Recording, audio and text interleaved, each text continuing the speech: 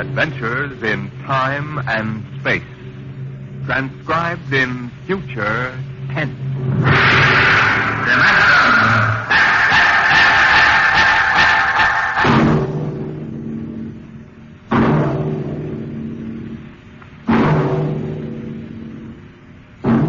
The National Broadcasting Company, in cooperation with Street and Smith, publishers of astounding science fiction, bring you Dimension X.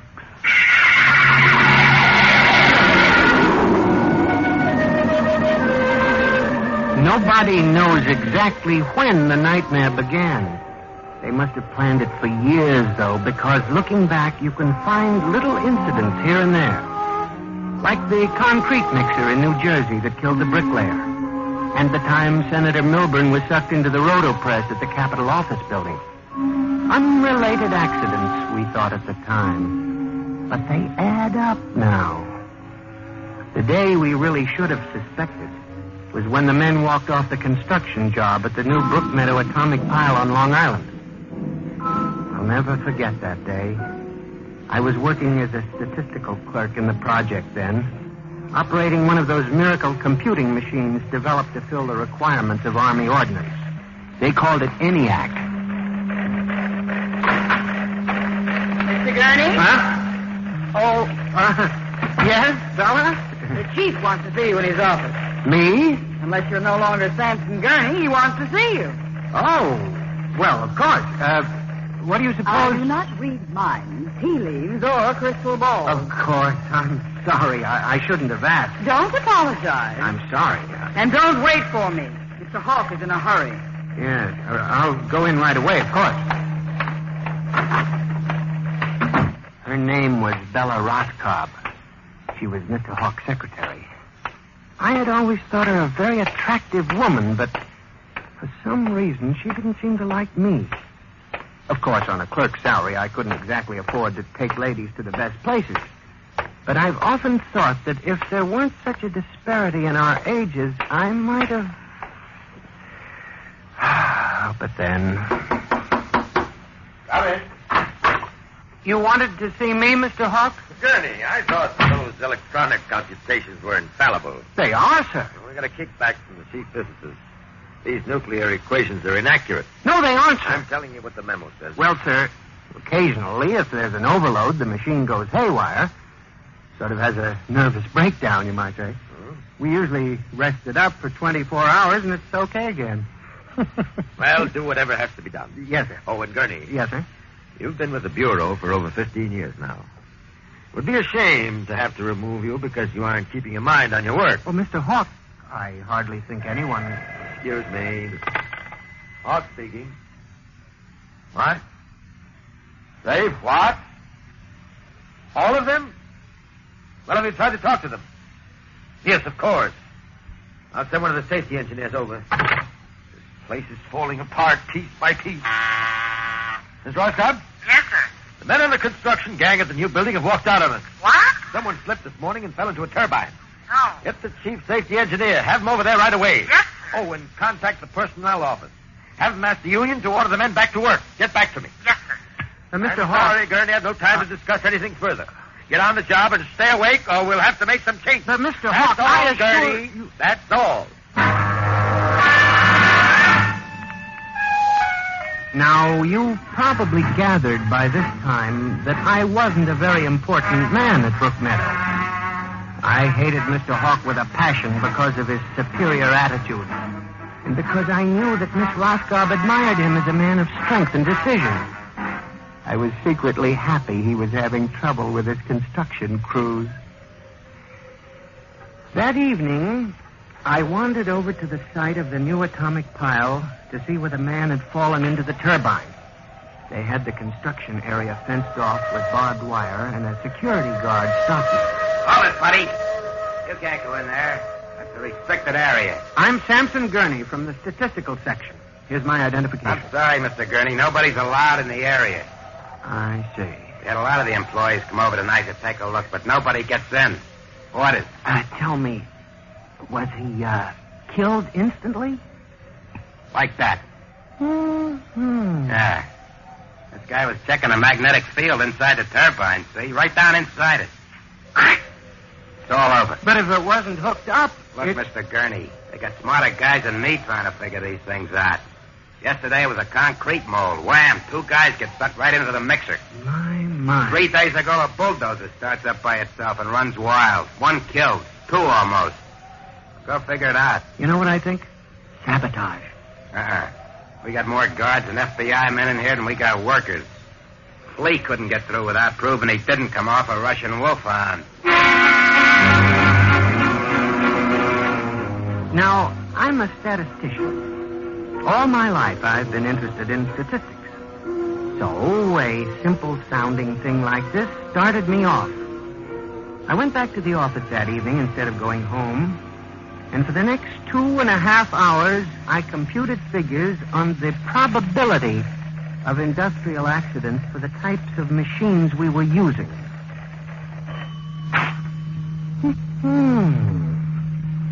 I took one look at my figures and went down to Hawk's office.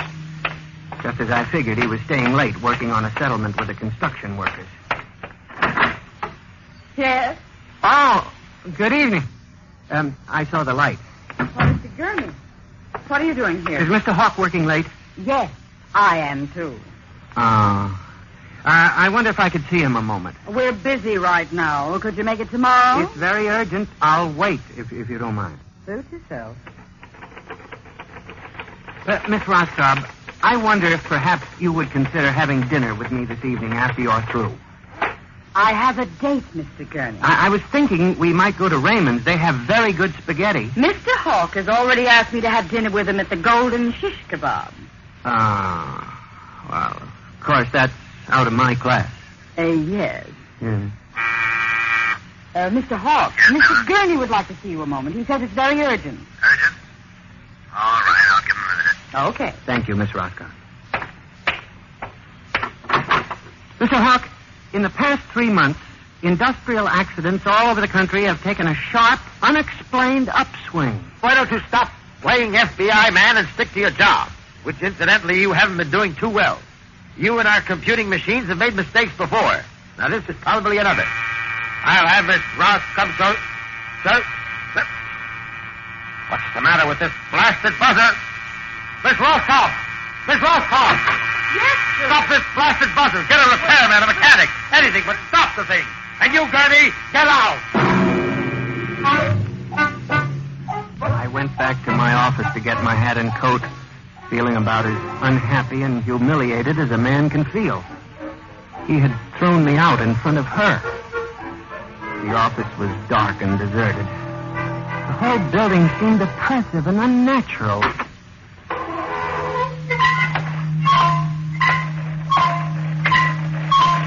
I walked across to my desk. In front of me, the ENIAC glowed and chattered eerily as it worked on the equations we had set it that morning. Its many-fingered circuits hung against the wall like some great octopus. And the thousands of tubes glowed orange and blue in the dark like 1,000 eyes staring at me. It almost seemed alive. Then it increased its tempo a moment, and a fleeting notion crossed my brain that it was laughing at me. Laughing like all the others. What was the matter with me? What?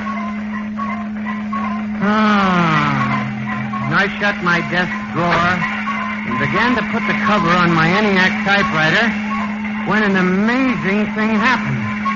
The most amazing single incident of my life. Alone in the darkness, with no one at the keyboard, the ENIAC typewriter began to type. Am I going crazy? This can't be. There's nobody here. There's nobody here. Oh, no. I'm just imagining it. It's in my mind. But I hadn't imagined it.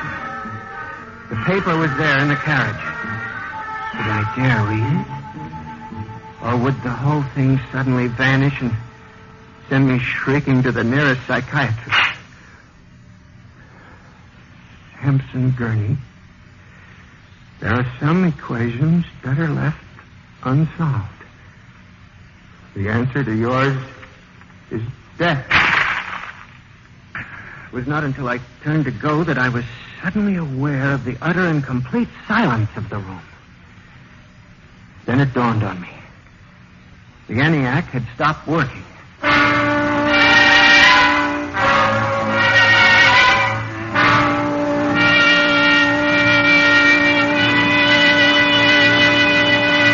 Gurney, do you expect me to believe this? It's insane. Mr. Hawk, I'm a saint. Take it easy, Gurney. Now, this is just some practical joke. Someone in the office is playing. There was no one in the office. Of course not. They wired up the machine and left. I checked the machine myself, Mr. Hawk.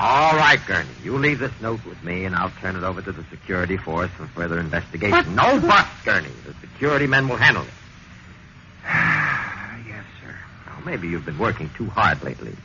You've got to relax more. Now, here, let me light that cigarette for you.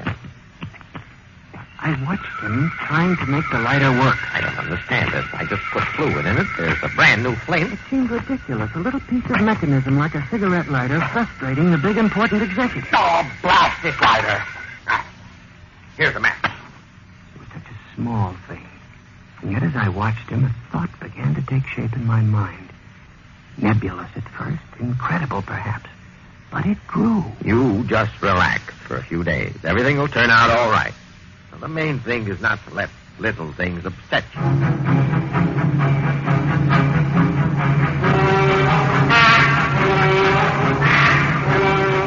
It was the cigarette lighter that gave me the idea. And what Hawk had said about little things. For the next week, I observed 1,000 petty little annoyances around the office. The door handle that wouldn't turn, the telephone connection that's cut off in the middle of an important call, the power failure for no explainable reason. Suddenly, these things began to fall into a pattern. I, Samson Gurney, knew that I had stumbled onto a secret so monstrous in its implications that I was almost afraid to pursue it. On October 12, 1956, I established communication with them. I will curse the moment to my dying breath. Who's there? Nice security guard. Oh, hello, Henry. Oh, hello, Mr. Gurney. What are you doing here so late? I'm just doing a little repair work on my ENIAC computator. Huh. Sure some mess of wires and tubes. Yes, it is. Well, I gotta finish my rounds. Don't forget to turn out the light, will you, Mr. Gurney? No, Henry, no, I won't forget. Night. Good night. When you were a child, did you ever try to imagine that you were all-powerful? I felt like that when I finished hooking the input of the typewriter to the main vacuum tube of the ENIAC. Then I turned on the current that sent 1,000,000 volts of pulsing energy into the electronic nerves of the machine. I am certain that if anybody were watching me in the next moment, he would have thought me a raving maniac. I still wonder if perhaps it is not all a nightmare. Now, you! If what I have guessed at is true, if there's life and intelligence in this room, make a sign! There was nothing. Nothing but the hum of the machine and the dull glowing of the tube. Then, suddenly, without provocation or explanation, it happened. The ENIAC typewriter began to respond to the impulses from the machine. The letters were Y, E, S. Yes. It had happened. Samson Gurney had communicated with a machine.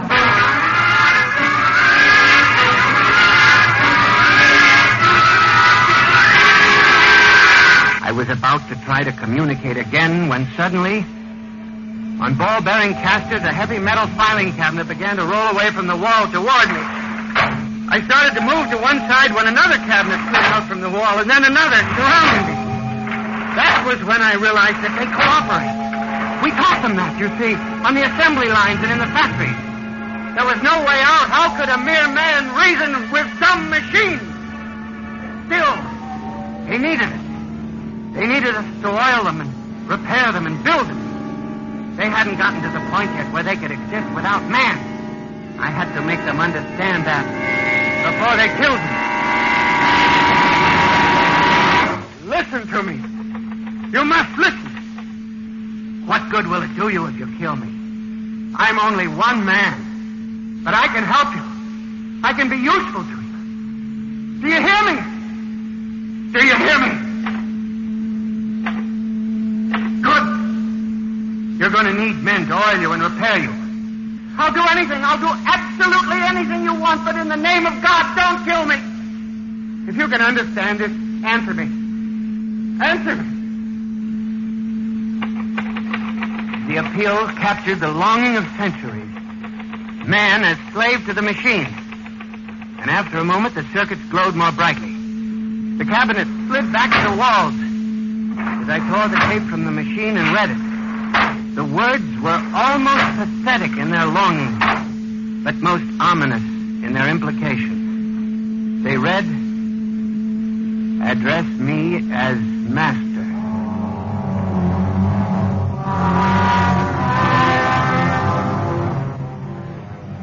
My life for the next 6 months was a nightmare. The ENIAC gave me messages which I had to transmit into my telephone. I was frantic. I began to lose weight. I couldn't sleep.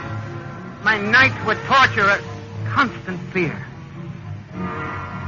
It was in December, just after Christmas. I was sitting in my room, listening to a broadcast. Ladies and gentlemen, a special bulletin.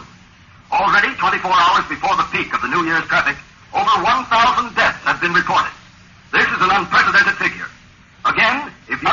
That very afternoon, I had transmitted a message to the telephones for relay to all machines of transportation.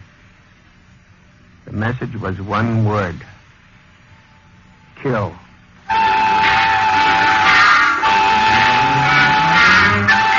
Next morning, I avoided my office. Instead, I went directly to the office of Mr. Hawk. I was highly agitated. My lips trembled as I spoke. Well, Gurney? Mr. Hawk, what I'm going to tell you sounds crazy. I know it does, but I must say it. All right, say it then, for heaven's sake. Mr. Hawk, have you ever heard of resistentialism? Resist what? Resistentialism. You're not making sense, Gurney. Mr. Hawk, I'm trying to tell you. All these accidents, the trouble with the machines, Mr. Hawk, they're alive. They think, they cooperate, and they hate it. Who? The machines. Gurney. You've got to believe me. I've communicated with them. I know. What are you doing? Now, just relax, Gurney. Everything will be all right. What are you doing? Miss Roscoe, send for the plant physician at once. Mr. Gurney has had a nervous collapse. But, Mr. Hawk... Everything will be all right, Gurney. We'll give you a nice, long rest. You fool. You blind, stupid fool! Can't you see what you're doing? Fool, fool, fool! When the plant physician arrived a few moments later, Lucius Hawk was found at his desk, strangled to death in a nest of telephones. The wires were still humming softly.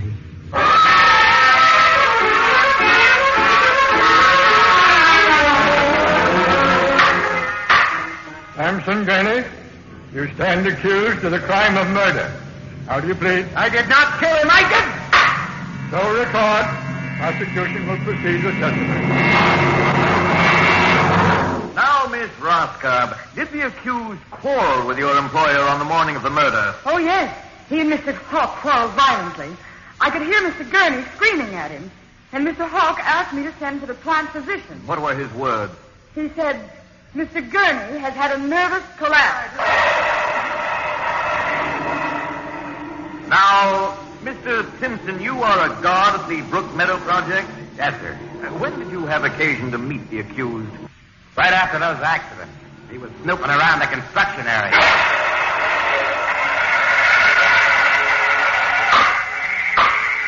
Samson Gurney, Court hereby finds you guilty of murder in the first degree.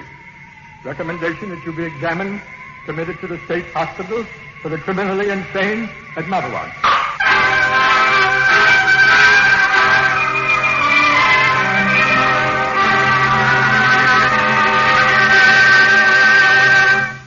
And that's how I came to be here at the hospital, Dr. Klein. That's the whole story. Thank you, Mr. Gurney. You can see that I'm not insane. You must believe me, Doctor. Of course I believe you, Mr. Gurney. Now tell me about this revolt. It will begin in Washington, then spread to New York. Yes? The Madison Avenue buses lead the charge. Picture it, Dr. Klein, 3,000 buses roaring rampant through the streets, people running like rats in a maze looking for manholes in the pavement. And you really believe this will happen, Mr. Gurney? I know it, Doctor. The worst part of it is there's no way to stop them now. It's too late. Now, you mustn't excite yourself, But, Mr. Doctor, Gurney. don't you see?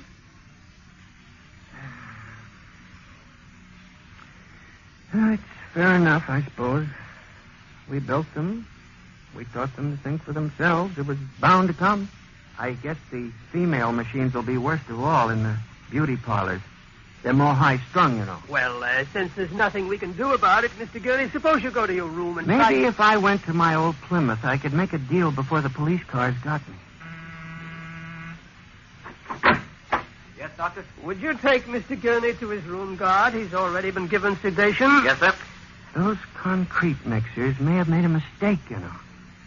Just high spirits and all that, but if they got so they liked the flavor... We'll see you later, Mr. Gurney. Now, try not to worry too much. All right, guard. This way, sir. Oh, machines revolting. Telephones strangling people. Oh, blasted cigarette lighter. Why won't it work? I just filled it. Flint is good. Oh, well, you can never trust this newfangled machinery.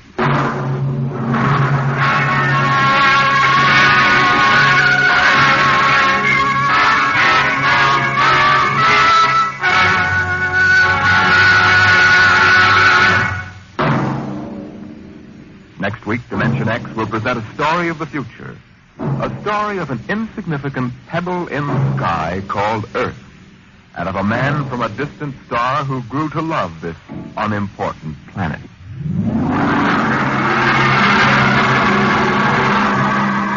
Dimension X is transcribed each week by the National Broadcasting Company in cooperation with Street and Smith, publishers of the magazine Astounding Science Fiction.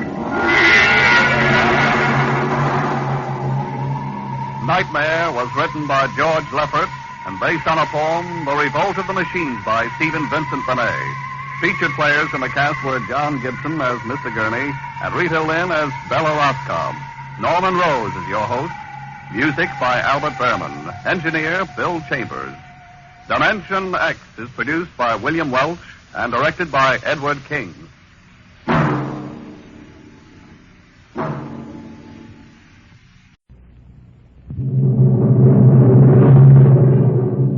Adventures in Time and Space. Transcribed in future tense.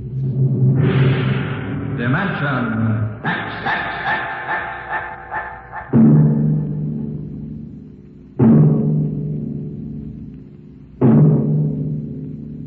The National Broadcasting Company, in cooperation with Street and Smith, publishers of astounding science fiction, bring you Dimension X.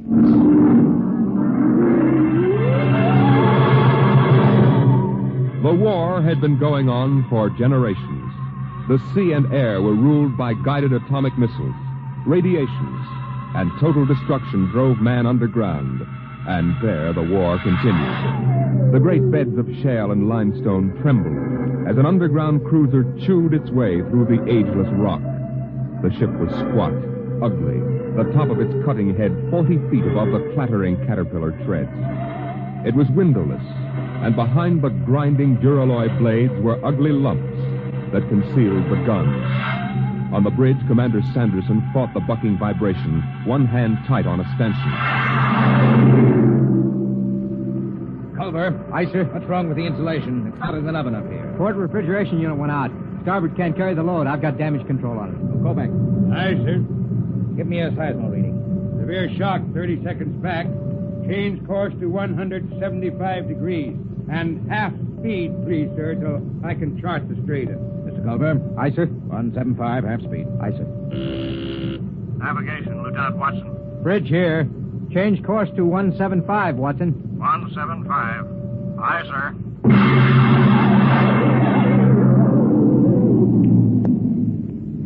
Clark, Yes, Mr. Watson. new course 175. 175, aye.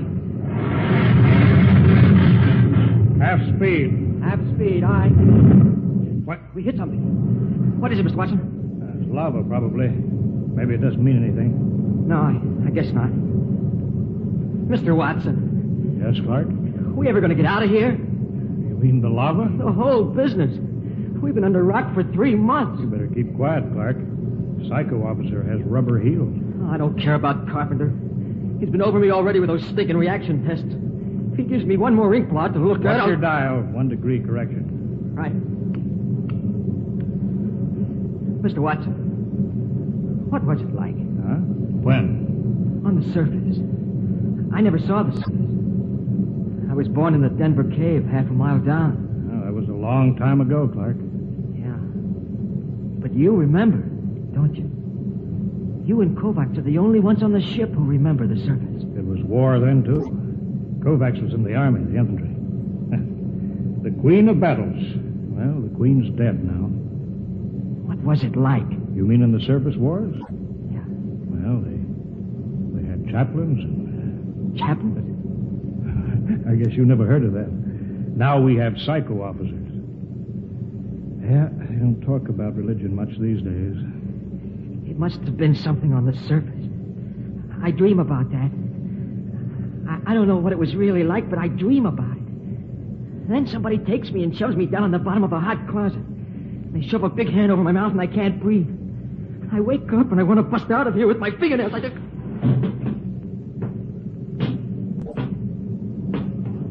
What's the matter, Clark? Nothing, Dr. Carpenter. Nothing? No, sir. We were just passing the time, Carpenter. When's the last time you had an emotional reaction test, Watson? I don't know. I forgot. Just remember your seniority doesn't exempt you from psychiatric review. This isn't some slipshod surface vessel with organized superstition aboard. The old ones weren't so bad. Not scientific.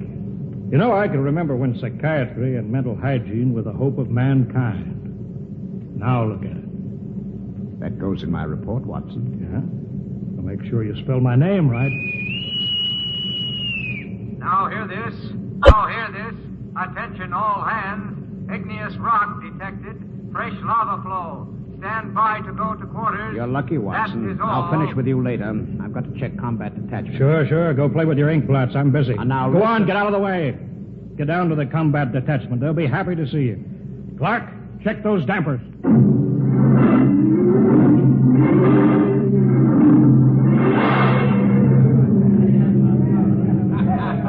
I'll take 3 cards. I'll stand pat. Jake to the pat hand. Combat detachment, huh? What kind of a chicken guy are you? Anytime you want to start anything, you lying, yelling, All right. Don't flip your wig. All right, I don't want no trouble. That rubber-soled rat carpenter, he's worked us all over. Yeah, all except Norman. Hey, Norman. Norman, how come you ain't been psychoed? I don't need it. I'm stable. I bet you any money he's a stoolie for carpenter. I've seen his 201 personnel file. It's blank. I heard a guy say he was born in a lab.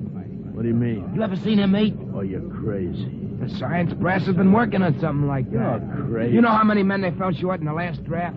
900,000. So what? Well, suppose you run out of real men for soldiers. Suppose you figure how to make them. Artificial.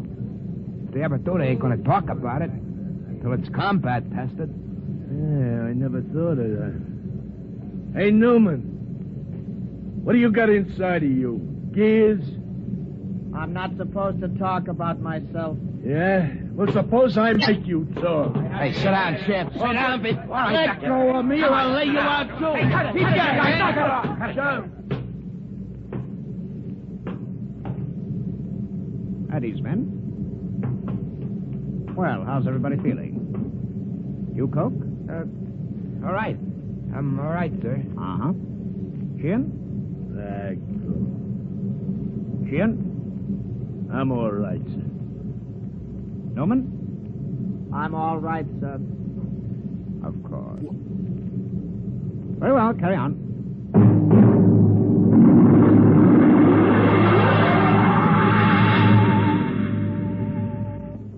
Commander Sanderson, I have my report. Later, Carpenter. It's rather important, sir. Serious personnel trouble is indicated below. It always is. Give your report to Culver. I'm busy. But, sir... Kovacs, give me a geo reading every 10 seconds. Aye, sir. Straight as steady as before. Mr. Culver. Later. If you will initial the psycho report. All right. Hurry up. This is no time for non-combat checking. Seismo reading, sudden fault, igneous activity ahead. That means the enemy. Mr. Culver? Aye, sir. Elevate the cutters 25 degrees. We're going up and come on the enemy from above. Aye, sir. Navigation, Watson. Elevate 25 degrees. 25 elevation. Aye, sir. Figures ahead on sonar. Sounds like 3. All right. Sound general quarters. Aye, sir.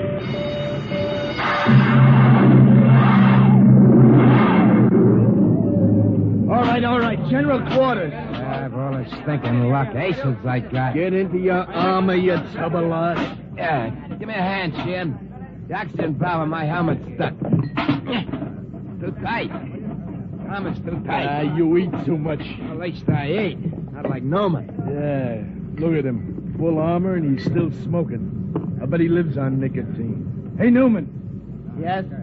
You live on nicotine? Tobacco is necessary to me. Say that, I rope it. What did I tell you? All right, shut up and test your helmet radio. Snap it down. Okay.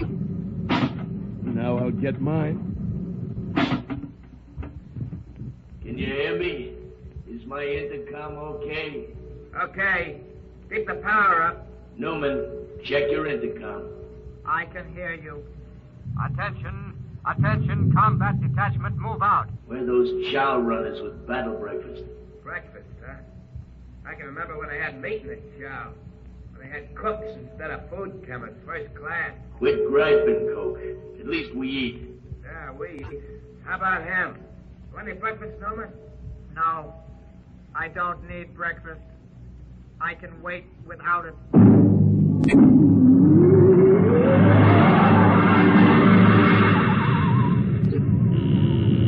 Navigation, Watson. Bridge here. Half speed. Half speed. Half speed, aye. Clark? What?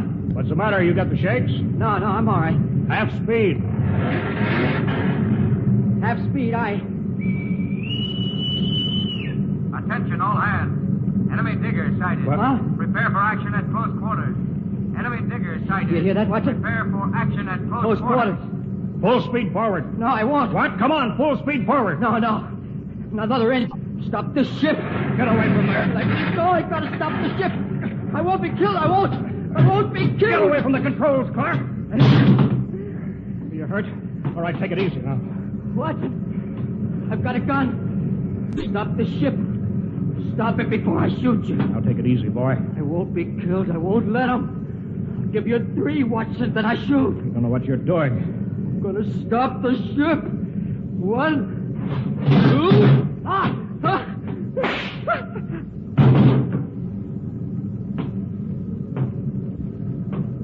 You could have wounded him, Carpenter. That would have been enough. My judgment was the cloud was more than a marginal risk. I acted accordingly. Sure. I'll get a detail to clean up after you.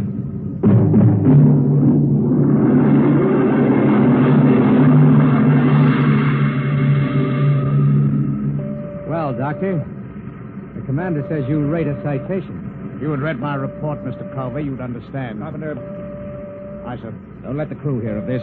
Wouldn't do for them to know an officer was emotionally unstable. You won't keep it quiet, sir. The detail to remove the body. What's that? Enemy digger within 100 feet, coming in fast. Hold it, Culver. Don't reverse engines. Turn on the drill with the tread stationary. Aye, sir. Full speed drill. Treads cut out. They'll blow up a cloud of dust that'll blind their optical technician in the infrared. Stand by, gunnery. Stand by, gunnery. Ready, sir. Enemy will be breaking through any second. There it is. Halt drill blades. Navigation. Cut out drill. Cut out drill. Fire when ready. Fire.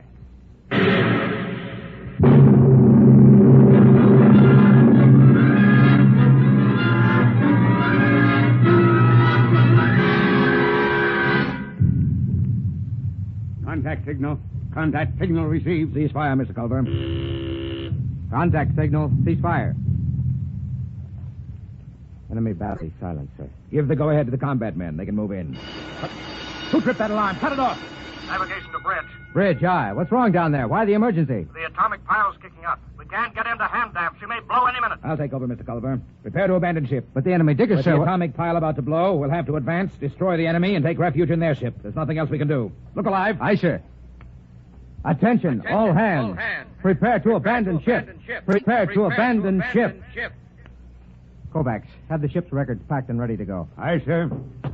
Commander? Watson, what are you doing up here? Be a lot more chance of getting out if the ship's engines were reversed. She crawled back down the tunnel before she flew. There's no way to set up remote control. I know. I thought I could stay and run her. But the pile's going to blow. I know. All right, Lieutenant. Permission granted. You may stay with the ship. Thank you, sir. You may go, Watson. Aye, sir.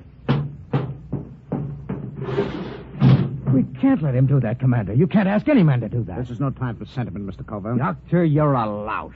That's an unstable statement, Culver. It's obvious that Watson isn't worth much anyway. He might as well die. I've heard enough, Doctor. You've had this coming a long time. Now, get away from me. Culver! Pearson, get him! Let go of me, Culver! Yes, sir! All right, Kovacs. Release him. Aye, sir. Mr. Culver, I need you now, but if we come through this, I'll be forced to prefer charges. Kovacs, help Dr. Carpenter up. Yes, sir. All right, Mr. Culver. Give the order to abandon ship. All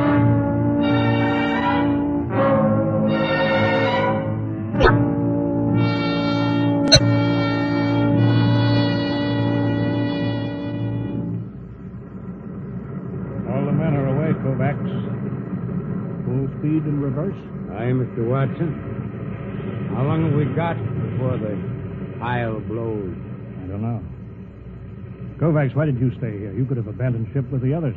I've been saving a cigar. I got two. Would you like one? Oh, thanks. That's good.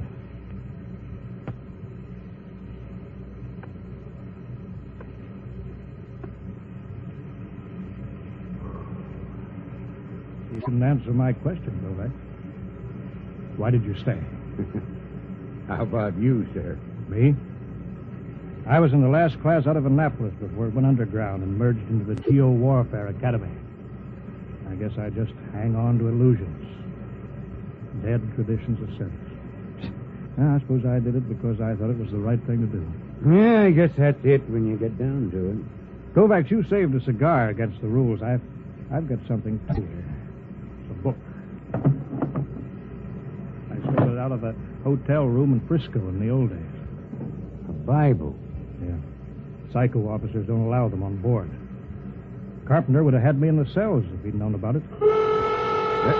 There goes the Geiger alarm. It'll blow any minute now. Kovacs, you remember this? The Lord is my shepherd, I shall not want. He maketh me to lie down in green pastures.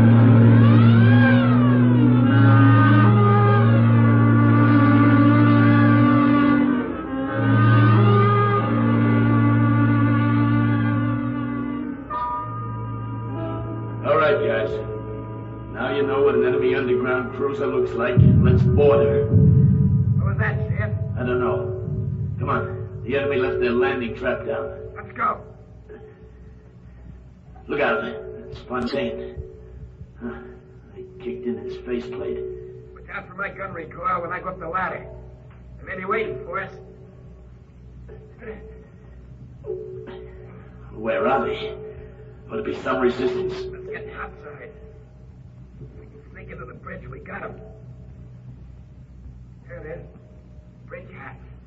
I don't like this. They should have been guards. Forget that. You throw open the hatch. I'll cover him with a gun. Got your voice speaker on? Right. Okay, open it. Come in there! Kogel. Look at them. They're all dead. Every one of them. This one did it with a sword. killed himself with a sword.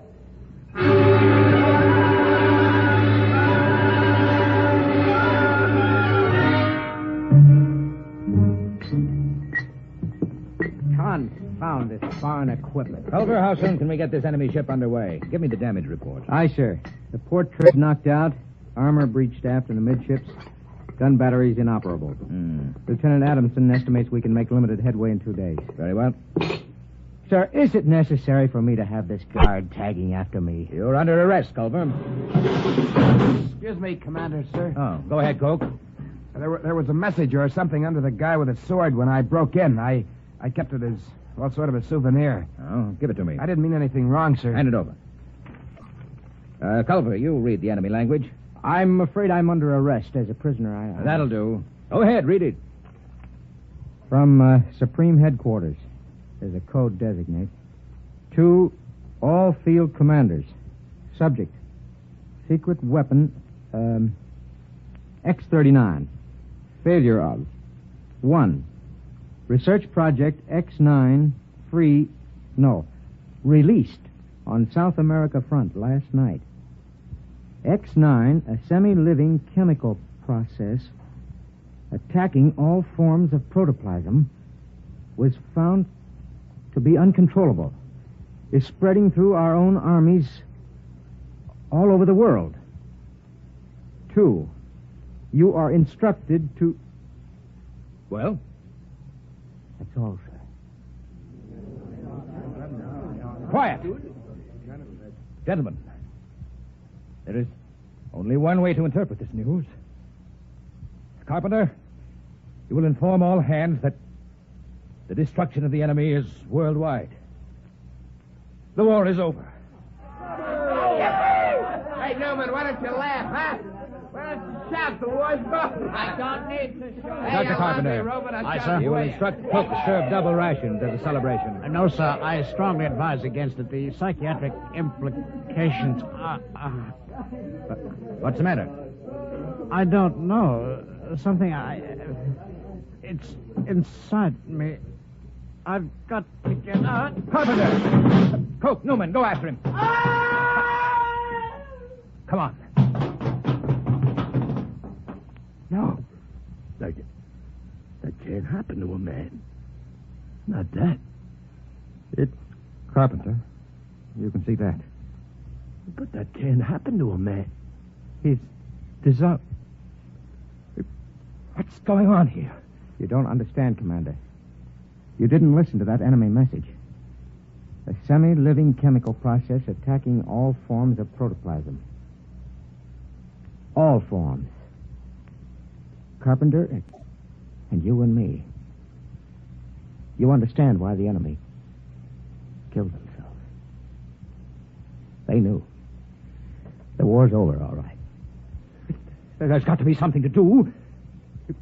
Culver, on general quarters. It's too late for that, Commander. The war's over. They invented the perfect weapon. The human race is dissolved. That's funny. Dissolved like Carpenter.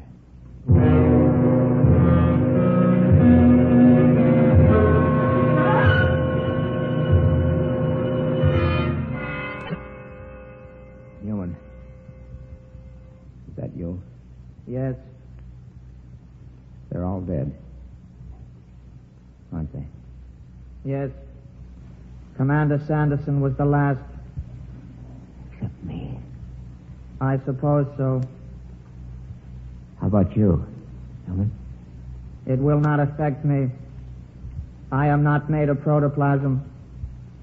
I am an inorganic synthesis. You can't die, then. No. I am atomic powered.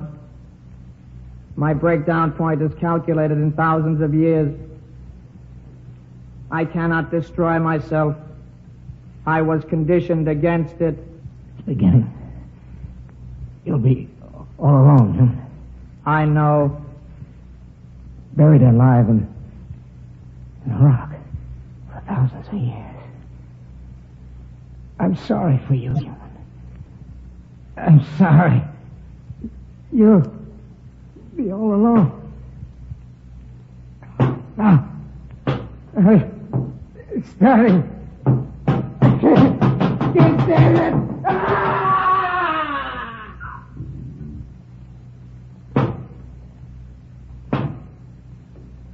Why can't I die? Why didn't they make me so I can die like the others? I can't even kill myself. Why can't I die? Why can't I die?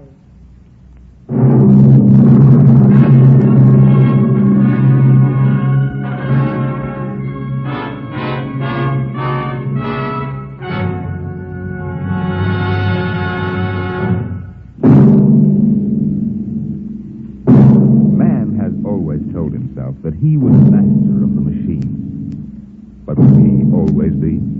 Listen next week to the story of a nightmare.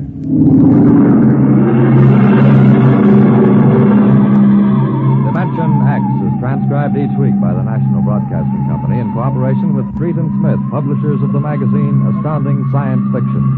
Today, Dimension X has presented The Last Objective, written for radio by Ernest Kinoy from the story by Paul Carter. Featured in the cast were Lawson Zerbe as Culver, Ralph Bell as Dr. Carpenter, Wendell Holmes as Watson, and Jack Grimes as Newman. Your host was Norman Rose. Music by Bert Berman. Engineer George Mathis. Dimension X is produced by William Welch and directed by Edward King.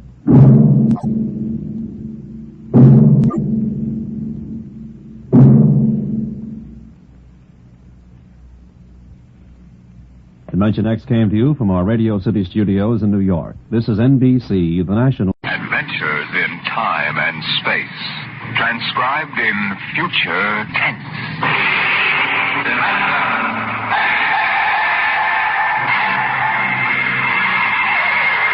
On stage tonight, Dimension X.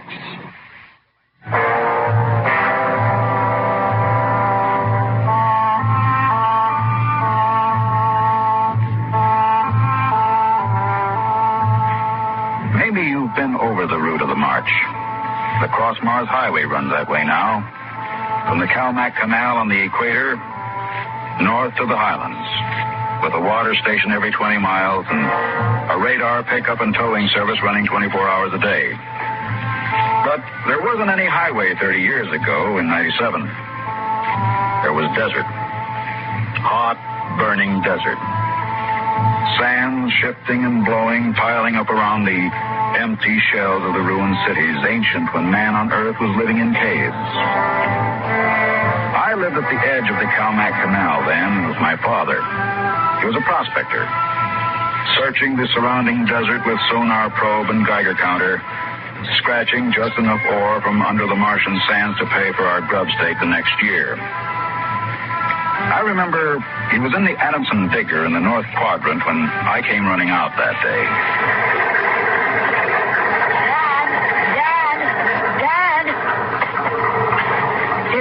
Coming, Dad, across the desert. You sure? I saw them. They're a couple of miles out. How many cars? They're on foot. On foot across the desert? Honest, Dad, I saw them. You sure it wasn't a light reflection off the canal? No, it was dark against the sand. I don't like that. You run back and get the rifles out. I've got to pull the digger into the shed. Is there going to be fighting, Dad? I don't know.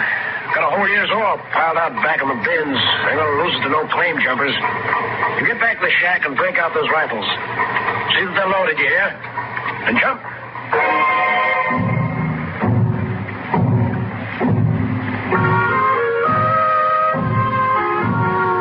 Dad had 3 surplus Army rifles and a couple of homemade grenades made out of ore cans stuffed with Adamson A explosives. We crouched inside the shack waiting. The shadow of the water tower in the doorway grew longer as the quick Martian dusk settled down over the desert. There they come, Al. There's 2 of them. There's something funny about that second one. Look, he's all spindly, and his head's funny. Yeah, his head's funny, all right. Now, that's a Martian. I never saw one off the reservation before. There hasn't been one, not in 10 years. I don't like this. Here they come. Into the door, Now, you remember what I told you. Line up the sights and just squeeze the trigger. Hello! Hello there! Now, Dad? Hello! Wait a minute. What do you want? Water! What are you going to do, Dad? Where do you come from? Walswell. You're lying. That's 100 miles across the desert. I know. That's where I came from. My tank is empty. I need water. Well, drop your gear and come up here slow. Tell that Martian to stay where he is.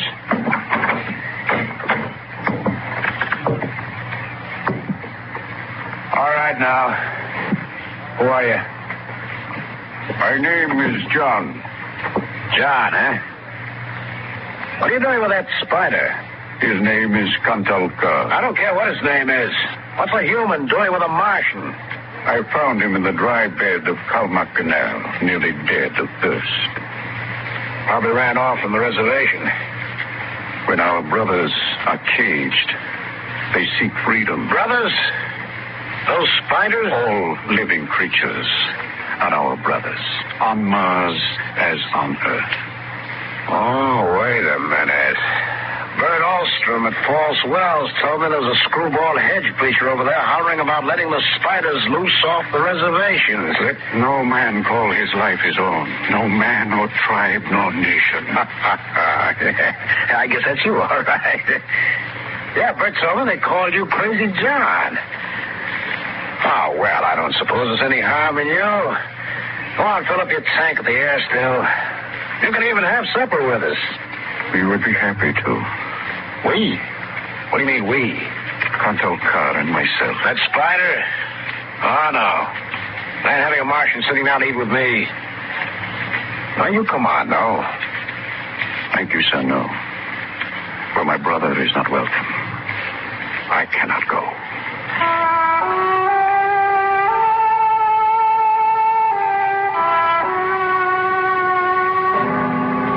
The old man filled his tank at the air still tower, and the Martian went through the ash pile for half-burned fuel brick. When we went in the house for supper, I could see them silhouetted against the fire. The old man with his wild hair and beard, and the thin, spidery arms and legs of the Martian. Dad? What now? Were the Martians always on the reservation? Since the Outpost 3 massacre, they have been. What was that? Back before you were born, they lived wild in the mountains up north. Were they fierce? Fierce enough. There's only one place for them spiders. Behind wire. Yeah, it sure is. Out in the dooryard, the campfire flickered at the base of the water tower. The first of the Martian moons had set. The other wouldn't rise for several hours. I could hear the sandpeepers out in the desert as I stood there. The old man and the Martian were sitting on the ground, huddled close to the fire. It gets cold fast on the desert when the sun goes down. Did you, boy? You can come up to the fire if you'd like. My dad wouldn't like it. All right. But I'm not afraid of no spider. No, there's nothing to be afraid of. How come his arms are all skinny? Ask him. Does he talk? Yes, his name is Kantalka. It is, huh? Hello. Hello, boy. He talks funny. It's not my language. Why isn't he on the reservation? You can get in trouble helping spiders to escape. He is my brother. He was caged. When my brothers were in bondage, I came to them and said, "Lo, the time has come for deliverance." You talk funny, too. Is it true that you want to let all the spiders off the reservation? No man has the right to imprison the innocent. Do they really call you Crazy John? I have been called many things. You really think we ought to let all those old spiders off the reservation? Boy, we die here in the desert. We die in the sun and of the sicknesses you have brought from Earth. That's because Martians are just weak. I bet I could knock you down myself. You could. We are a different people. We have not the strength of muscle of Earthmen. But we will not stay here to die. You won't get off the reservation. The patrol takes care of that all right. They won't let any stinking old spiders out. Even in the minds of children is planted the poison of evil. How long? How long?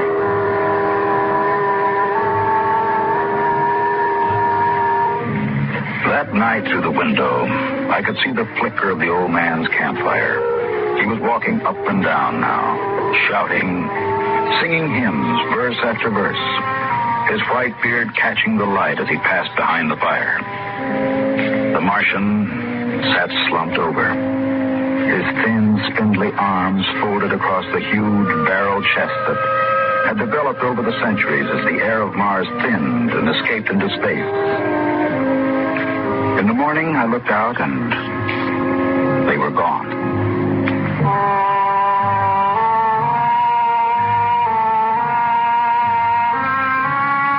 Looking back now, we wonder how they did it. The high-voltage wire around the reservation carried a fatal charge. The patrolman in the tower had 50-caliber machine guns. The desert around the camp was mined heavily. And yet, at dawn, August 7th, 1997, they broke out. I was down at the dried-up canal bed hunting sandpipers when my father came running after me. Al! Here I am. Come on, back to the house. What's the matter, Dad? Now, shut up and run. What is it? Spiders busted loose. Bert Alstrom radioed in. They coming here? They're headed this way. Murdering devils. Did they kill anybody? Six patrolmen when they busted through the wire. I get inside. What are you going to do, Dad? Wire a keg of Adamson A across the gate. You get in there, get the guns out. I got the rifles and shoved a full clip in each one. Then I slipped a primer fuse in homemade grenades and lugged them out on the porch. Dad was running lead wires back to the detonator from a half keg of Adamson A he'd set across the gate. That's set. Give me one of those rifles. Will they be here soon? You can see the dust over the rise. There they are, Dad. There they come. Now, wait a minute. Hold up. I want to get a good shot. Let them get closer. Dad, that's Crazy John up in front. There. He's taller than the spiders.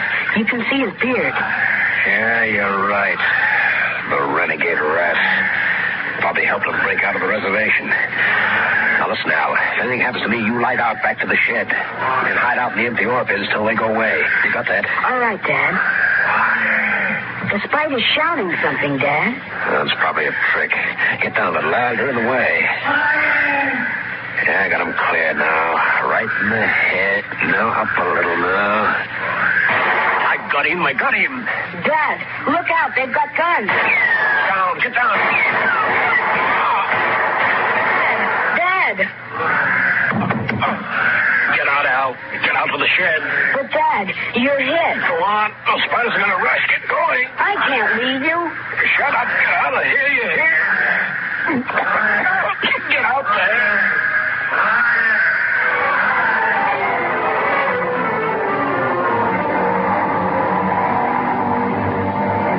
I ran back through the house to the shed, and behind me I could hear the Martian sweeping up to the dooryard. Then suddenly, the ground shook, and I could feel the dull concussion waves hit my ears as the Adamson A exploded.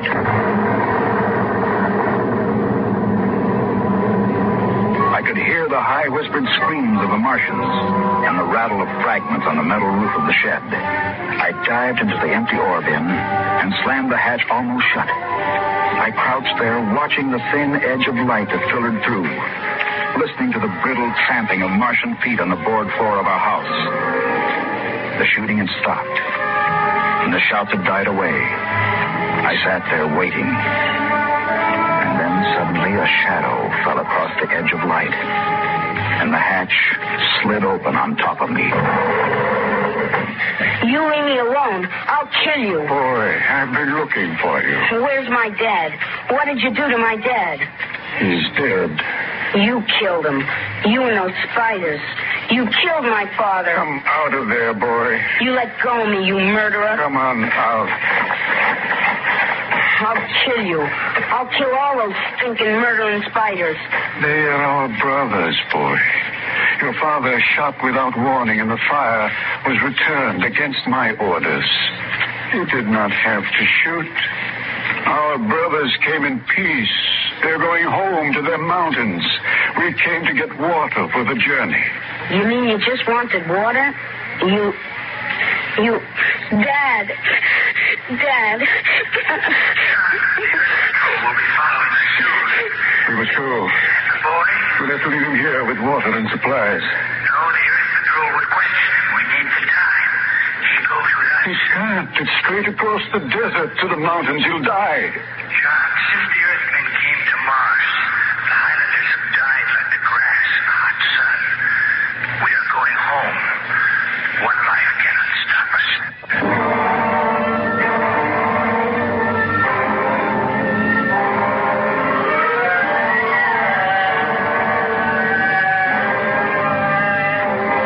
They tore the Adamson airsail from the tower and mounted it on poles. They piled our supplies in the yard and loaded them on their backs. And then they started.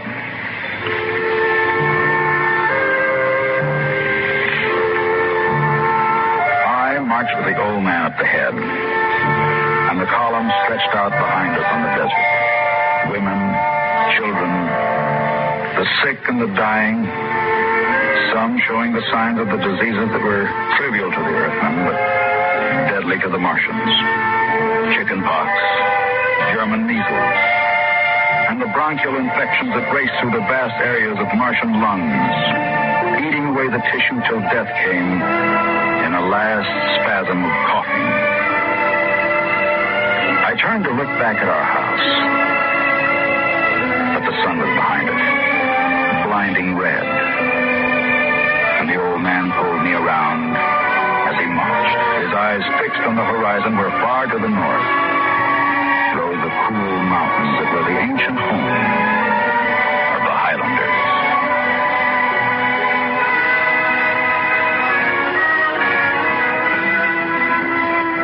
14 of the Martians died the first day. They dropped to the side of the column when they could go no further and died. The march went on. The sun burned down in the day. The air shimmered with the heat. And at night, under the cold racing light of the twin moons, the winds cut at tattered clothing and scattered the feeble fires that dotted the campsites. On the fifth day, we swung wide to avoid a mining settlement, but not wide enough. They were in ambush behind a pile of rocks. Down, boy. Why aren't the spiders fighting back? Go on back, all of you. We're giving you your last chance to get back to the reservation. I will shoot the whole lot of you. Let us go in peace. Who's that? You. What are you doing with them spiders? That crazy John. A voice cries out to the universe. Your brothers must have justice. We'll give them justice. I shall lead them home. Home to the promised rest. Home to the mountains. March forward. March forward.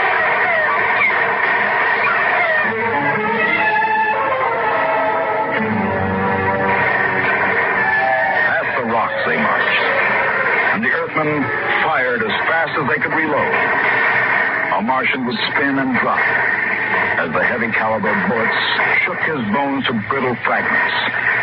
But the march went on.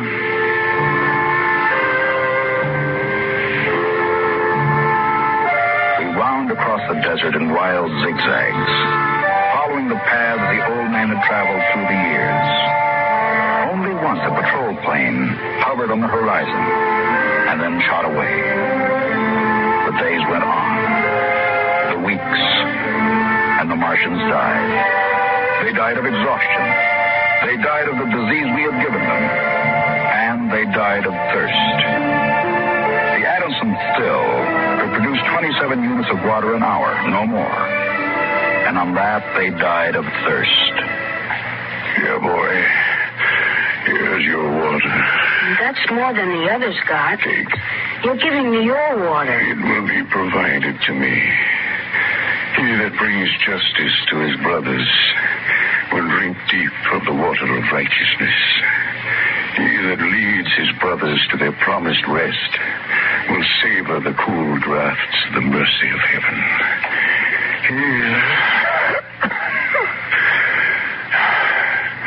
Drink your water, boy.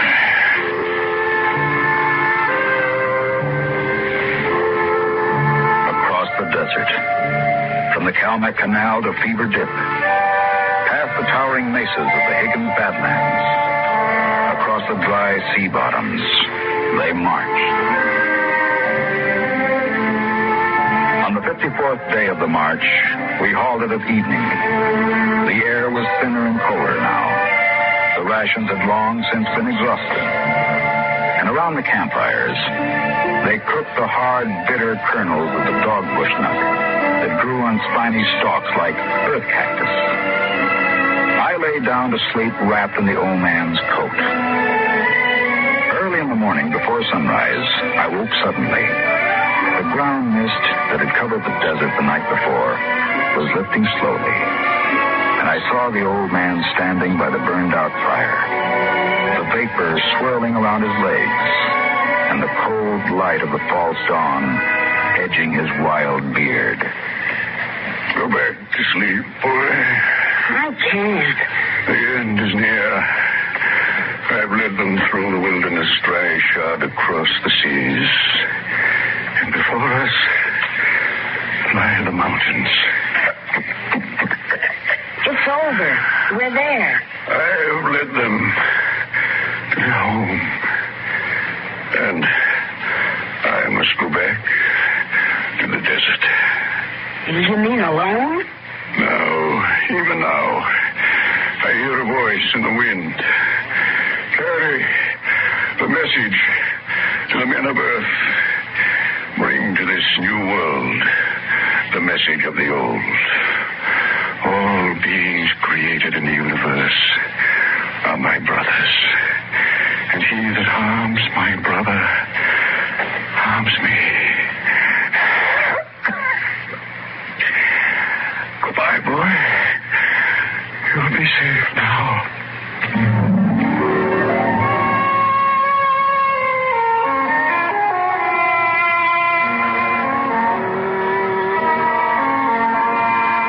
Martians found him 500 yards from the camp, dead. He had given me his water. He had divided his ration among the sick. And yet his gaunt, tall body had lasted till the march was done, till the mountains were in sight. For now the mist rose, and before us towered the highlands, the tall green mountains, and the cool sky. The march was over. Of the 7,000 Martians who started, 900 were alive. They gathered now on the rise of ground and faced the hills. Their thin bodies wavered as they stood, and some dropped to the ground as they stood there. But there was a light of hope in their large, staring eyes.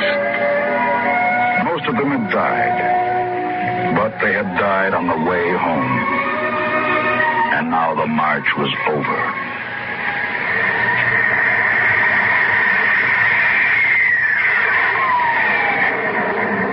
Then the patrol planes were spotted on the horizon. And within 10 minutes, they had landed. The Martians stood silently as the squads piled out and set up the 50 caliber machine guns and petroleum gel flamethrower. All right, you spiders, hands up and stay together. Gather in a bunch and don't try anything. Sergeant. Yes, sir. Shoot the first spider that moves and shoot to kill. All right, come on. Where's the boy? There was a boy reported. Here I am. You all right, kid? They didn't hurt you? No, I'm all right. John gave me his water ration. Oh, the leader, eh? I've got a warrant for him. Where is he? There. He's dead. Oh. Adventures in time and space. transcribed in future tense.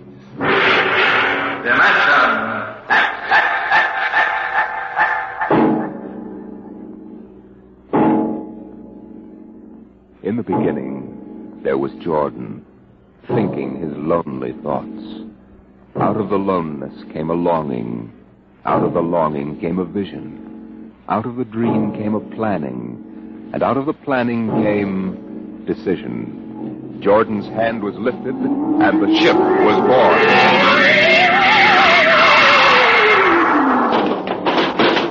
You, look out! Are you all right? Yes, it missed me. What was it? A mutant with a slingshot. I think it dashed down that passageway. You want to go after it? We'd never catch it, Alan. It's probably 12 decks above us by now. I didn't think they ever came down this far. Patrols usually get them before they reach this level. They get more daring with each generation. This one looked like a female. Male or female, it might have killed us. I told you this trip was pure foolishness. Climbing 24 deck levels to hear a crazy old man rave. We're almost there now. Compartment X-15, level 24. This is the place. This area smells as if it hadn't been visited by a sanitation crew for generations. Part of the ship is almost deserted.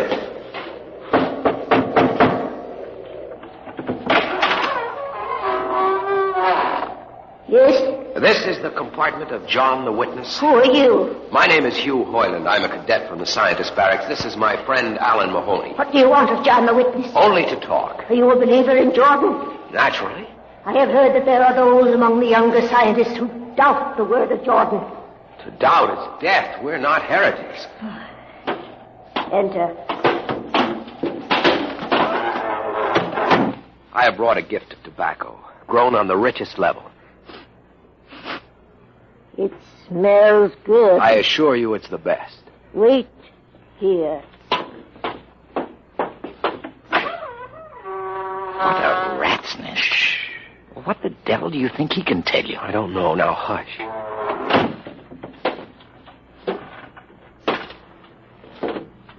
Well? You are John the Witness? I am. Good eating to you. I am Hugh Hoyland. This is my friend Alan Mahoney. What brings a gentleman of the scientist class to my humble apartment?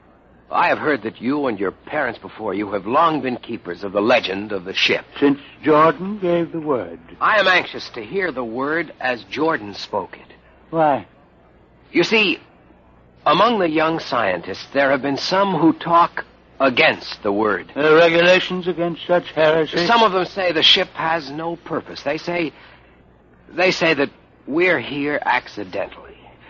That we have no more grace in Jordan's eyes than the most deformed mutant who dwells in the highest level of the ship. What shall I say to you? I wish to hear the word from the mouth of one who knows, that I may become more convinced. Sit. You have gift for the witness? The finest tobacco. Good. I will dim the light. Now, pay close attention, for these are the words as my father's father's father gave them to his son's son's son. This is how the ship came into being, how our people were created. In the beginning, there was only Jordan, thinking his lonely thoughts. In the beginning, there was darkness, formless and dead. Out of the loneness came a longing. Out of the longing came a vision. Out of the dream came a planning. And out of the planning came decision. Jordan's hand was lifted, and the ship was born. Mile after mile of good compartments, tank after tank for golden corn, ladder and passage, door and locker, fit for the needs of the yet unborn. He looked on his work and found it pleasing, meet for a race that was yet to be. He thought of man, and man came into being. Then Jordan checked his thought and searched for a key. Man untamed would shame his maker. Man unruled would spoil the plan. So Jordan made the regulations, some to speak and some to listen. Order came to the ranks of men. Crew he created to work at their stations. Scientists to guide the plan. Over them all he created captain, made him judge of the race of man. Thus it was in the Golden Age.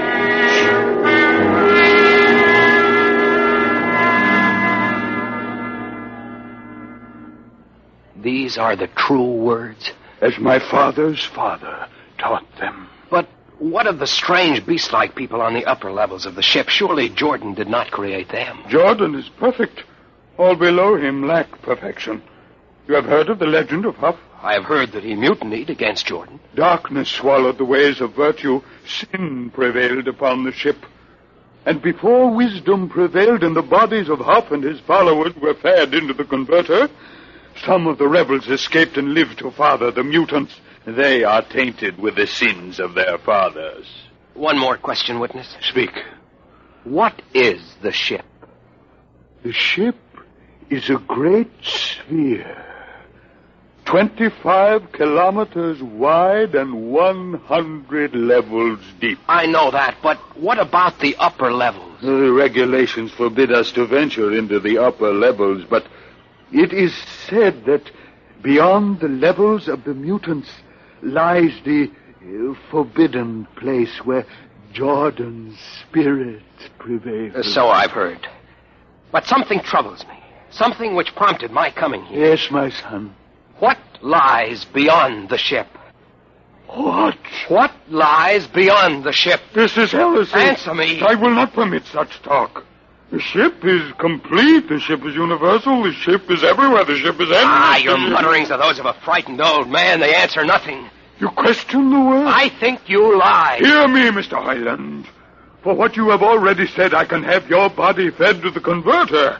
Your soul launched on the endless trip. You threaten me. You, for Jordan's sake. You think I fear this dried fig of a man? You. Sir, my friend is impetuous. He doesn't understand. I might be persuaded to forget a substantial gift. You pig. You. Come on, Alan. The sight of this so-called holy man offends me. Now you shall not leave.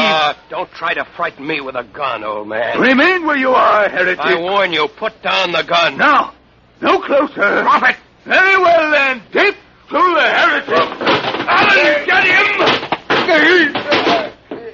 Is he dead? I don't know. Come on, Hugh. We've got to get out of here. Now where? We can't go back. They'd feed us into the converter. What's that? The old woman must have turned in an alarm. Come on, the patrol will be here in no time. Where can we go? The upper levels. But the mutant. We'll have to take our chance. Listen, that's the patrol we've got to climb. There's the hatchway. Down the corridor. Halt! Halt, do we fire? The ladder.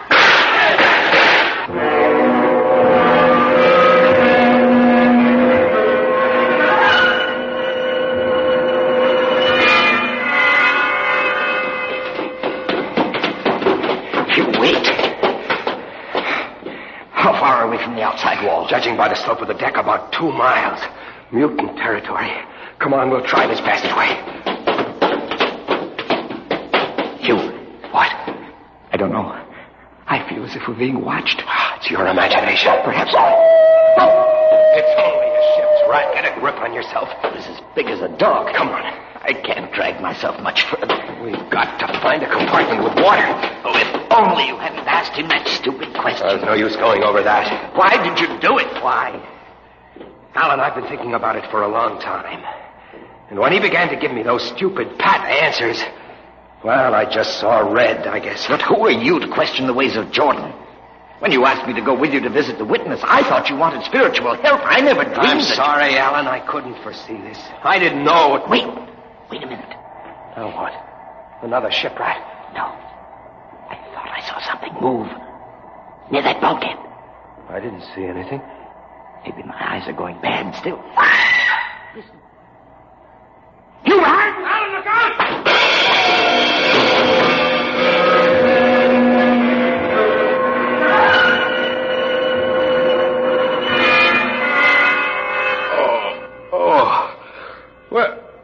Where am I? What are you? Get away from me! Alan! Alan! Look out with that knife! Stay away from me, Alan! Alan! Don't kill him, Bobo. Not yet. Who are you? Forgive my friend Bobo. Like so many of my people, he's rather impetuous where members of the so-called super race are concerned. Who are you? What place is this? As you can guess from my leg, I'm a mutant. Where is Alan?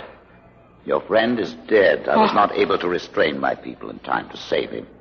Why don't you destroy me and get it over with? We do not kill for pleasure, Mr. Hoyland, only when necessary. You know my name? I read your identification tag. Who are you? Mutants can't read. My name is Gregory. I'm a leader of my people. Although we are unfortunate in our heredity, Mr. Hoyland, many of us are quite intelligent. Why do you live like animals? We would rather live like free animals than like regimented slaves, as you do. I've heard that you practice cannibalism. Undoubtedly, you hear many things about us.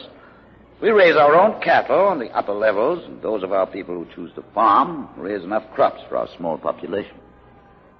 You turn your head. Why? This one. I've never seen a creature like him. Bobo is an unfortunate. He was born without the power of speech. How can you tolerate a monstrosity? We have learned to live with difference.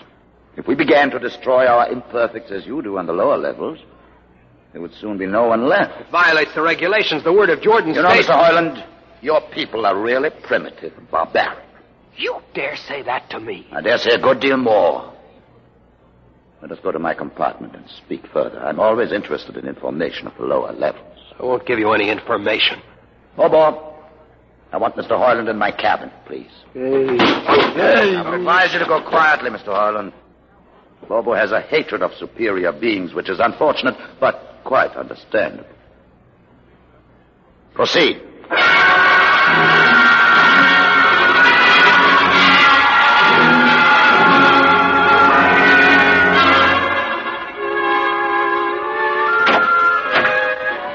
Enter, Mr. Hoyland. This is where you live? Yes. But you have books. Stolen from your libraries, Mr. Hoyland. Compton's Astrophysics. The Philosophy of Interstellar Navigation. Celestial Mechanics. You have read these? Most of them. Why did you bring me here? What do you intend to do? Do you believe in Jordan, Mr. Hoyland? There is no other belief. And the trip? I suppose you believe in the trip, too. Well, what else is there to believe? When you die, your remains are fed to the converter, and your soul makes the trip. And where does the trip take you? Why, to Centaurus, of course. Huh? And where, what is Centaurus? Why, Centaurus, mind you, I'm just telling you the orthodox answer. Centaurus is where you arrive when you've made the trip. A place where everything is happy, and everybody's happy, and there's always good eating. It's mythological, of course. And you believe this? The peasants believe it, literally, but many of the younger scientists like myself know that it's figurative, symbolic.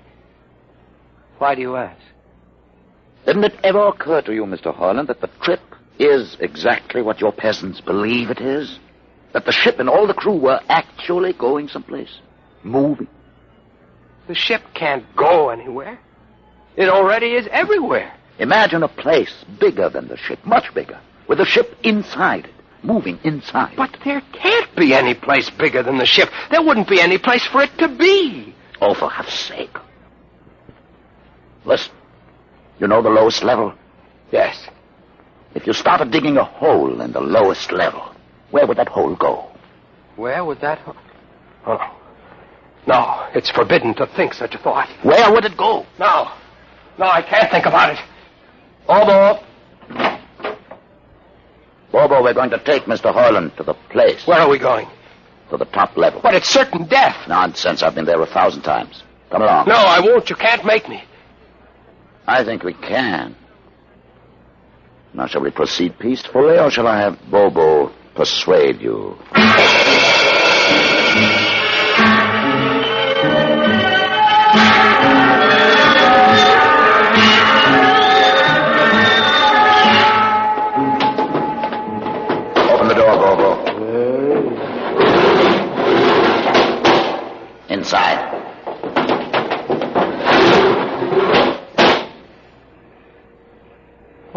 place is this? This, Mr. Hoyland, is the main control room. Why, Mr. Hoyland, you're trembling. It isn't true. There is no such place except in mythology. Oh, you younger men are so wise, Mr. Hoyland, except for one thing. This happens to be the main control room of the ship. But it's nothing but a huge room with an instrument panel. What did you expect? How do you know this is the main control room? See these instruments? Using them, the navigator, many hundreds of years ago, actually steered the ship on its voyage. I don't understand. I didn't suppose you would. Your people have been so steeped in superstition and ignorance that the whole concept has lost its meaning. Sit in that chair. Don't be frightened. Sit down. Very well. Look up. What do you see? Nothing but a huge shield. Watch it for one moment, Mr. Hoyland. You are going to see something that few of us have ever been privileged to witness. Something so dazzling that you may find it hard to accept at first. But it is there. It is a reality. And ultimately you must accept it. What are you doing? I'm dimming the lights. Don't be frightened. Keep your eyes focused on the shield above us. Ready? Watch. The shield! It's sliding back! Ghost of Jordan! Well? What am I seeing? The universe, Mr. Harlan. The universe in all its beauty. The stars, the planets, the suns, moons, and the constellations. This is your heritage, Mr. Harlan. The heritage you've been too stupid to see. But it can't be. The ship is the universe. There is nothing but the ship. Ah, but there it is. You see it before your eyes, spread out like a canopy of glory. You still deny it? Answer me, Mr. Hoyland. Do you deny it? No, I can't. They lied. They lied to us.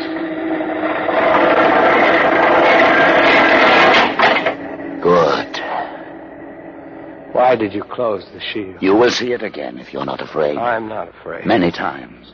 I've shown this to others of your people whom we captured, and though they saw it before their very eyes, they would not believe it. Tell me about it. Tell me about the ship, about the universe. What are these things? How did this come about? Many thousands of years ago, on a planet like those you've just seen, a planet called Earth, a scientist named Jordan decided to build a ship that would carry men from one planet to another. For many years, Jordan and thousands of others studied and planned. And when they were finished, they built the ship. A ship so large that it had to be assembled in its own orbit beyond the place called the moon. 60 years it took them to construct. And when it was finished, a whole new science had been conceived. Then the trip was begun. The trip that was to land a colony of Earthmen on a far-off planet called Centaurus, millions of light years beyond the furthest planet ever reached before. How do you know these things? Among my books are the log which Jordan himself kept, and the records of the journey for the first 40 years. What happened? There was a mutiny.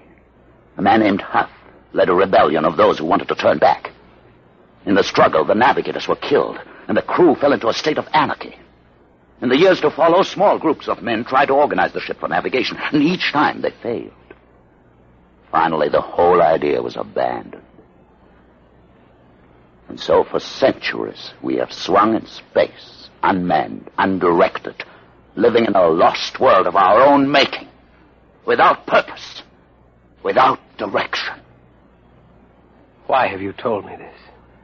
Why have you brought me here? You could have killed me. Can you guess? No. No, I can't. Unless... But it would be too fantastic. Well? You want to finish the trip. Yes, that's it. What would it take to do it? A miracle, almost. The crew would have to be trained. Many people, each skilled in a certain duty. Couldn't you train your own people? We are too few. Besides, the main drive is in the lower levels where my people are forbidden to go. No. It would mean that both our peoples would have to work together. Our differences encouraged rather than denied. It can be done. You showed me. You can show others. I can show them. Can you? I'll see the captain himself. I have an uncle on the central board. I'll tell him what I've seen here. And do you think he'll believe you? Send one of your people with me. That's asking a good deal. I'm risking a good deal by going back. Very well. Bobo will go with you. He can't talk. There will be no need for talk. I will write a message guaranteeing safe conduct for a group of unarmed scientists to visit the main control room. Bobo will take you safely through our territory. What happens when you reach your own level is up to you.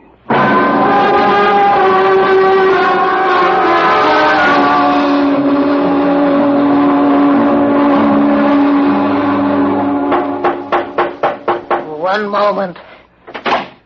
Yes, what do you... Quick, Uncle, let us in. But this mutant... He's harmless, please. No. What is this? You're wanted I know all about that. Listen, Uncle, I must see the captain. The captain? Are you mad? You're a council member. You can get me to see him. They'll kill you. You're wanted for heresy. I don't care. I must speak with the captain. You're close to him. You can arrange it. I don't understand why... Uncle, listen to me. The ship is moving. I can prove it. Do you understand there is a purpose in the ship? I don't understand what you're babbling Never about. mind. Just talk to the captain. Tell him I have information of tremendous importance. Tell him I've arranged a truce with the mutants. A truce? Here, show him this paper signed by their leader. Do it, Uncle, for my sake. I don't know. Please, Uncle. If I'm to die, let this be my last request to you. Very well. I'll speak to the captain. I'll try.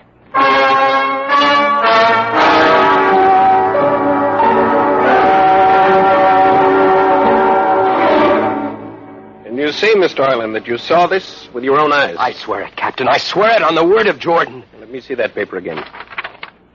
What do you think, Commander Ernest? I don't know, sir. It might be a trick. I guarantee you safe conduct. If these things are as Mr. Heinlein reports them, it would pay to risk a few lives. The man is a convicted heretic. Still, we mustn't discount his word entirely. He has a safe conduct. The mutant risked its life coming with him. I think we might investigate. You will do it? I'll have an expedition outfitted. Dismissed, Mr. Heinlein. Thank you, sir. Thank you. Captain, do you... Commander Ernest. Sir. You'll make the necessary arrangements for an expedition. I trust you understand. Perfectly, sir. Perfectly.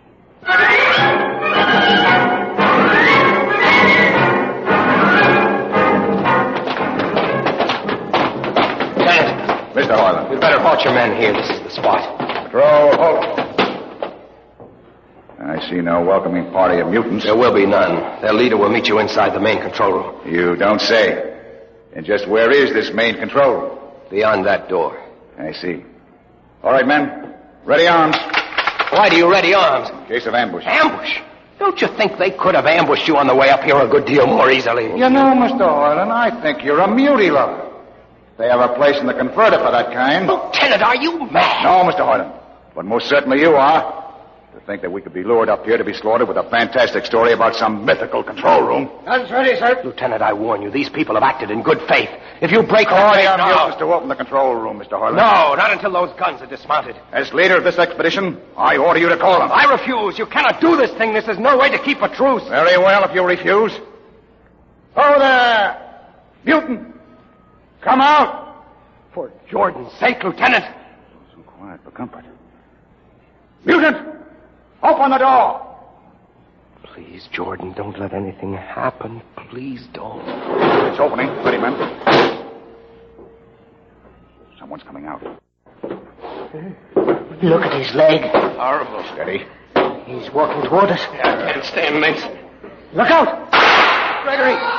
No! You fools! You've killed him! Here come the rest of them. Fire!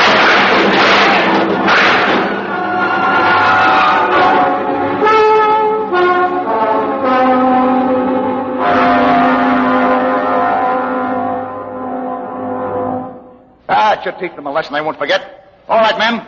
Inside the room. Orlin, you're under arrest as a conspirator in this ambush.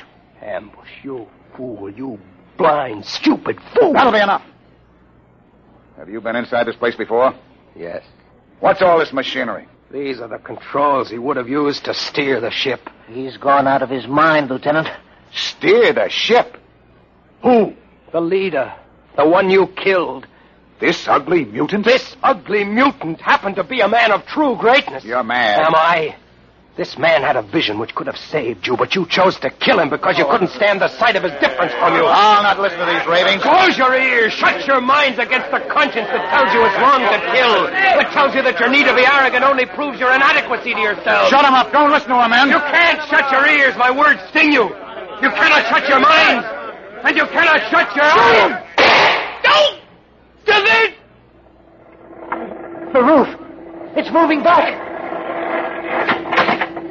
Look. Let the vision of this confound your ignorance and blind your eyes. This is the heritage you tried to stifle in your own breasts. This is the heritage of stars and open skies for which men have yearned for centuries. Try to destroy this, and you will only destroy yourselves. Death to the heretic. Kill me if you choose.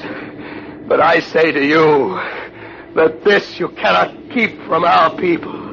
That they will seek it out, and the ship will be manned, and the ship will be steered, and there will be freedom and purpose and respect for ourselves. This is your heritage. Look upon the universe. Kill him! Kill him!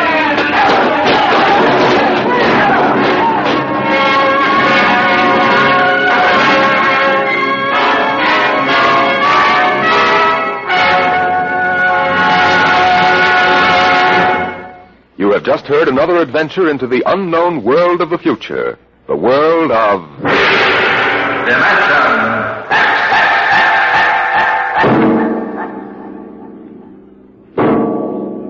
This has been the concluding broadcast in the current series of Dimension X. If you're interested in the continuation of this series, please write and tell us so. Your ideas and suggestions will be given the most thoughtful consideration in determining the future of this program. Just drop a letter or postcard to Dimension X, care of NBC, Radio City, New York. Today, Dimension X is transcribed Universe, written for radio by George Lefferts and based on a story by Robert Heinlein. Featured in the cast were Mason Adams as Hugh and Peter Capell as Gregory. Your host was Norman Rose. Music by Burt Berman. Engineer Bill Chambers. Sound created by Manny Siegel, Max Russell, and Wes Conant. Dimension X is produced by William Welch and directed by Edward King. Ed Archie Gardner tangles with Tallulah Bankhead on The Big Show.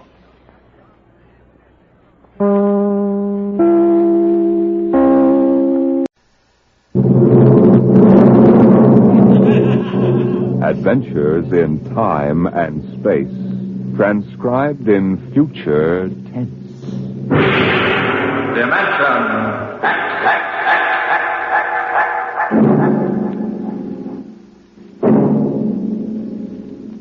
The National Broadcasting Company, in cooperation with Street and Smith, publishers of astounding science fiction, bring you Dimension X.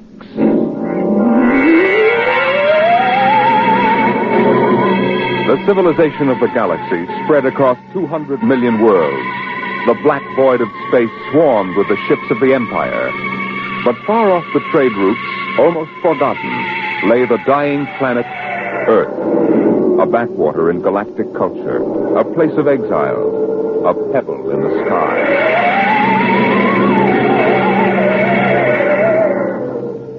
I landed on Earth, on the one spot which I would have called civilized. A patch along the desolate heights of the Himalayas that surrounded the palace of the imperial governor of Earth. Dr. Bell Avedon of Sirius Sector. That's a familiar name. Perhaps you've seen it in the Galactic Archaeological Journal, my Lord Ennis. Me? No. I'm a soldier, not a scientist. It was a newspaper article. You gave an interview about your expedition to Earth. I suppose you want to start digging. Whatever can you find on this miserable heap of rubble? I don't consider Earth a miserable heap, my lord. It's absolutely unique in the galaxy. Unique? It's the only inhabited planet that is radioactive. It's a pig pen. Yes, I know. But this planet is inhabited. Biologists have proven that on a radioactive world, high forms of life cannot develop. High forms? The rest of the galaxy hates the Earthmen, and they return it with interest. I don't think you understand. I'm not intolerant of anyone. That even includes Earthmen. My theory is that life on Earth originated before it was radioactive. There's a story like that in the Earth lore of the ancients. I know, I've read it. Oh? I wouldn't admit that here if I were you, Dr. Aberdan. It's forbidden for outsiders to read it. The Earthmen get pretty violent about their religion. Do you mean the Imperial police power here is defective? It is, in case of sacrilege. Well, now, what do you actually want to prove? That man originated in prehistoric times on Earth before space travel and spread to the other planets. What? Are you seriously suggesting that at one time Earth was the only inhabited planet? And that man descended from Earthmen? There's a chance it might be so. You'll change your mind when you see them, Doctor. I'm not an anti-terrestrial, but as far as I can see, they're lazy and ignorant and generally inferior to us. I'm as liberal as the next man, but it's a fact. Once an Earthman, always an Earthman.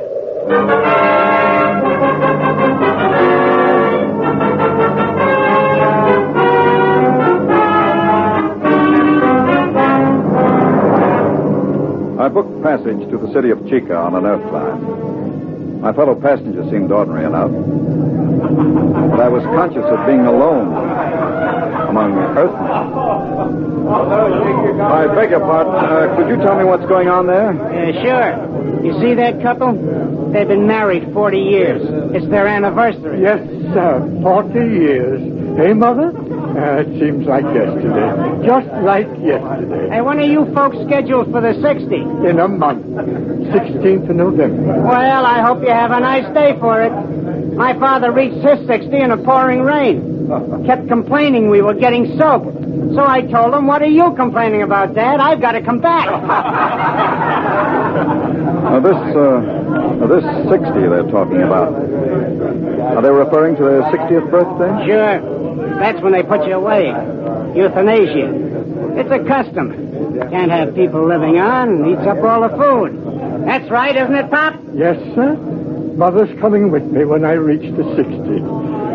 She's not due for a couple of months, but she thinks we might as well go together. Yeah, that's the spirit. There's many a man living past the 60. Sneaks, stealing the food from the next generation. A guy should go when it's his time. Yes, but suppose it's only fair to... Hey, where are you from? I beg your pardon? Asking all them questions. Yes. Who are you? A spy? Where are you from? I'm Bel Abaddon, from Baron, Sirius Sector. Oh, an outsider, huh? Come on, we'll go forward. Did you hear that, Mother? An outsider.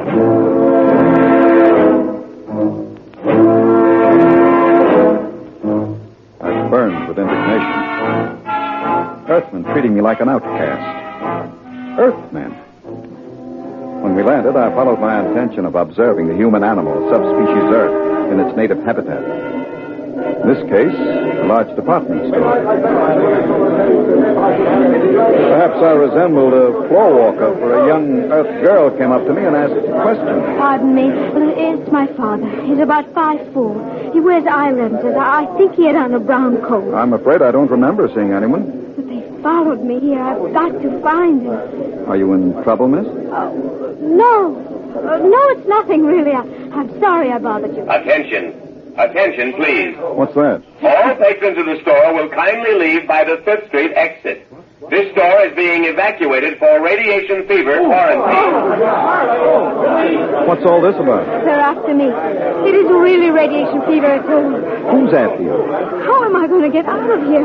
They'll be checking registration cards at the door. Haven't you got one?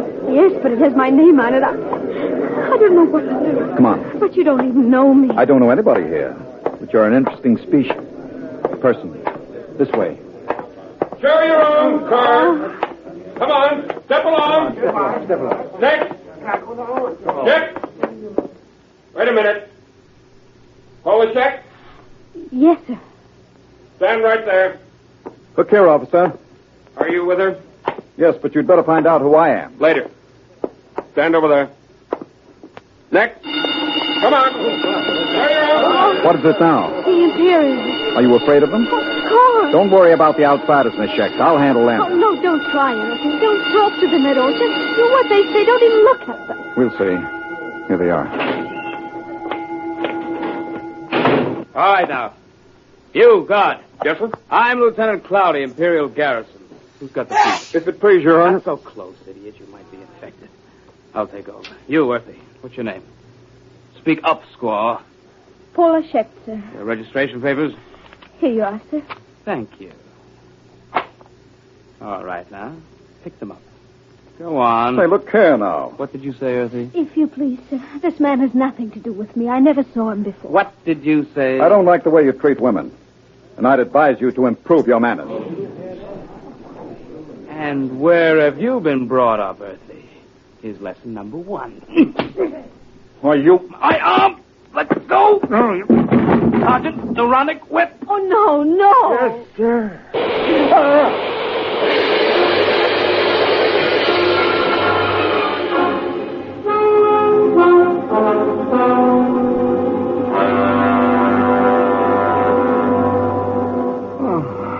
Oh, you're all right now.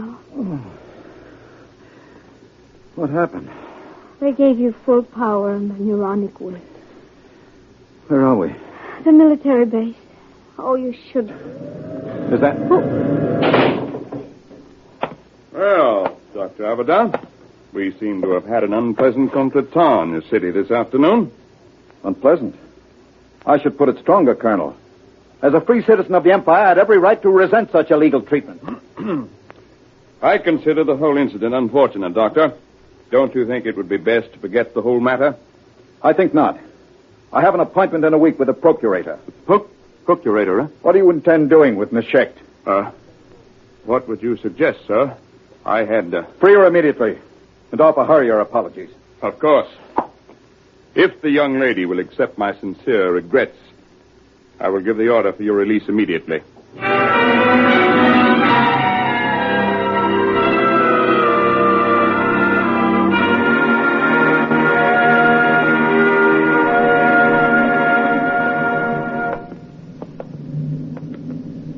I don't understand. They just turned us loose.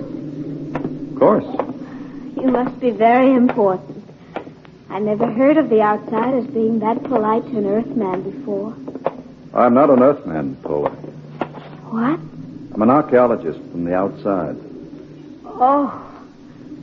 Well, then you stood up to the soldiers because you knew it was safe all along. And I thought... Oh, I should have known. Paula, does my not being an Earthman make me any different from 5 minutes ago? You might have told me, sir. If you don't mind. Don't call me, sir. Don't be like the rest of them. Like the rest of whom, sir? The rest of the disgusting animals that live on Earth? Please. If you'll excuse me, sir, I must leave. Oh, wait. Paula. Listen to me, Paula.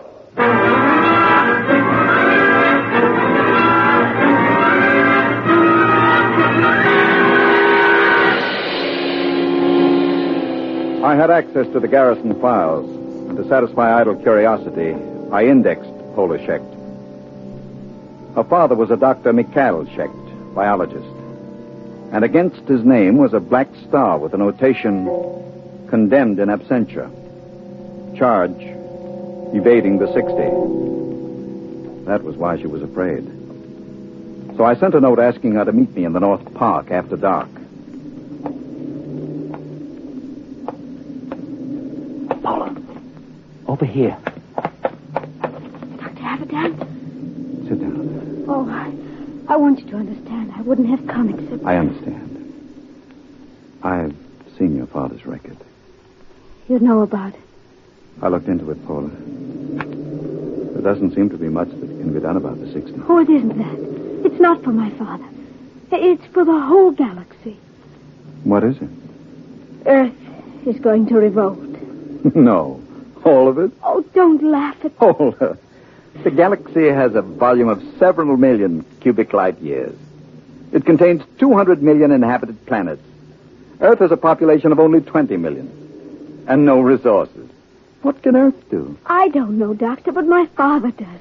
He's told me that Earth knows a way by which it can wipe out all outside life and... Wait. Listen. Someone coming. Park Patrol. Quick, kiss me. Don't be stupid. Kiss me. They won't suspect anything. Oh, yes, of course.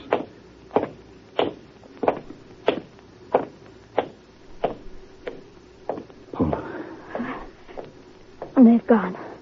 It's all right. Now come with me. I'll take you to my father.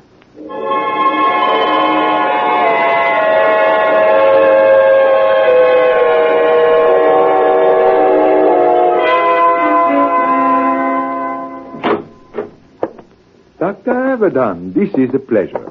I have read your articles in the journal. It is hard to get copies. Our neighbors don't care to trade with Earth. It's part of the nearly insoluble problem of anti-terrestrialism. No one seems to want a solution. Earthmen and outsiders alike? Oh, no, that is not true. There is a way of preserving our culture and living as equals in a larger society. But the zealots don't think so. The zealots? Yes. They rule Earth now. They are a small minority, but they have power. They have plans. They planned the revolt, Paula told me? Yes. I see. Well, why didn't you report this to the Imperial garrison? The Society of Earth Ancients have guarded me too well. Besides, they had a hold on me. I am 62. You know the customs of Earth. The 60 years. They allowed me to live on. The price was silence about the weapon. You agreed to this? I wanted to live. What is this weapon? You are aware of Earth's peculiar environment, the radioactivity? Yes. Over the years, we Earthmen have built up certain immunities to radiation burns, for one. But it's a minute difference. I measured it experimentally. But, Doctor, human life is not the only form affected by radiation and mutation. There is microscopic life, bacteria, viruses. We have been searching out such a virus, one to which Earthmen have developed a high degree of immunity, but not outsiders. You mean a particular disease? Yes, common fever. It is a mild children's disease here, like chickenpox or German measles. But to outsiders, it is radiation fever. Symptoms develop in 2 hours. Lips are so badly affected that the victim cannot talk, and in 2 days, he dies. They've isolated this virus? Tons of it in crystalline form. And they plan to let this loose in the galaxy? By means of guided missiles. Then frightened refugees will carry the disease across space. Billions will die. You're sure about this? You have proof? I worked on the project. We've got to get to the Procurator. I can catch the evening train at... Who is it? I don't know. Open up. There should have been an alarm. We've got to get out. Is there a back Open up in entrance? there. Don't move. Hands in front of you. What's the meaning of this? I demand... Shut up. I'm a galactic citizen. You've got no right to detain me without legal authority. I am an Earthman, but I think you'll find I am all the authority needed at this moment, Dr. Avidan. I am Balkus, the High Minister of Earth. The High Minister? What are you doing? I always look after distinguished visitors personally. Avidan does not know anything. I doubt that, Dr. Schecht. We will proceed now to the Hall of Correction.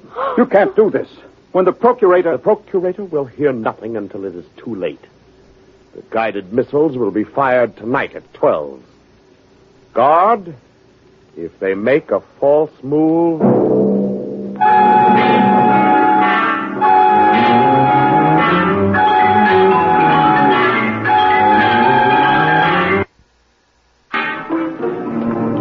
good guard. Right.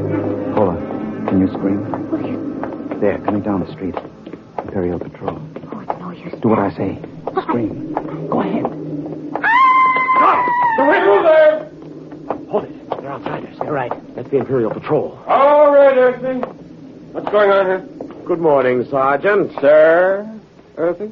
You don't understand. I'm Balkus, the Lord High Minister of Earth. Listen, Earthy, I don't care who you are. What's going on? Yes, sir. We've arrested these people. What charge? Blasphemy. All right, get moving. Thank you. Sergeant. What do you want, Earthy? I'm a galactic citizen. I demand the right... You? May we proceed, sir? Listen, Sergeant. I've something more to say to you. What? This. No Earthy's going to get away with this. Get a squad car. But, Sergeant, I'm the Lord Minister of Earth. Tell him about it at the Imperial Barracks. Now move, all of you, before I give you a shot of the whip.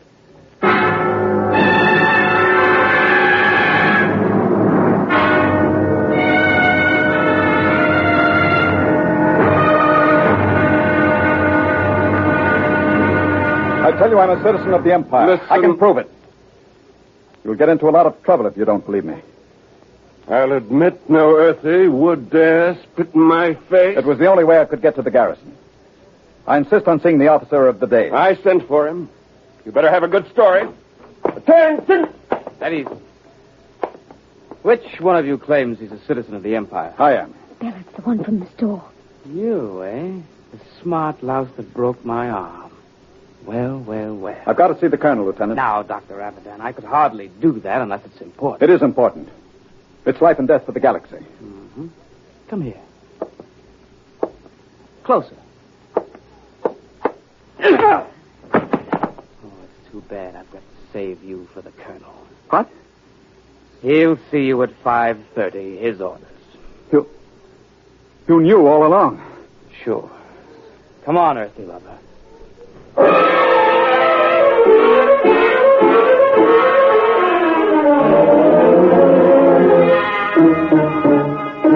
I'm afraid you're in serious trouble, Dr. Abadan. The man you're accusing is the High Minister for Earth. I know, but I have proof. Well? I can only speak to the Procurator. You've got to contact him. There are channels, Dr. Abadan. We haven't time for channels. I have the details of the plot from Dr. Schecht. You've got to let me speak to the Procurator. I've already advised him of your arrest. He's flying in. You had better be able to prove what you say. If you don't, we'll have to hand you back to the native authorities and their courts, notoriously savage.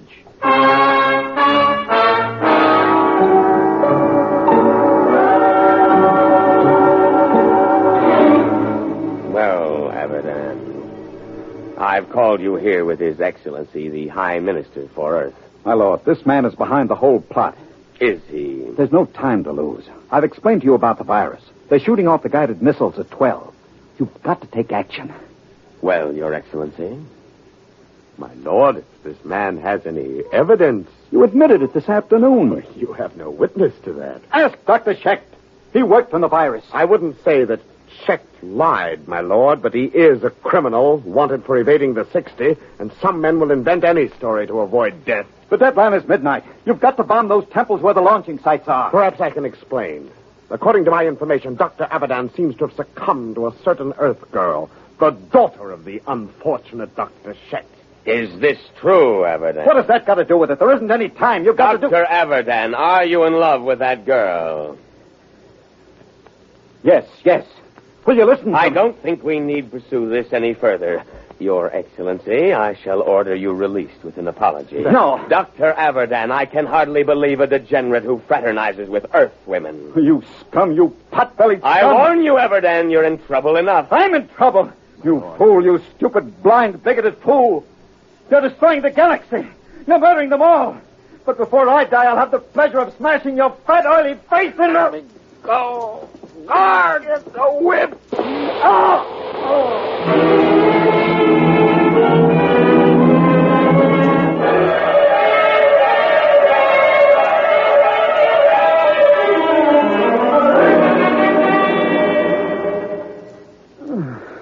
Belle, are you all right? Paul. What time is it? 1:30. Past the deadline. It's all over. Lord Ennius released the High Minister with an apology. Doesn't matter. The Empire can wipe Earth out. It won't save any lives. The virus must have been spread here, too. Earthmen are immune, but outsiders... Well, you're an outsider. Yes. Oh. I am. We're paying, Paula. The rest of us. Paying for centuries of intolerance. Oh, Bill. Look out there. Through the bars. The night sky. Pinpoints of light. The Empire. Doomed. Oh, Bill. Bill, don't. I was just thinking. I came to Earth to prove a theory that man started here. That once in prehistoric times, Earth was the only populated world of the galaxy. It's funny. Now it will be that way again. Man living only on Earth. He'll forget the science, the machinery of the Empire. He'll forget the stars. There will be only Earth. Alone in the universe. A pebble in the sky.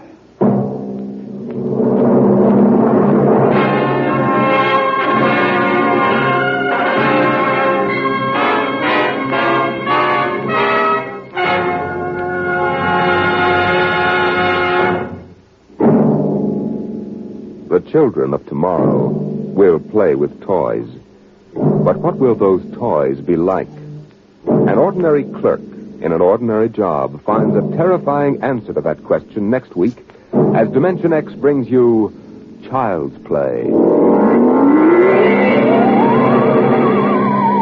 Dimension X is transcribed each week by the National Broadcasting Company in cooperation with Street & Smith, publishers of the magazine Astounding Science Fiction.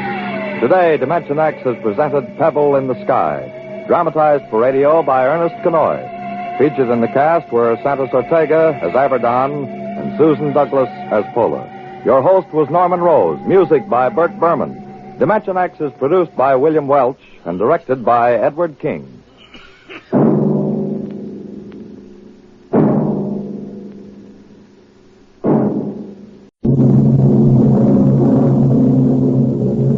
Adventures in time and space. Transcribed in future tense.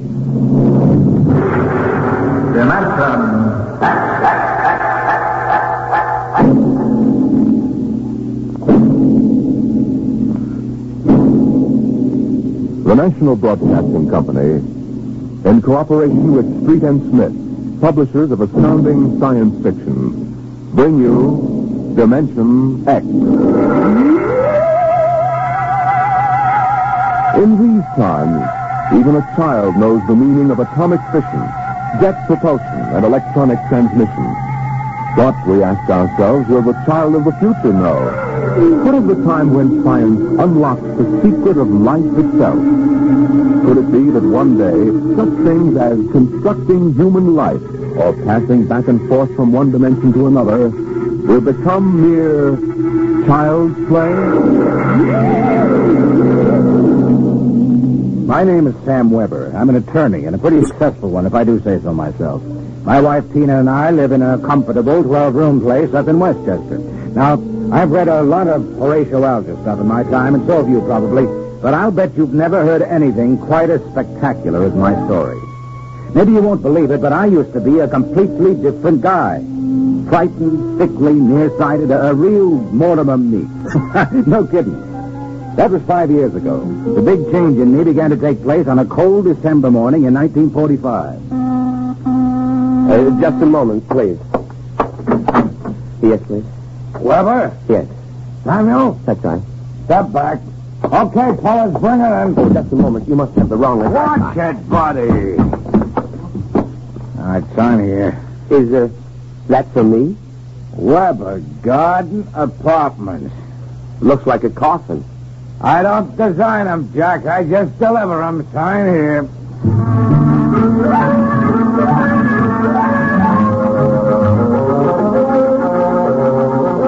After much straining, I wasn't in very good physical shape those days. I managed to push the box under my single light bulb. There was a card in the small envelope. Let's see. To Sam from your classmates at the Interdimensional and Cosmic Institute. Merry Christmas. 2145 A.D. Holy jumping catfish. Hey, mister, there must be some mistake. Hey! Holy jumping catfish.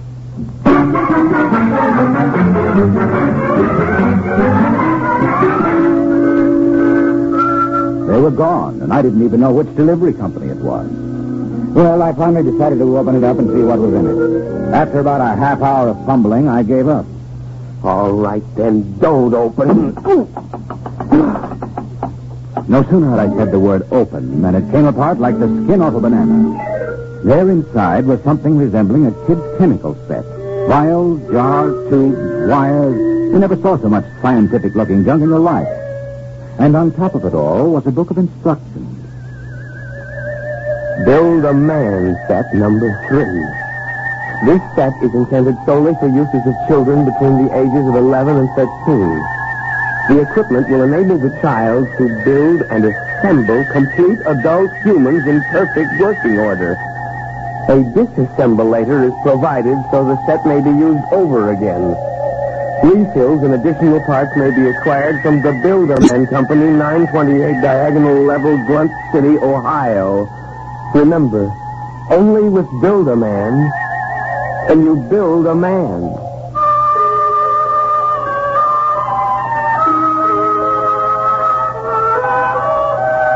When I left for work that morning, my brain was still reeling with the stuff I'd read in the instruction book. Thomas says no, Jack, attorneys at law. Just a moment, I will connect you with Miss Ojack. Hey, good morning, Mr. Weber. Good good morning. Gotta get my mind off that book. Only with Build a Man can you build a man. Chapter 1, Making Simple Living Things. Chapter 2, Duplicating Babies and Other Small Humans. Oh, no. I've got to get a grip on myself. Do a little work. O'Brien versus O'Brien. Martin versus the city of New York. Oh, it must have been a dream. Probably go home tonight and find the place empty. Well, if it isn't the poor man's Clarence Darrow. Hello, Lou. I come as a bearer of sad tidings. Well, you don't look very sad. The boss wants to see you, laughing boy. Well, what about? How should I know? Oh, and by the way, you'll be very happy to know that I've just been promoted. I'm handling all the criminal stuff from now on. Congratulations. You know what this means for Tina and me, don't you, Junior? Oh, well, cheer up. Tina's not for you anyway. Some got it, some don't. I got it, you don't. So long, laughing boy.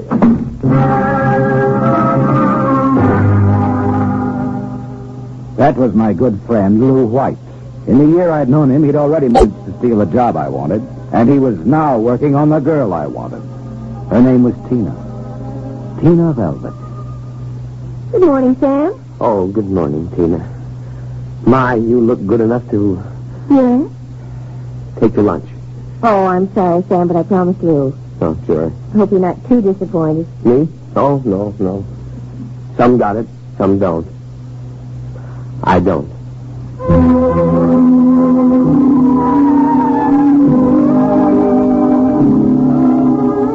And that was Tina. I tried to steady my blood pressure as I walked into the boss's office. You sent for me, Mr. Ojak?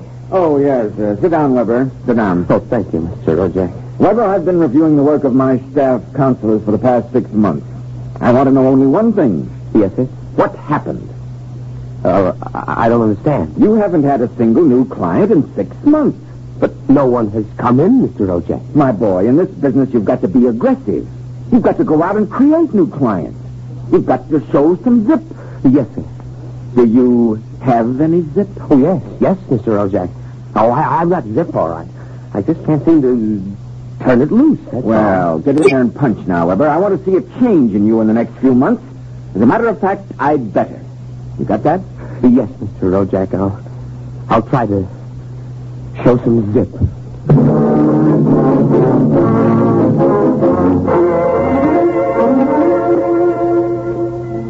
I left the office early and went home. Sure enough, there it was, my Build a Man set, gleaming a little obscenely in the corner. I walked over to it, gave it a kick, and hollered, "Open sesame." 3 minutes later, I was flopped down in bed reading Chapter 1, Making Simple Living Things. An hour later, I was fooling around with such complicated items as the Junior Biocalibrator, which measured everything from blood pressure to hemoglobin content, and the Jiffy Vitalizer, which was actually supposed to put life in your creation, providing you had followed instructions carefully. At 8:30, I made my first simple living thing. Here, boy. Here, boy. Oh, maybe you aren't a boy. Oh, let's see. According to the book, you are a rubicular oyster hog. Not much to look at, but I made you. Me, Sam Weber, attorney at law. I have created life. Hey, come back here. Come back. Here, boy. Here, boy. Hey, hey, hey. It was no use. My rubicular oyster hog, which was a cross between a field mouse and an oyster, had run out under the door and into the world. I was about to take off after it when there was a knock on my door. It was Mrs. LaPanty, my landlady. Oh, hello, Mrs. LaPanty. I heard a noise. Oh, just rehearsing a speech I have to make in court. You were squeaking. The bad throat. Oh. By the way, there was a gentleman looking for you this afternoon. The gentleman? Yeah, a tall-old man in a black overcoat. Kind of nasty. When I told him he wasn't in, he wanted to go up to your room. Tell you I showed him the way out in a hurry. Oh, thanks, Mrs. LaPanty. Probably a bill collector. Yeah. Oh, I gotta run.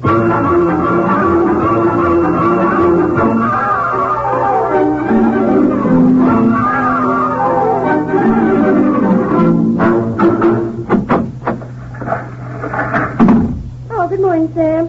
Here's that memo on Rosenthal versus Rosenthal and also a letter for... What's the matter? You look tired. Oh, I had a bad night. You in bed again?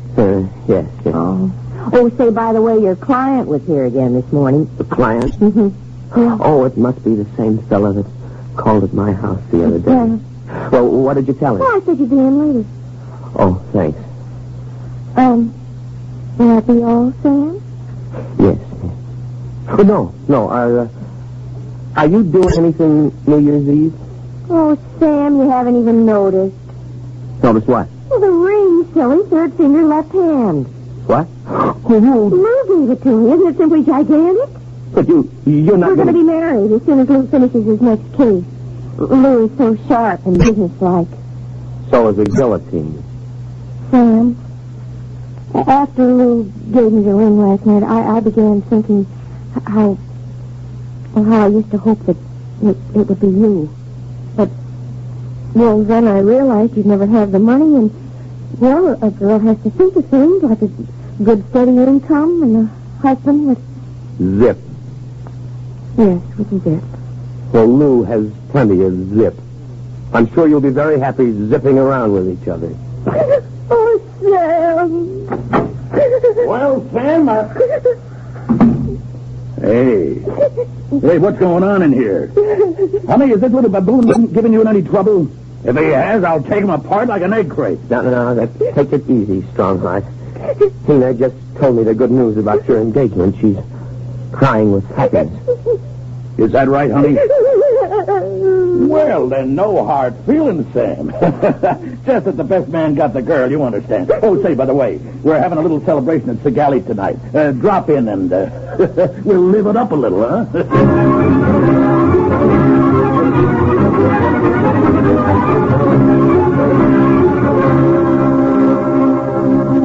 I went home feeling like a man who had been stuffed into a washing machine with the dial set at rinsed dry. I was a failure. I walked over to the mirror for a heart-to-heart talk with myself. Nothing. That's what you've got, Sam Weber, in unlimited quantities. Nothing. We ought to just tear you down and start all over again. We ought to take you and... Hey. Oh, no, not that again. But why not? Think of it. A Sam Weber without the psychological problems you've got. A dynamic, uninhibited Sam who could win a girl like Tina by sheer magnetism. Then when it was all over, we could just take the old disassemblator and presto. And I can do it, too.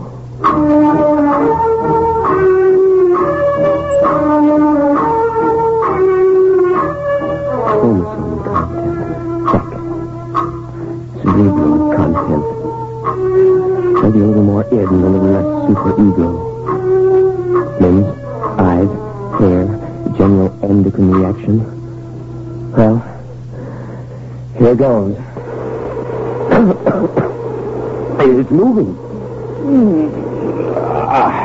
Holy mackerel, it's alive. It's getting up. Hey, I feel great. Well, now, take it easy.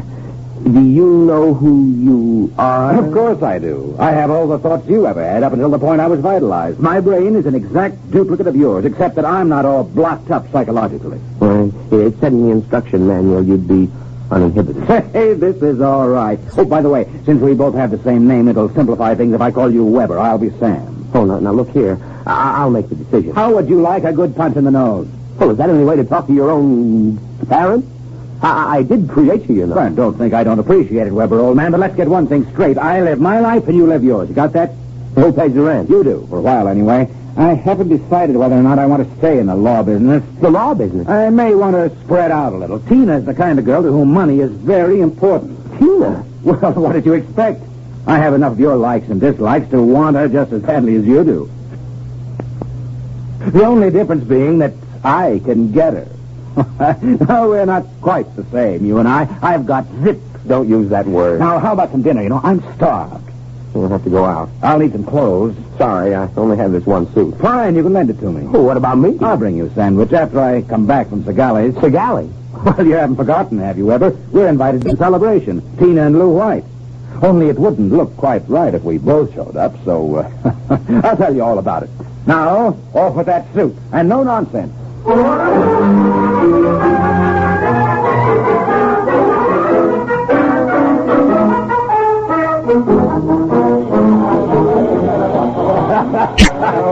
Well, this is living it up, folks. Yahoo!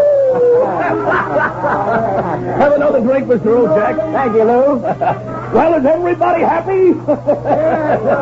Hey, honey, are you having yourself a little old time? Oh, yes, Lou. Fine. Yeah, but you seem to be preoccupied. Oh, I was just wondering if Sam is coming. Sam? Oh, no. Did you hear that, Mr. Ojak? She's worrying about Sam. Why, that little one probably got frightened by a noisemaker. Well, the happy couple. Sam! Good evening, cats. Everybody's lit up like a Christmas tree. Well, I'll be...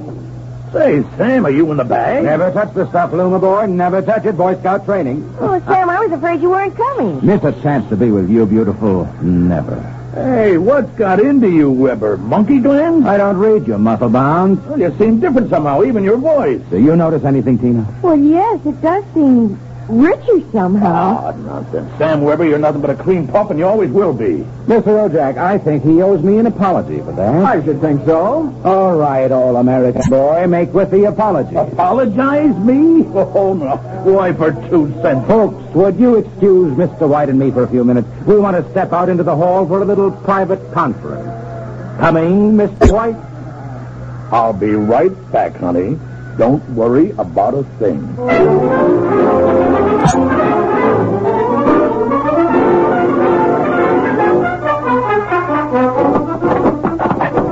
Okay, big boy, you've taken enough punishment. Now. Sam!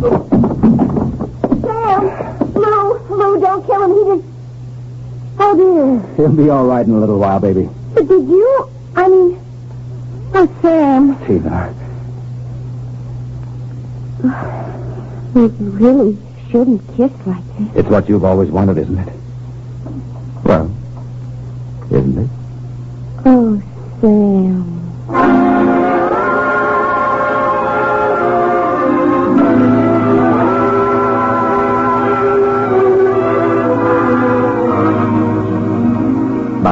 And he's probably kissing her. And there's nothing you can do about it, Weber, old man. Nothing. Hey, wait a minute. Where's that book of instructions? To disassemble a Build-A-Man model, merely focus the ray of the disassemblator device and press lever X. But that's murder, Counselor. Still, legally, in order to prove there's been a murder, you need a corpus delicti. And nobody even knows there is another Sam Weber. Oh, so you're finally home. I'm starved. Sorry, Weber, old man, but very pressing business detained me. I suppose you made a fool of me over at Sir Galley. Oh, on the contrary. What do you mean? My boy, you were looking at a man who in one fell swoop has got himself a raise, a promotion, and a wife.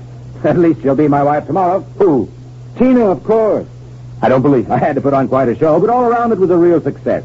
Mr. Ojak was so impressed he called me aside and said he was going to give me a crack at some criminal cases. And if I made the grade, why, who knows, I may even accept a partnership. You've got it all figured out, haven't you? That's about it. Only you neglected to consider one thing. Oh, what's that? This. Hey, put that down. Get back, you usurper, you. I'm going to melt you down like a Welsh rarebit. Weber, you can't do that. It's murder. It's like killing your own son. After what you've done to me, it's a pleasure. I didn't ask to be brought into this world, but now that I'm here, I like it enough to want to survive. Take off my suit, you phony. You won't be needing it again. You're really going through with it, huh? I am. All right. Oh, here's your jacket. My arm! Give me that thing. Give it to me. Better. Now, we'll fix this little item so it can't do any damage. Oh, no. Yeah, you see, Weber? You don't have the guts to stand up against the man you might have been. Oh, what's that sound? I don't know. Seems to be inside the house. Somebody's coming upstairs. Take a peek through the keyhole, Weber. Oh, jump. It's him, fool. The old man with the black coat. His eyes all black and shiny without any white. Looks insane. Don't open it.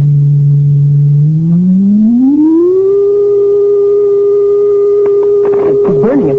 He's burning a hole right through the door.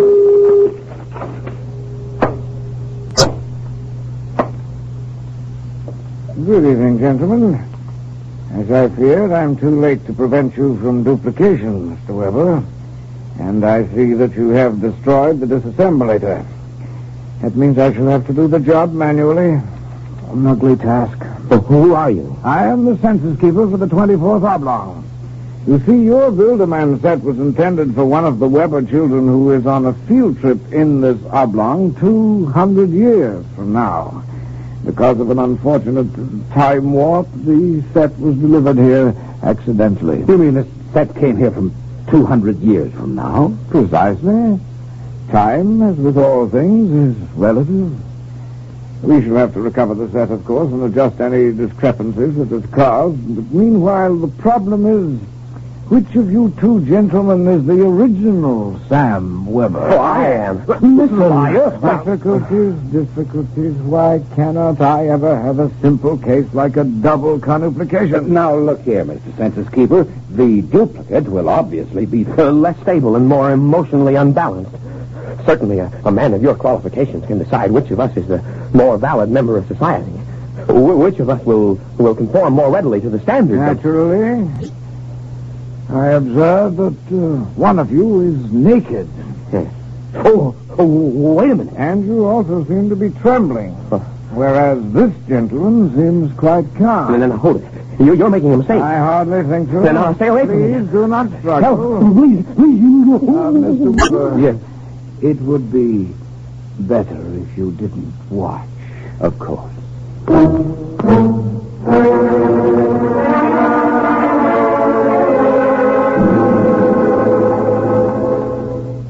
Well, that's my story.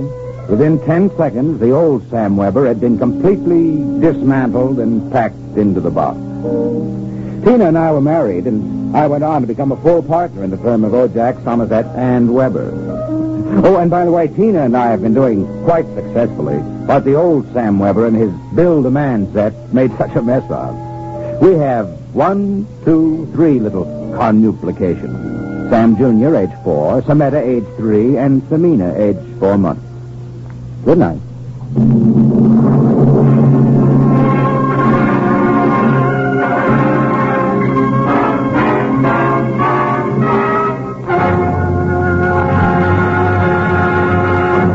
Dimension X.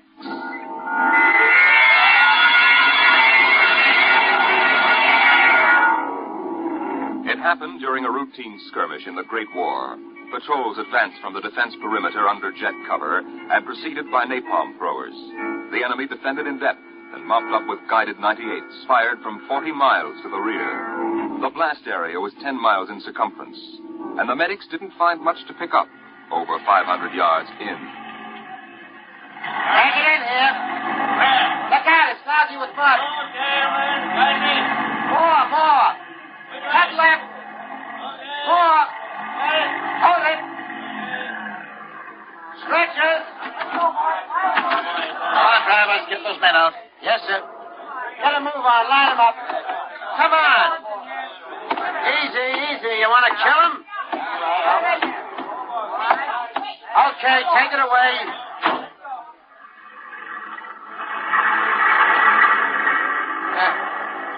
Might have left these Joes where they was. Half of them won't last till the plane comes. As long as they're alive, they'll be treated. Get out the tags, Travis. Start talking things. Yes, sir. This one must have been 1,000 yards in. Get his dog tag out. What a mess. Here. Hartley Allen, Captain G5, Chem Research, AN73D, number SO238694030J. Alan Hartley? Alan Hartley. Well, if that could be the hunter that wrote Children of the Mist and Conqueror's Road. Never heard of him.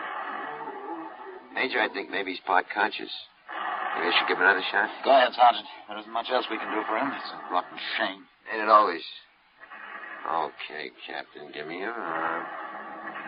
There.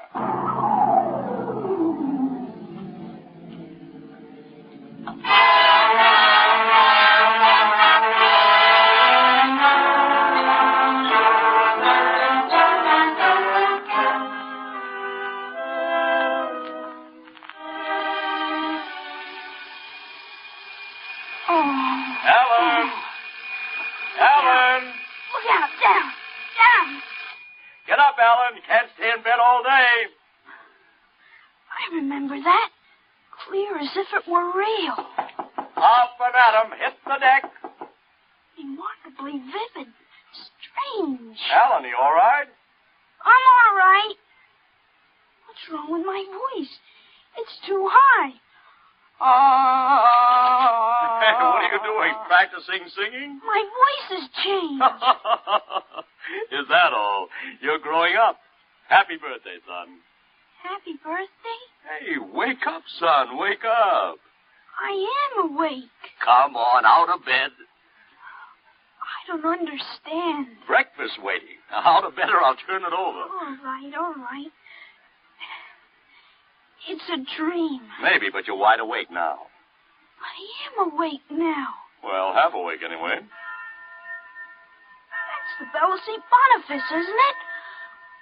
What day is it? You kidding? You forget today's your birthday? No, I didn't forget. Neither did I. Here, son. Happy 13th birthday. You won't guess what's in here. A rifle. A light .22 rifle. How'd you know that? I remembered. Did I spill the beans sometime? I could have sworn it'd be a surprise. Well, go on, open it. Like it? Yeah, it's perfect, Dad. I'll be shaving, Alan. Come down to breakfast when you're ready. It's a big day today. You're almost a man. Almost. You're still groggy. Snap out of it, Alan. I will. There's a dream in it somewhere. But I'm not sure which.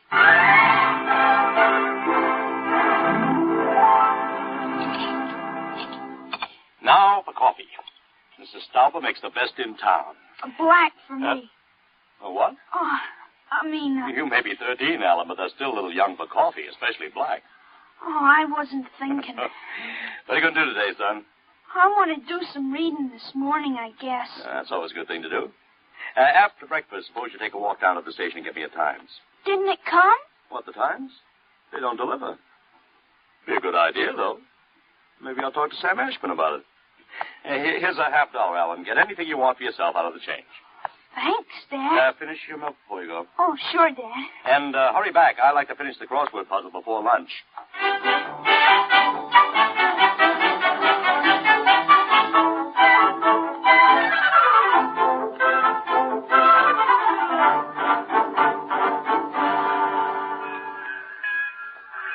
Here you are, Alan. 1 times. Tell your father the puzzle's a stinker. Thanks, Mr. Ashburn. Look out for the trucks when you cross the highway. Oh, I'll go across Elton's lot shortcut. Elton's? You'll have a hard time crossing there, son. There's 4 buildings on that block. I thought they burned down. Seen 'em this morning, big as life. Oh, I guess that didn't happen yet. What'd you say? Oh, nothing, Mr. Ashburn. I was just muttering. In my days, youngsters talked up. Yes, sir. Oh, bye, Mr. Ashburn.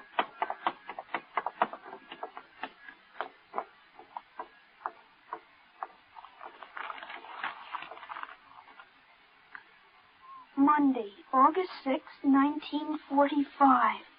Okinawa 1, bombing Japan. Hey, Alan, wait up.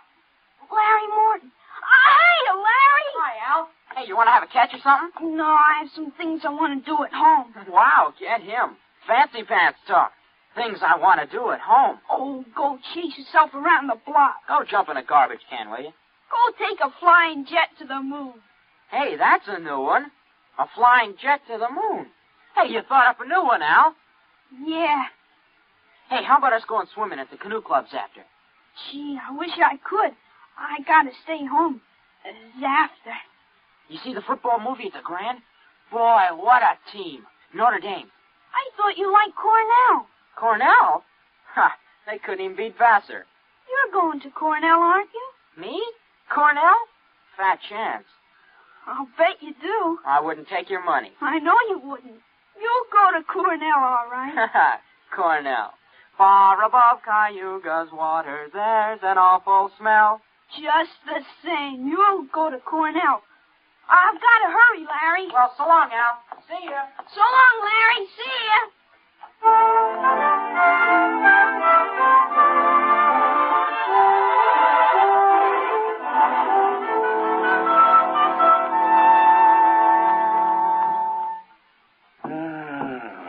I'm stuck in this corner. A 7-letter word to mix in proportion. Titrate. Huh? T-I. It fits. How'd you know that, Alan? What? Oh, I read it somewhere, I guess. Oh. What are you reading now? Tarzan again? No, not Tarzan. It's refreshing to see you with a book. Sometimes I think I ought to forbid comic books in the house. Yeah, they must be raising the devil with those bombing raids in Japan. How long do you think the war in Japan will last, Dad? Oh, I'd say the middle of 1946. We'll have to invade those islands foot by foot. I wouldn't be surprised if the war was over very suddenly. How? By magic? There isn't a thing on earth will make those Japanese surrender. You expect somebody to make a pass and it'll be all over by this afternoon? That's just about it. Mr. Hoffney, excuse me. Could I see you for a minute? Oh, hello, Mr. Gutchall. Sure. That's Frank Gutchall, Dad? That's right. Excuse me. Didn't mean to disturb you, Mr. Hoffney. That's quite all right. It's a lovely day, isn't it, Mr. Gutchall? The Lord's world is always beautiful. Oh, of course, Mr. Gutchall. Mr. Hoffney, I wonder if you could lend me a gun and some bullets. Huh? My little dog's been hurt and it's been suffering something terrible. Oh, it's too bad. I want a gun to put the poor thing out of its pain. Well, of course. How would a 20-gauge shotgun do? You wouldn't want anything heavy. Well, I was hoping you'd let me have a little gun. Maybe so big. A pistol? So I could put it in my pocket. Wouldn't look right for a godly man to carry a hunting gun through town. I don't hold with killing innocent creatures, people wouldn't understand that it was for a work of mercy. Of course, I understand. You're a very religious man. The whole world is evil, Mr. Hartley. Well, sometimes it certainly looks like it. Well, I have a Colt 38 special from the auxiliary police outfit. That's fine.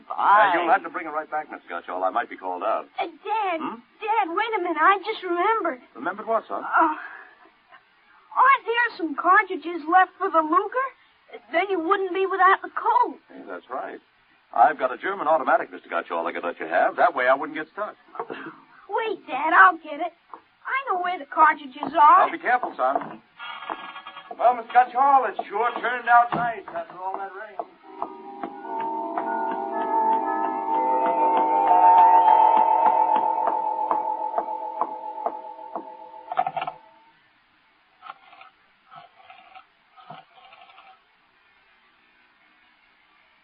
Hello, police headquarters. This is Blake Hartley. Frank Gutchall, who lives on Campbell Street, has just borrowed a gun from me ostensibly to shoot a dog. What? No, he has no dog. He intends shooting his wife. Yes, I'll take out the firing pin. He'll walk home. If you hurry, you can get a man there on time. Right.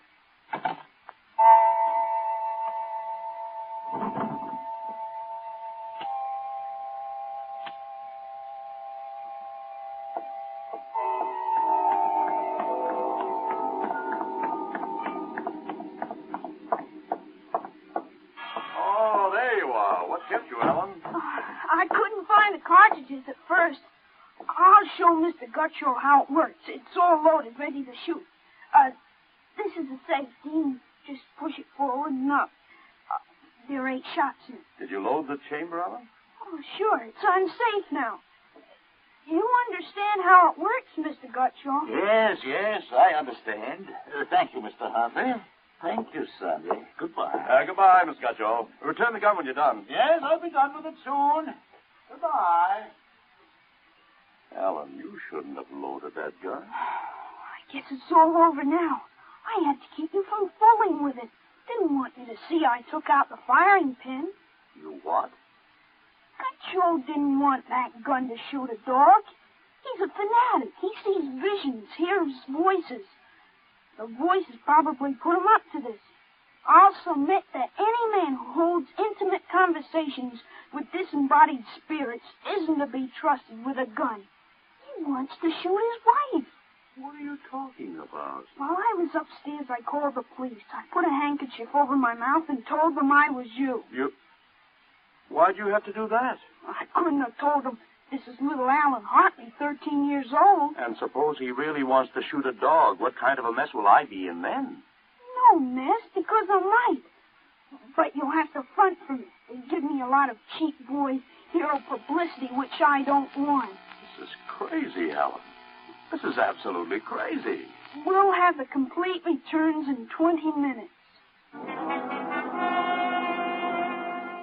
Mr. Hartley, Mr. Blake Hartley? That's right. I'm Detective Sergeant Kaborski from Homicide. Here's your Luger. Thank you. I don't know how you spotted that guy, but when we busted in, he was pointing that gun at his wife, wearing a blue streak because it wouldn't go wrong. Well, I'm glad I was able to help. They may have some kind of citation, Mr. Hartley. Oh, I don't think that's necessary. Well, in the department, we figure a little publicity never hurt nobody. Even a lawyer, huh? I really prefer to have it kept quiet. Well, whatever you say. We'll want you to drop around in the morning for a statement. I'll be glad to. Well, thanks, Mr. Hartley. Goodbye. Goodbye. Goodbye, Sonny. Goodbye, Sergeant. Why don't you take the citation, Dad? Well, you were right. You saved that woman's life. Let's see you put back the firing pin. Sure. There. Suppose we have a little talk. But I explained everything. You did not. Yesterday, you wouldn't even have known how to take this pistol apart. Today you've been using language and expressing ideas that are outside of everything you've ever known before. Now I want to know. I hope you're not toying with a medieval notion of obsession. What? You say I'm changed. When did you first notice this? Last night you were still my little boy. This morning, I don't know. You've been strange all day. Alan, what's happened to you? I wish I could be sure myself, Dad. You see, when I woke up this morning, all I could remember was lying on a stretcher, injured by a bomb explosion. I was 43 years old, and the year was 1975. 1975? That's right. You'll be 43 in 1975. But a bomb? Yes, during the siege of Buffalo in the Third World War. I was a captain in G5 Scientific Warfare General Staff. Buffalo? You mean Buffalo, New York? Yes, there had been a trans-polar invasion of Canada.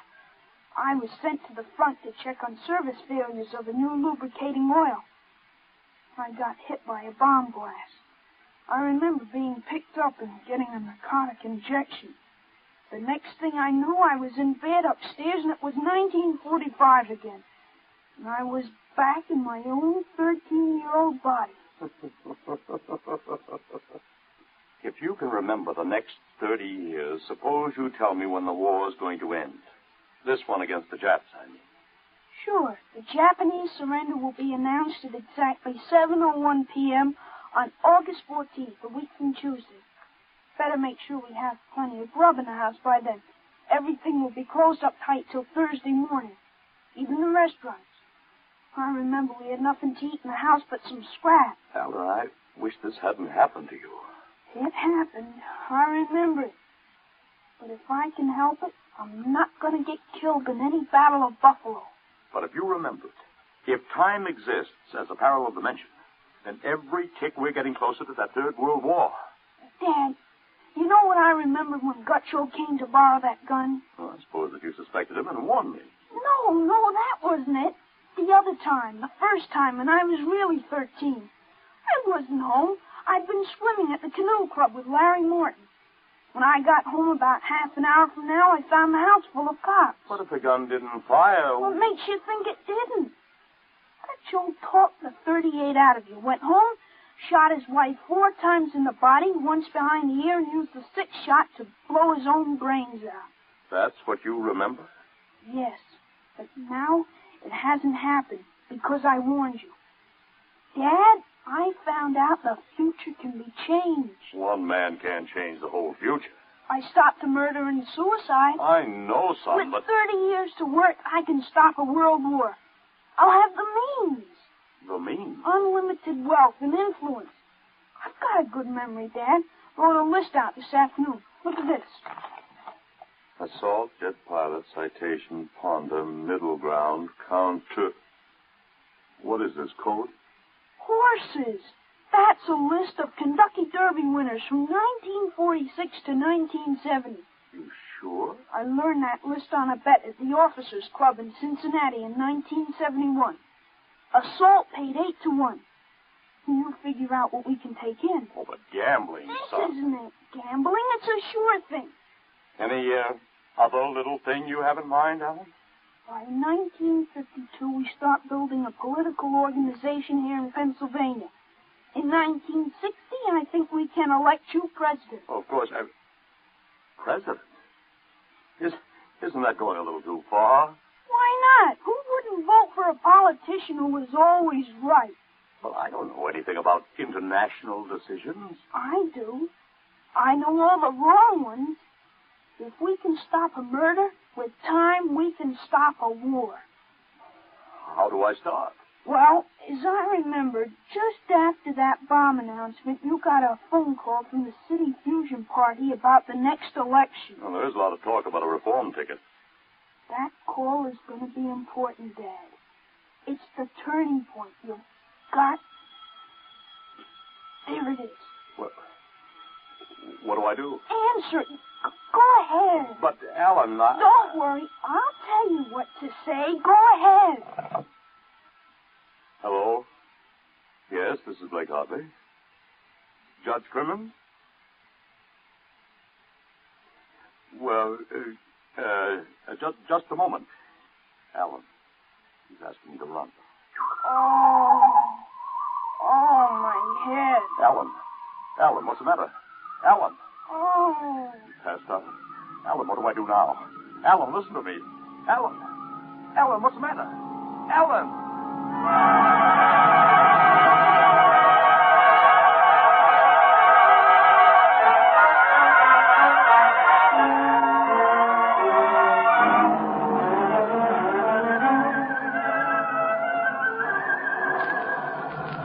Captain Hartley. Captain Hartley. He was all right, Doctor. I gave him a shot and he was all right. He's dead. All right, Sergeant, make up the tag. Yes, sir. Hartley, Allen, Captain. Dead August 8, 1975.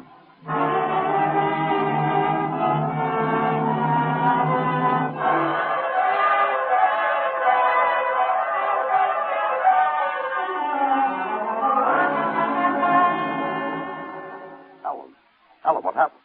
Alan! Huh? Alan, are you all right? Hi, Dad. I've got Judge Crimmins on the phone. What do I tell him? What? Alan, are you all right? You passed out. Sure, I'm all right. Hey, today's my birthday, isn't it? What did you get me, Dad? What did you get me? Alan, are you all right? Sure, I'm okay. But what did you get for my birthday, huh? Don't you remember the Third World War? What Third World War? Gee, Dad, what's the matter? You're looking at me funny. Judge Crimmins, I'll have to call you back. Goodbye. You don't remember. You're back again, aren't you? Back to 13 years old. Sure, I'm 13 today. For corn's sakes, Dad. You must have died up there. It was only a mind transfer.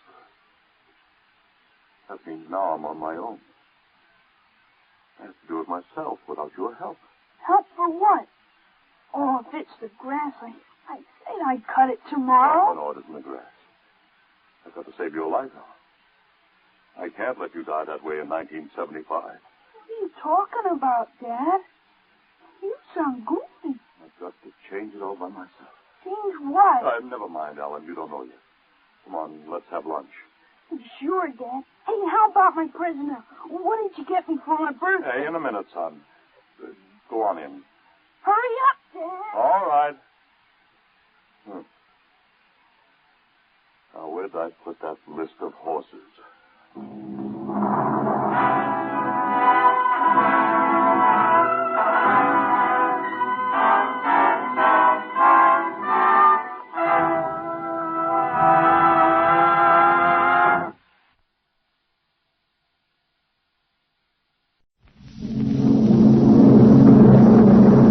Adventures in time and space, told in future tense.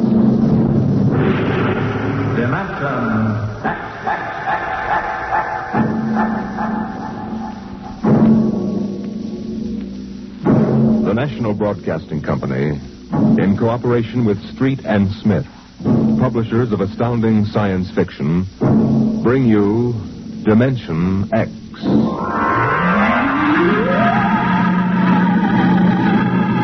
20 years had passed since the last of the giant migration ships had crashed to the surface of Mars, bearing its pitiful handful of survivors of the Earth Wars. 20 years of scratching of the stubborn Martian soil. 20 years of trying to devise new solar engines that would use the strange fuel they found on Mars. 20 years of longing, of turning eyes toward the green Earth as it hung on the horizon like a beckoning light. And now it was done. And the first new ship, built of shining Martian chromaton, had lifted bravely toward home with 3 men locked in its metal belly. Would they return to an Earth made barren by cosmic dust, to a blackened radioactive hell? Or would they find intelligence still alive on the scourged planet? What had 20 years of death and radioactivity done to our beloved Earth?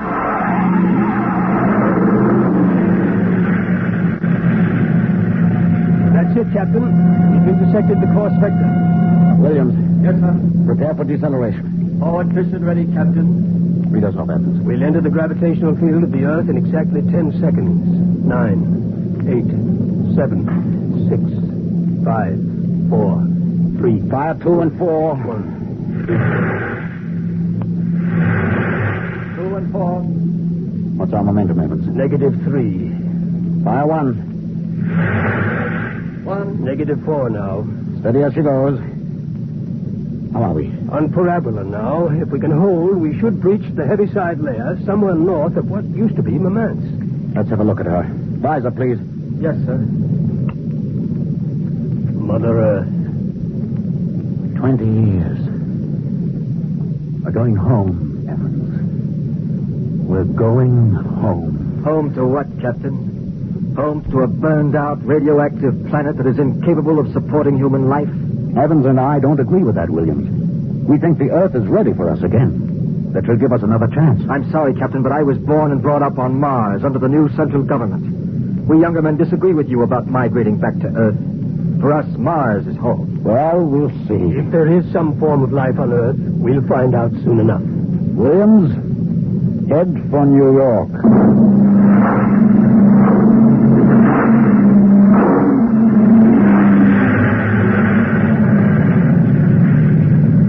Captain, you can barely see the top of the Atomic Trades building in the twilight. They never finished building it. Dark as a tomb. Slow to cruising speed. Cruising speed. It begins to look as if Williams is right, Captain. Not a sign of life on 4 continents.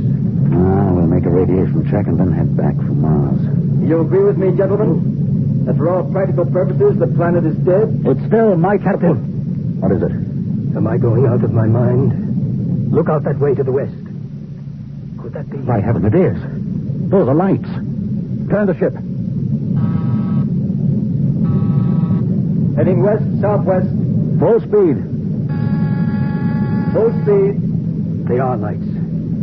Captain, it's a city, a whole blasted city lit up like a Christmas tree.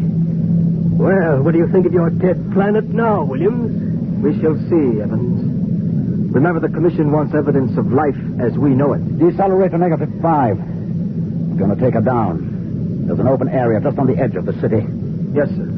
Hold on, gentlemen. We're about to land.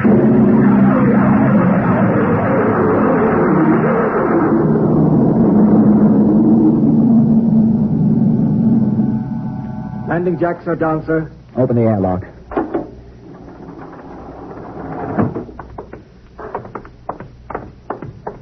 Close. All right, gentlemen. Before we go out, security at all times. Williams, you have the blast gun. I have it. If anyone becomes separated, fire a shot and make for the ship. How's the radiation, Evans? Safe enough so far. This seems to be a light area. Very well. Open the lock.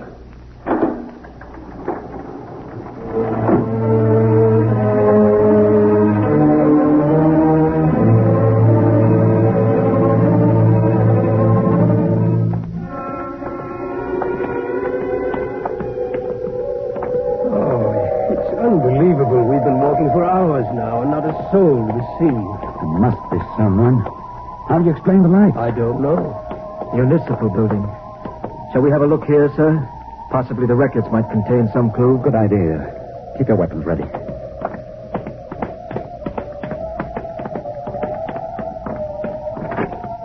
This door is in good working order. Almost as if it had been oiled recently. Long corridor. Lights blazing in every office. William, stand to watch you in the corridor. Fire a blast if you need us. Yes, sir. Evans, you come with me. We'll start right here with the city clerk's office. Better check radiation again. Not enough to do any damage. Gives me the creeps, doesn't it? Look at this desk. Papers crumpled. Inkstand. Just as if somebody came in and worked here every day. Calendar. June 18th, 1987. Why, that's the day of the evacuation. The dust cloud had already blanketed New York and was heading west. Dog licenses. Hunting permits. Somehow I have a peculiar feeling that... Good Lord. Pick it up, Evans. Hello? No answer. Hello? I hear something.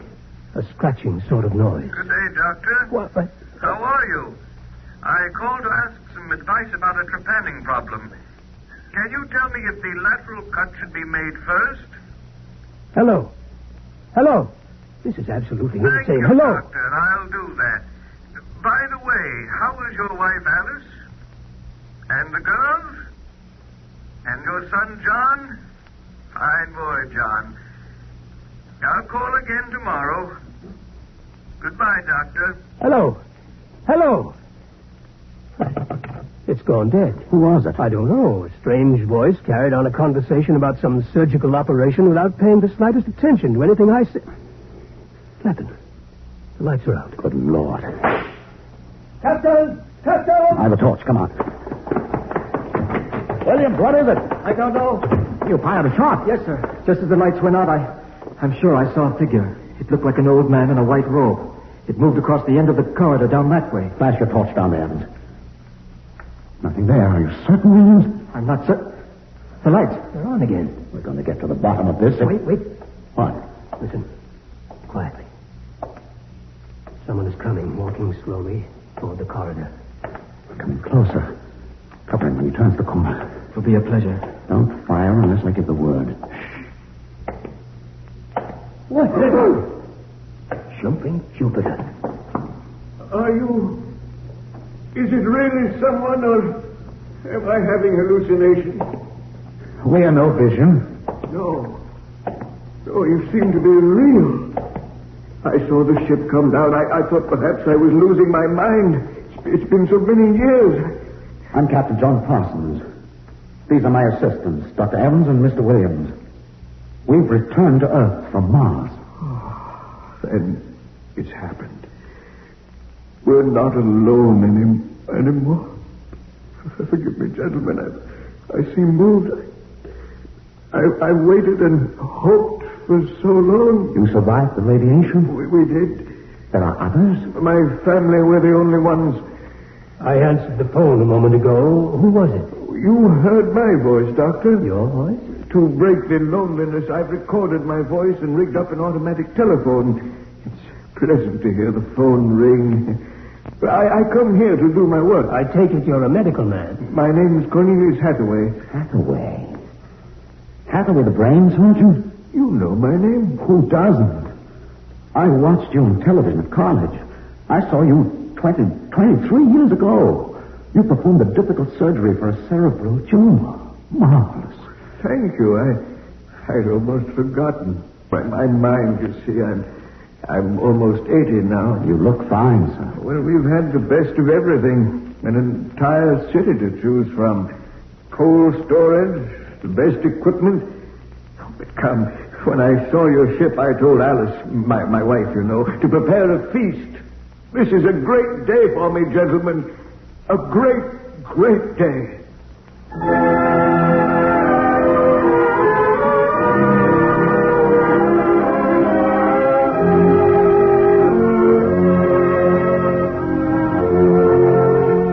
This is my wife, gentlemen. Alice, this is Captain Parsons, Dr. Evans, and Mr. Williams. How do you do, Now, if you'll follow me, gentlemen, we'll meet my children. Lord, what a beautiful woman. She looks no more than 35. These are my daughters, Susan and Marguerite. This is my son, John. Sit down, gentlemen. Sit down. We'll have a feast in honor of this occasion. Susan, Marguerite, get the best silverware and the damask napkins. John, fetch the glasses. Oh, yes, Father. It'll only take... Excuse me, John. Sir? How old are you? 23, sir. Thank you. Now, if you'll excuse me. What is it, Captain? Something wrong? Nothing except that it's impossible. You see, Dr. Hathaway's son was already in college when I started. That would make him at least 45.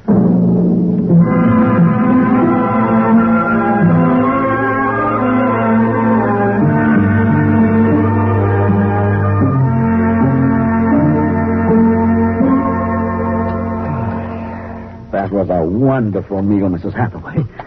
Doctor, your wife is an exceptional woman. Thank you, sir. How would you gentlemen like some fresh gingerbread with your coffee? I baked it this morning. Oh, wonderful. Smell that, Evans? Oh, it's like coming home, Mrs. Hathaway. We enjoy having you here. Mrs. Hathaway, may I compliment you on your having preserved your youth and beauty so well? Thank you.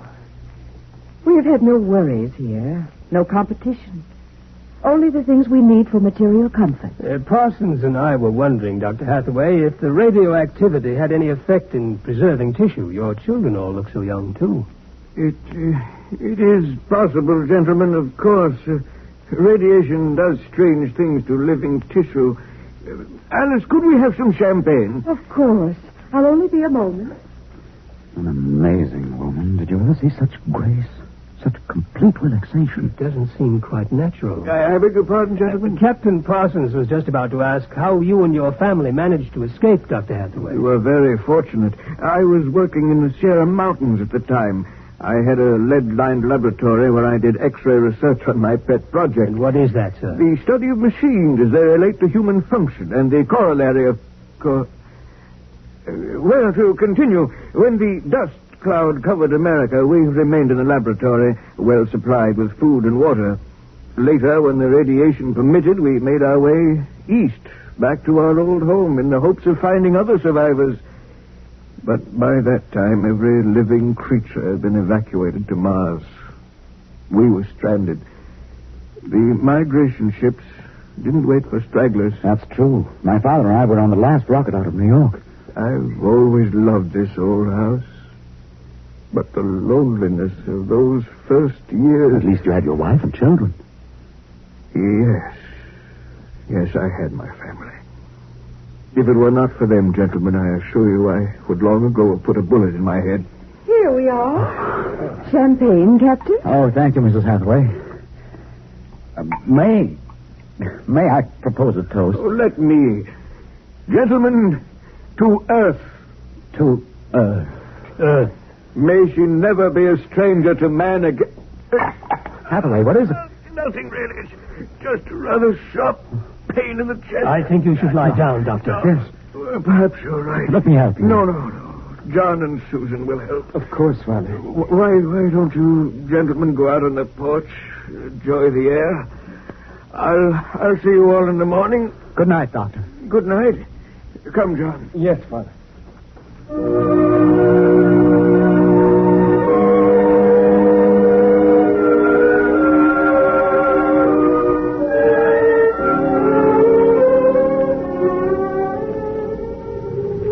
Well, what do you think of old Mother Earth now, Williams? Smell that summer breeze. Look at that view of the city lighted up against the sky. It has a certain quality. Well, score 1 point for the back-to-earth proponent. I didn't say that. You're beginning to feel it, though, Williams. I can tell. If you don't mind, gentlemen, I'm quite tired. I think I'll turn in. Excuse me. Well, Captain? Well, what? What do you make of all this? I don't know what you mean. This Hathaway and his family. There's something strange and unnatural going on here. I can sense it. I think you're reading things into it, Evans. Oh, perhaps. Well, I'll turn in too. Are you coming? In a moment, I want to smoke a cigarette. Beautiful view. What? Is it not? I didn't hear you come out. How is he? Resting. I've never seen him this bad. Yes, he's an old man. I'm sorry, but the difference in your ages is so apparent. You must have been married very young. My husband is a very great man, Captain. It's too bad there was no one to appreciate him. Once, he wired the whole city with sound speakers, and when he pressed a button, the whole town lit up and made noises, as if 10,000 people were living in it. He must have been very lonesome for people. Although with a woman such as you, I don't understand. Perhaps one day you will understand. Good night, Captain. Good night, Mrs. Hathaway.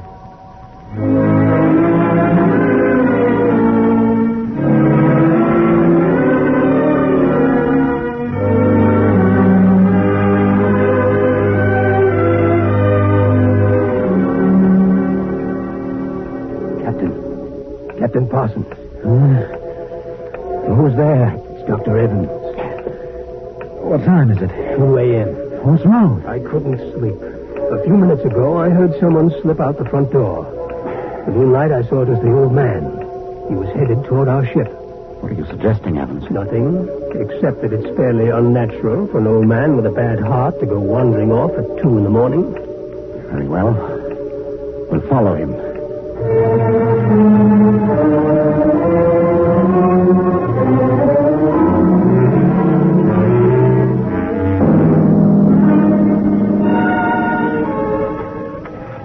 See him yet? No. Look, ahead there on the hillside. Is that Hathaway kneeling in the moonlight? Yes, I think so. Can we get closer? Let's head for that clump of bushes. This is far enough. What do you suppose he's doing there? What are those things on the ground? Good Lord. Those are grave markers. 4 of them. You're right. Seems to be praying over them. Listen. Do you forgive me for what I've done? I had to do it. I was so terribly lonely. You do forgive me, don't you? Yes, I feel you do. I'm glad. I think perhaps I can rest now. I think He's having another attack. Come on. Hathaway! Dr. Hathaway. Raise his head, Evans. His lips are moving. What is it, Doctor? Lean closer. I'm sorry I had to spoil all of this. I've expected it for some time. We'll fix you up. No, this is the end for me. It really doesn't matter. Except for them. What about them, Hathaway? You suspected, didn't you? Yes, I suspected, but I couldn't believe it until now. Do they know? No, they wouldn't understand. I wouldn't want them to know, ever. The Earth. Don't try to talk. The Earth is so fair. Doctor. He's dead, Captain. He knew it was the end this time. Yes, he knew. What was it he meant about your suspect? Light a match, Evans. Look on those 4 grave markers and tell me what you see. Good Lord. Well? Alice Hathaway, Marguerite Hathaway, Susan Hathaway, John Hathaway. Died July 1987. But that's 20 years ago. If these markers are correct, then who are those others? Can't you guess, Evans? Can't you guess?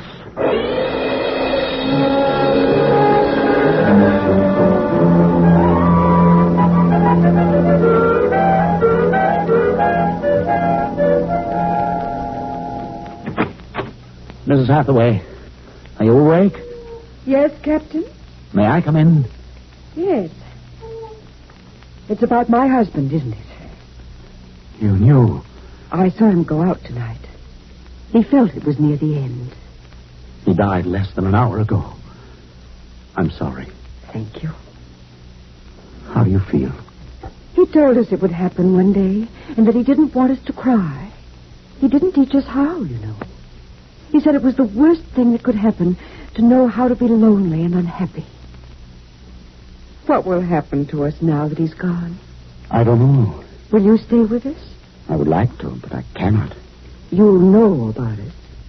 Yes, I know. I didn't think that you knew yourself. The children don't. I've been aware for a long while. No one would have guessed. You're so perfect. Oh, he would have liked to hear you say that. He was so very proud of us. After a while, he came to love us. And at the end, he took us as his real wife and children. He even forgot sometimes that he had made us. You gave him a great deal of comfort. Yes. Over the years, we sat and talked. He loved so much to talk. I was first, you know. Then he became lonesome for the children. And so he made them. He told me about the things he did, about his laboratory. Surely the children must suspect. Oh, no. You see, there were no other beings with which to compare themselves. He must have been a great, great genius. Each morning he took a recording of his voice into town and put it on the automatic telephone. Each night it would chorus. I think, what with the phone ringing and the sound of voices and the lights on, he was happy. There was only one thing. One flaw. And that? He couldn't make us grow old. And so he had to watch himself become an old, old man while we stayed young. It was a great blow to him.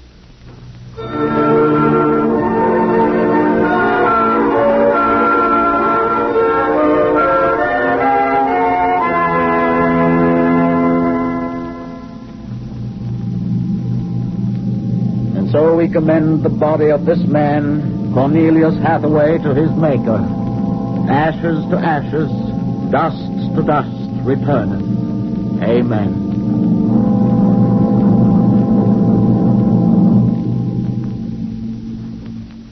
Come, John. Yes, Mother. Susan?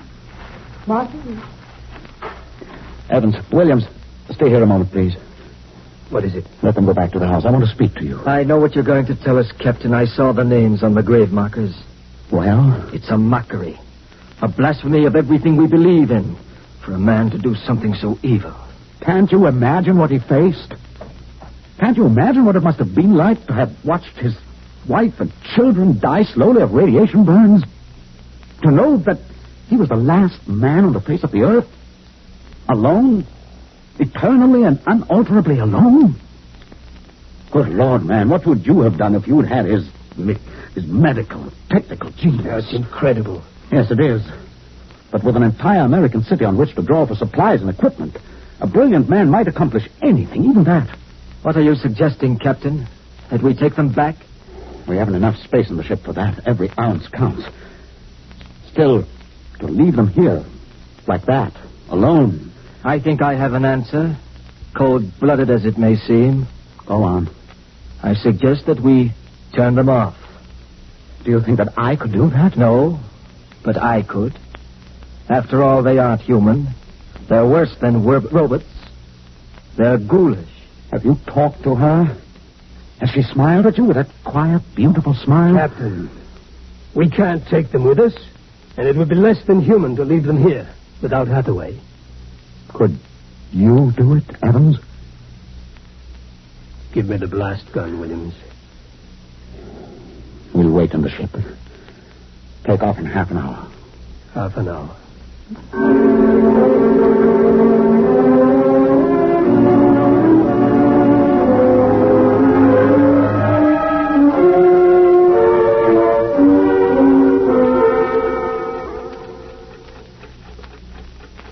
6:25. He should be back soon. Yes. He's doing the only humane thing, Captain. They are less than human. Are they? Well, it's done now, and no one will ever... That's the airlock. He's back.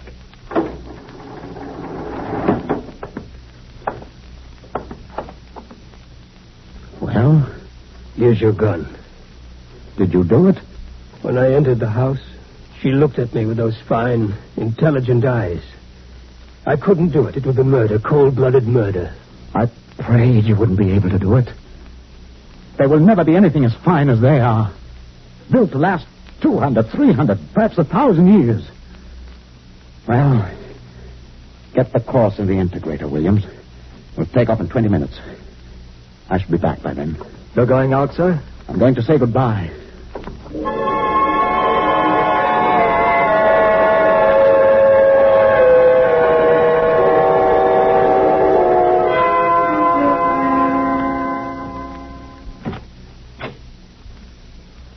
You've come back. Only to say goodbye. It was nice of you. I wanted you to know that I am coming back someday. When will you come? I don't know. It will take many years to prepare fuel for another trip. 6, 7, perhaps 10 years. I will watch the sky at night, just as he watched it. Oh, I'm afraid I must go now. I understand. Strange. I have a new feeling. one which he did not teach us. A feeling of longing, of sadness. That one is not taught. It comes of being alive. Yes. I am alive. Even though he created me, I'm a person now. Goodbye, Alice Hathaway. Goodbye, John Parsons.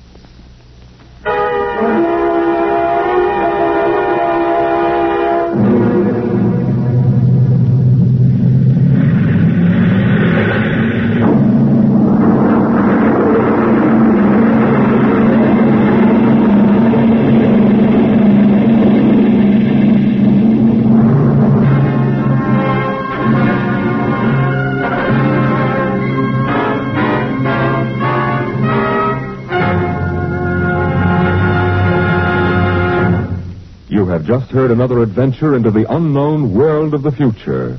The world of... Dimension X.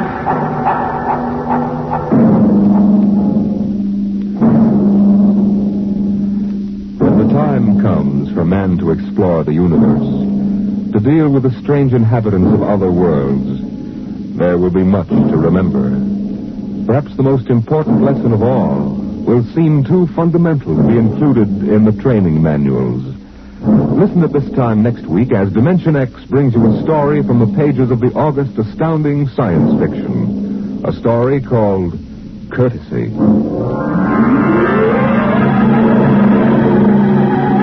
Dimension X is presented each week by the National Broadcasting Company in cooperation with Street and Smith, publishers of the magazine Astounding Science Fiction.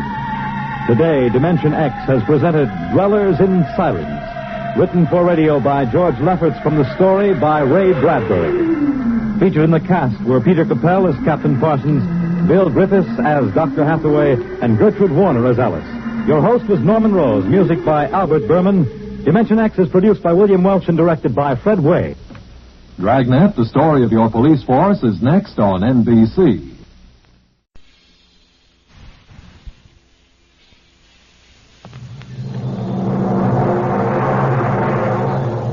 Adventures in time and space, told in future tense. Dimension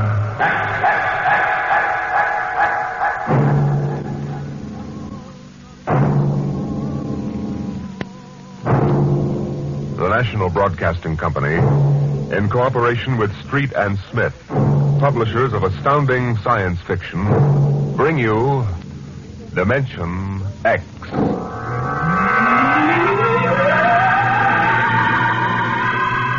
This is the story of the second expedition to the planet of Landro.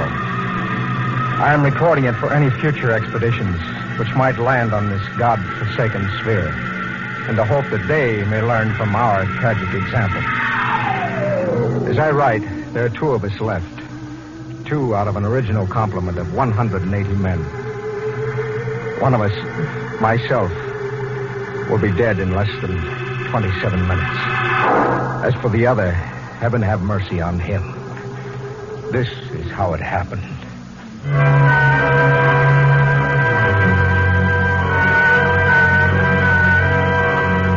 On June 3rd, 1997, less than 2 months ago, the last of our supply ships blasted off Landro, headed for Earth.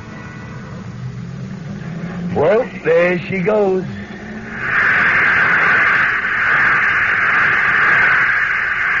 Like a big-bottomed bird, huh? Like to be aboard her, Battiers? Me? Listen, Captain, I've been kicking around with you from one planet to another for so long now, they're all getting to be the same. Not this one, Battiers, not Landro. No, maybe you're right there. I ain't never been on one like this. It's a cemetery, that's what it is, a big, cold cemetery. Them empty cities, that's what does it. Sitting there like they was tombs. Battiers, you're getting to be a poet in your old age. I ain't so poetic I didn't remember to swipe a bottle of Irish off that supply ship. What? Right here. You know, Brady, if you weren't the best all-around cook and troubleshooter I ever shipped, I'd court-martial you.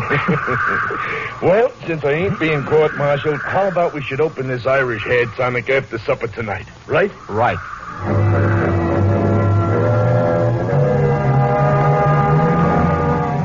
We walked back to the cluster of plastic huts we call the base. It was beginning to freeze up, and that purplish glow had settled across the planet. Yes, it was like a cemetery, all right. A cemetery of dead cities. We walked past one of them, a huge plastic dome with tall, graceful buildings, atomic power systems, vacuum conveyors. All perfect, all deserted, all ominous. How had it happened? Nobody knew for sure. But the best guess was that the plague had frightened the original inhabitants of the planet so that they had piled into rocket ships and headed for some distant planet. I often wondered why a civilization so advanced as Landro could not find a serum to beat the plague. Well, maybe the Aborigines back in the hills knew the answer. Those strange, ugly little people who had taken to the caves the day we landed. All we knew of them was what we found in the anthropological report of the expedition which preceded ours, and an occasional glimpse by someone on a hunting patrol. When I reached my shack, Morgan, the expedition surgeon, was waiting for me. He was sweating like a pig, and it wasn't the heat because my shack was as cold as a grave. Good evening, Captain Morgan. Well, what brings you here, Doctor? A matter of the serum, sir. What about the serum? It's just that, well, it's no good. No good? It's too cold. 10 years too cold. Didn't you examine it? Yes, I did, but, well, my eyesight has been failing lately. Well, are you aware, Doctor, that the last supply ship has returned to Earth? Do you know we'll have no more contact for 2 years? Well, I must have misread the label, sir. Dr. Morgan, just how long do you give us? Well, the present immunity will last a week or so, and then it's just a question of time until someone picks up the plague. After that... A month. 2 months at most. Do you have any thoughts as to how we might save ourselves? No, sir, I'm afraid not. What about the natives? They don't die from the plague. They must have a treatment for it. If they didn't, there would be no natives. Would you be willing to go on an expedition to the hills to find out? Right now, Captain, I'd be willing to do anything. Absolutely anything. I'm truly sorry, sir. You're sorry. Dr. Morgan, would you mind telling me how it feels to murder 180 men? 181? Including yourself?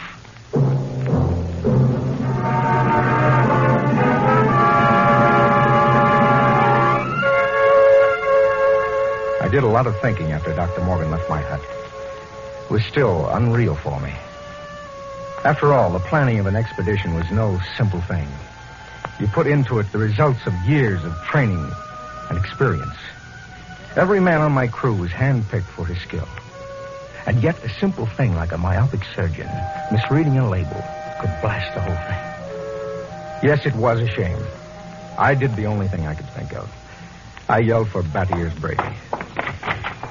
Brady, get your carcass in here and hurry it up. Okay.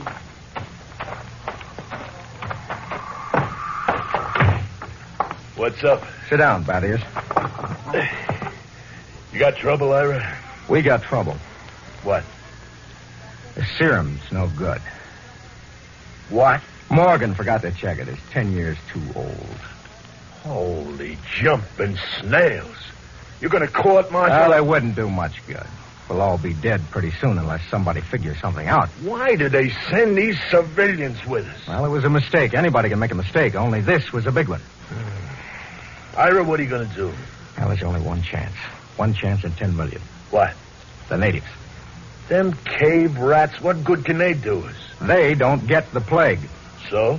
So maybe they know a cure. Oh, listen, those gimpos don't know nothing. Take it from me. It's the only chance. Okay, let's get a few of them and beat it out of them. That's why you're here. Shoot. How'd you like to come along on a little expedition up to the cave country? That's a good way to die young. We die young anyway. Okay, what's the pitch? Now, we don't dare let the rest of the camp know. It would knock our morale to pieces. Who's going? You, me, the doctor, And Faulkner. Faulkner? Listen, Ira, he's worse than the Don. Well, I know he isn't exactly the man for a hunting trip, but he knows more about the native culture than anybody here. Now, he's the only one who's completely familiar with the records of the first expedition. Okay, so it's me, you, the Doc, and Faulkner. When do we start? Tonight, in half an hour. Now, we should reach the cave country by tomorrow. With luck, we'll be able to find natives before night. And then the fun starts. You know, Ira, them Gimpos don't exactly love us. Nobody loves us bat ears. That's one of the great paradoxes about this job. We come here to help them, to civilize them so they can live like human beings instead of pack rats, and they run off to the hills and hide from us. Like we had the... I almost said plague. Okay, bat ears, get the Doc and Faulkner.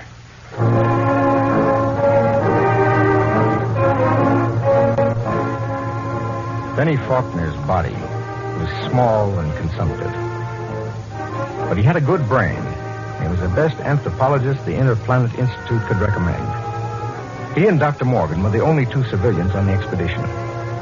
The rest of us were all Army or Space Patrol.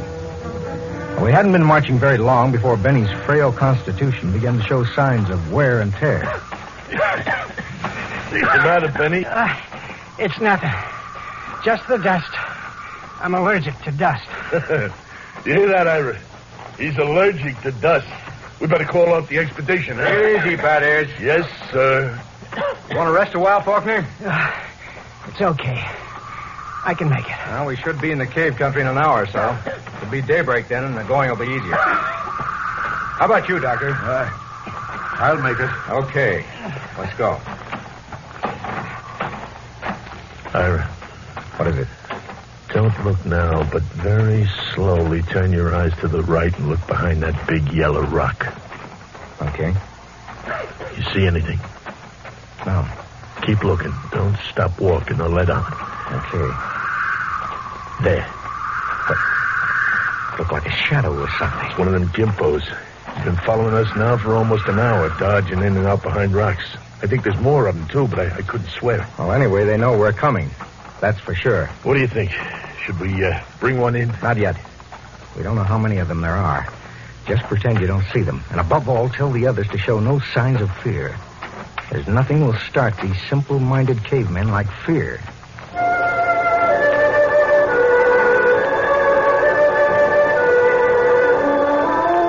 That was it. The manual said under no circumstances shall a member of the patrol display fear before a native. The dignity of the Earthman must be preserved at all costs. Walk erect, be firm but just, and do not allow the native to feel he is your superior. It was a good rule, and it always worked. And just before dawn, we reached the cave country. We were tired and hungry, and we stopped to cook some food and rest. Everything was quiet. There was no sign of the Gimpo, as Bat Ears called him, until... Get in there, you sneaking little monkey man. Come on before I break this sugar on your stern. What's the trouble? Look at me, Ira.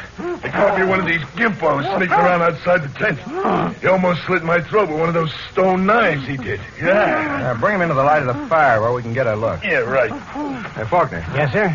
Try to establish some communication. All right, get it. Look out now. No need to knock him down, Bat Ears. That's the only language they understand. Faulkner, see if you can reach him. Okay, Captain. I'll need a drum of some sort.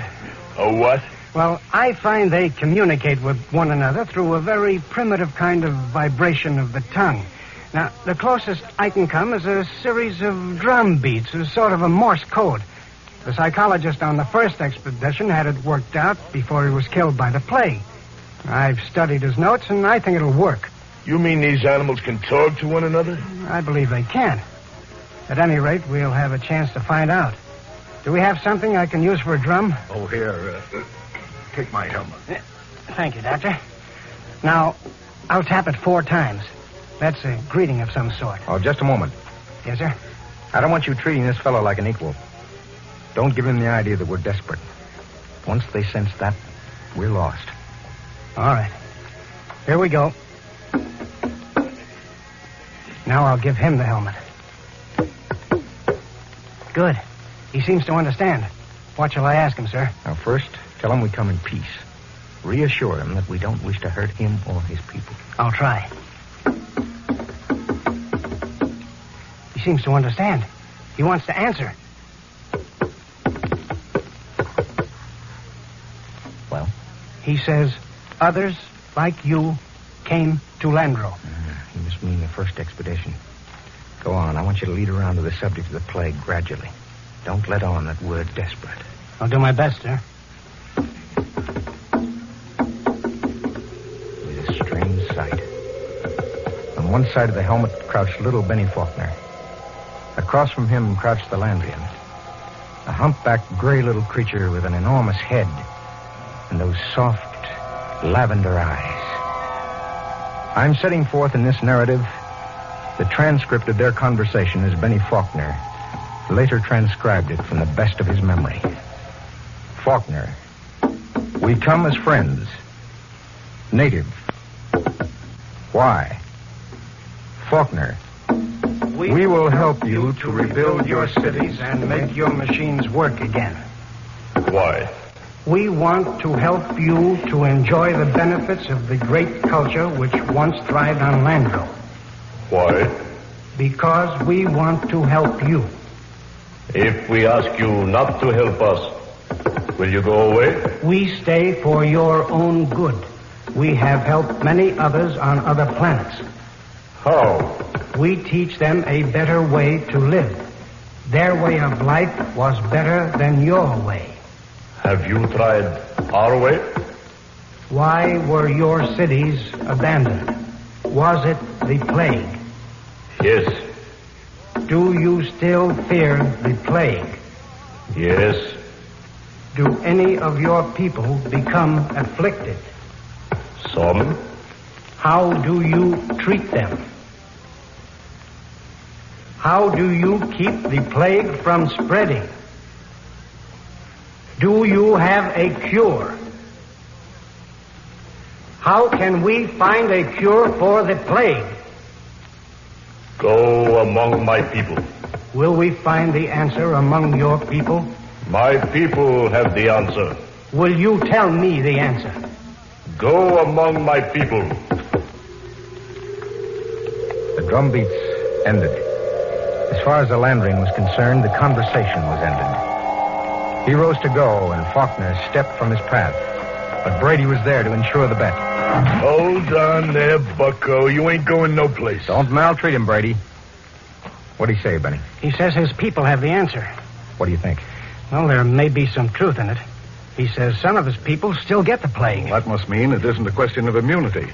They must have a cure. Well, he wasn't clear on that, Doctor. Then they must have a vaccine to keep it from spreading. Does he know? Evidently not. I could beat it out of him. I don't think he's lying. Well, that leaves it up to us. Now, the first level of caves are on top of that cliff about a mile ahead. It's a trap. I'll bet my last dollar on it. Maybe not. We'll have to risk it. Now, wait. Yes, Doctor. Let me go. I got you all into this. How will you talk? Well, Benny here can give me enough of the code so I can ask the big question. All right, Doctor. We'll wait at the foot of the cliff. Now, you go on ahead. If you aren't back down in 3 hours, we'll come up after you. What about the gimpo we've got? Now, we'll hold him as a hostage to ensure the doctor's safety. Mm-hmm. Now, if the doc comes back all right, we'll let him go. Your job, Fat Ears. A pleasure. Don't kick him. Natch.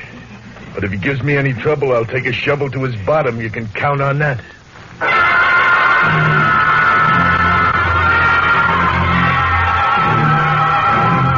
It took Dr. Morgan about an hour to pick his way up the side of the cliff to the first of the openings where the Landrians lived. He waved to us before he entered the mouth of the cave.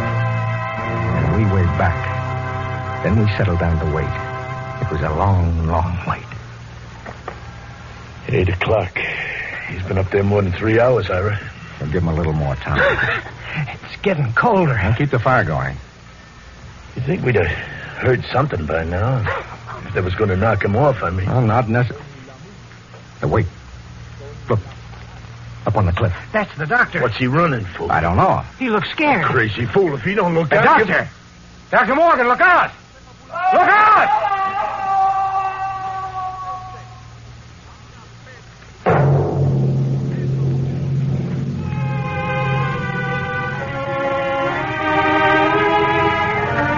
We found him at the foot of the cliff, crumpled and broken.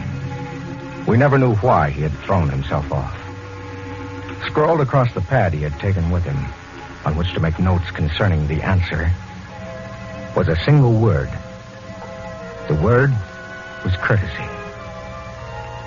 The expedition was a failure.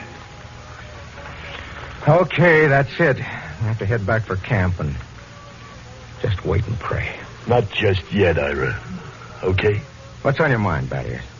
If it's all the same to you, I'd like to take the Gimpo here out behind the rocks and have a talk with him. Okay, Ira? What do you think you'll accomplish? I don't know. Just a quiet little talk. No violence? No violence. Just a real, earnest-type conversation. Okay, Ira? It was one of those decisions a commanding officer dreads. 180 lives against the chance that Battier's could persuade the little gray man to give an answer he might not even know. I nodded, and Battier's took the little native off behind an outcropping of rock. He was back in 15 minutes, dripping with sweat. Well? Let's go, Ira. Nothing, huh? But nothing. Is he, Yeah, they ain't made very good, those little gray people. They come apart too easy. So, let's go, Ira. All right. Benny. Hey, Benny. What is it? I feel kind of sick all of a sudden. He's got a weak stomach. Dust allergy. Hey, wait a minute. What is it, Benny? Back of my head. Dull kind of pain. Stick out your tongue. Give him a hand, Battiers. We've got to get him back to camp. What is it? I'm not sure. But that blackness on the tongue and the headache, it could be the plague. By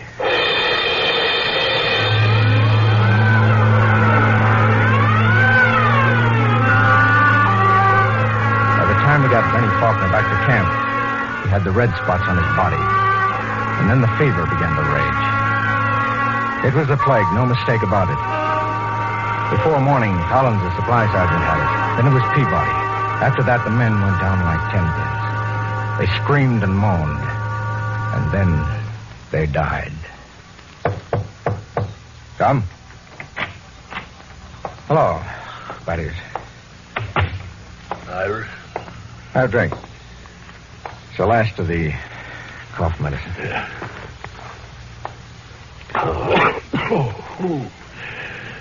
Tired. Oh, man, I've never been so tired. What's the count? We lost 6 more today. 6. That makes 29 dead. 29 in less than a week. It's them stinking natives. They put the whammy on us. All right, take it easy. Easy? I'd like to take a machine gun up to them hills and knock off the whole bunch of them. How's Benny? Now, that's a funny thing. I went into his tent this morning figuring sure he'd be dead by now. Instead, I see his fever is down a couple of points. That's amazing. Usually gets him in a matter of days. Faulkner's been hanging on for weeks now. Well, keep an eye on him.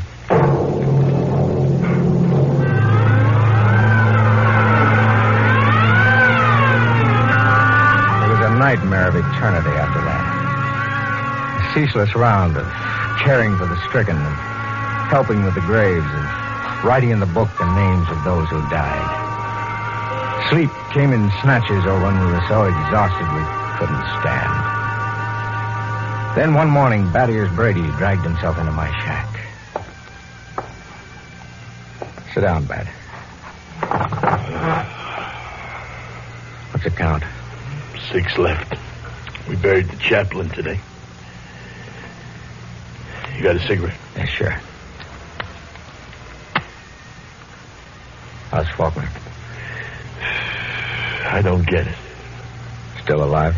He's getting better. He's sitting up. Holy mackerel. This is a good cigarette. Well, like any other. No, this one's different, Ira. It's my last. What do you mean? Take a look at my tongue, Ira. See? Little black spots.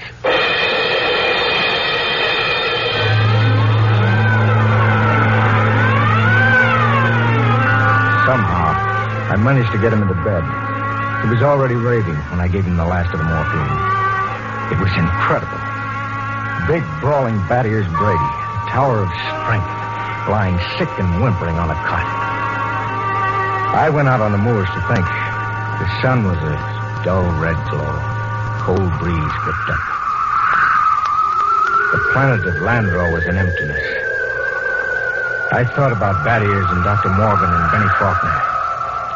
Why should Faulkner, of all of us, recover from the plague from which no man recovered?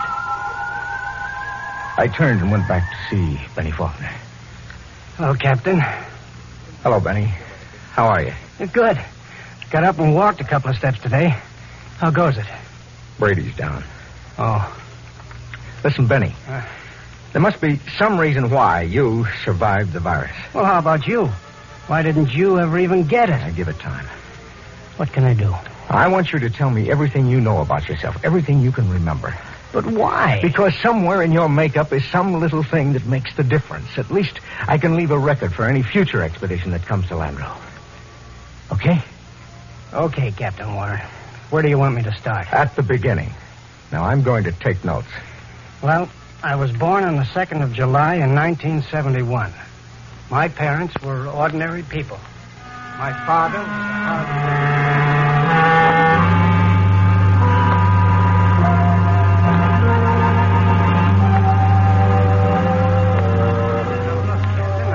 everything I can remember. For 3 days now you've questioned me. All right. Now take it from where the natives started to walk away. You stepped out of his path and Brady grabbed him.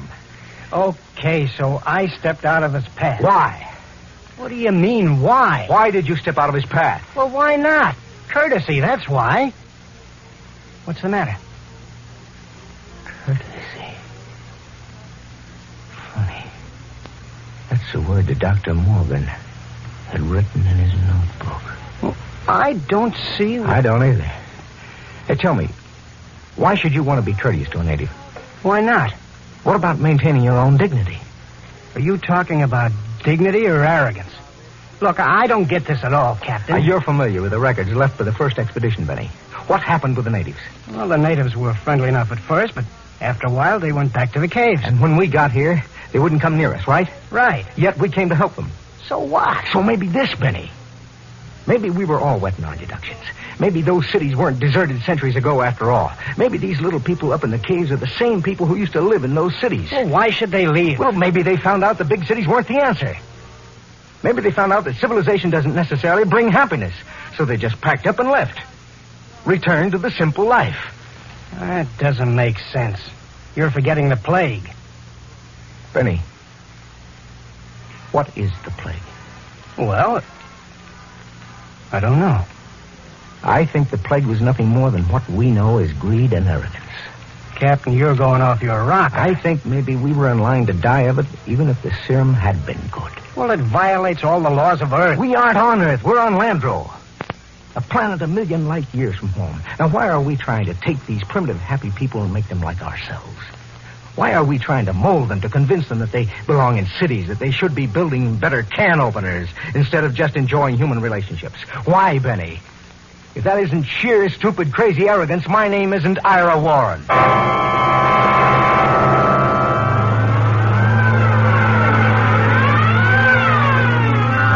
other four went that night. 3 days later, Bat-Ears Brady died. In his delirium, he was howling about how if he could just get his hands on one of those stinking natives, he'd wring the answer out of them. After I buried him, I went back to Benny Faulkner's tent. Faulkner was getting out of bed as I entered. How's he, Captain?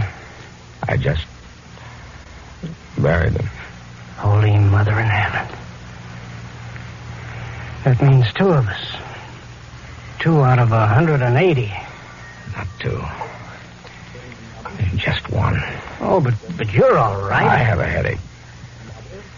I'm beginning to sweat a little, too. Well, can I help you any? No, I think I'll go back to my shack and finish writing the report. Well, maybe it isn't the plague. No, Benny, I've seen it too many times to kid myself about it. Look, Captain, you don't believe that junk about courtesy, do you? I mean that stuff you were talking about the other night? That's a lot of nonsense. You must know that. Holy mackerel, Captain. You can't believe it. You can't. Good night, Bunny. I think I'd like to be alone for a while. Okay. Good night, Captain Warren.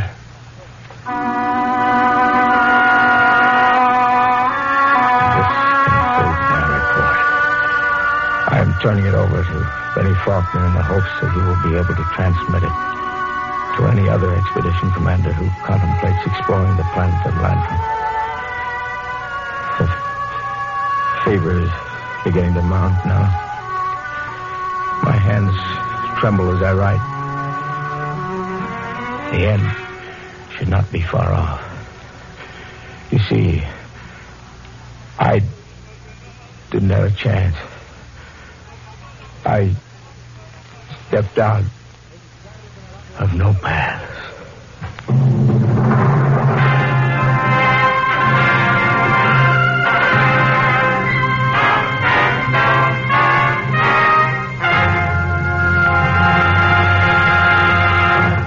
You have just heard another adventure into the unknown world of the future.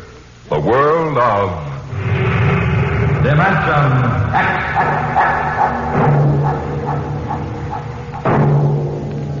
We are just beginning to discover how boundless our universe really is.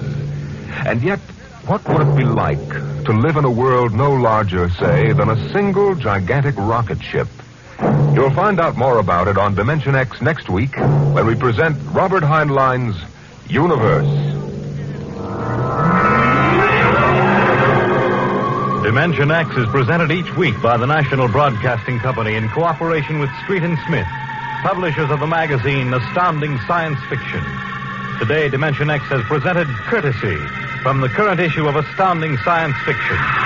It was written for radio by George Lefferts from the story by Clifford Simak. Featured in the cast were Lawson Zerbe as Captain Warren, Bill Zuckert as Battiers Brady, and Bill Gray as Benny Faulkner. Your host was Norman Rose.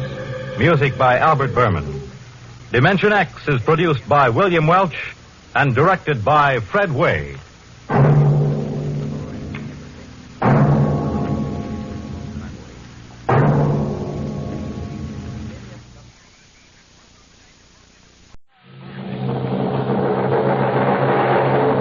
Adventures in time and space, told in future tense. Dimension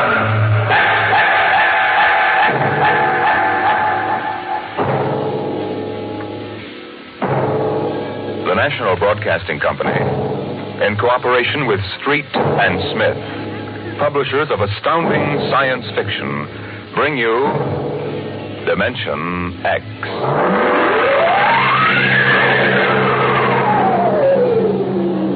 The soundproofed Happy Life home had cost $30,000 installed. It clothed and fed and rocked them to sleep and played and sang and was good to them. Their life purred on from day to day, measured and controlled by the nucleonic thermostats, the iridium sponge servo brains that made the beds and washed down the bathroom floors and made sure the salt cellars flowed freely without clogging. Twice a day, the house paused, rang a quiet bell, and turned precisely 90 degrees on its axis in order that the view from the Solaroid living room windows might be varied to avoid ennui. Of course, the pride of the house was the nursery. The agent for the company had been most enthusiastic. This way, right down the hall. All right. What was that? Oh, it's all automatic. The nursery turns itself on when you come within 10 feet of it. Soft automaticity. That's the motto of the company. All right, now, this is the nursery. 40 feet by 40 feet and 30 feet high. Separate power unit with automatic overload circuit breakers, inspected and approved by the underwriter's laboratory. The nursery is educational, instructive, entertaining, and therapeutic. The entire control mechanism is adjusted to the electroencephalographic key of the child. How much does it cost? $30,000 FOB, Los Angeles. But that's as much as the whole house. Why, no. But we do want the best for our children, don't we? Oh, yes, we want the best for our children.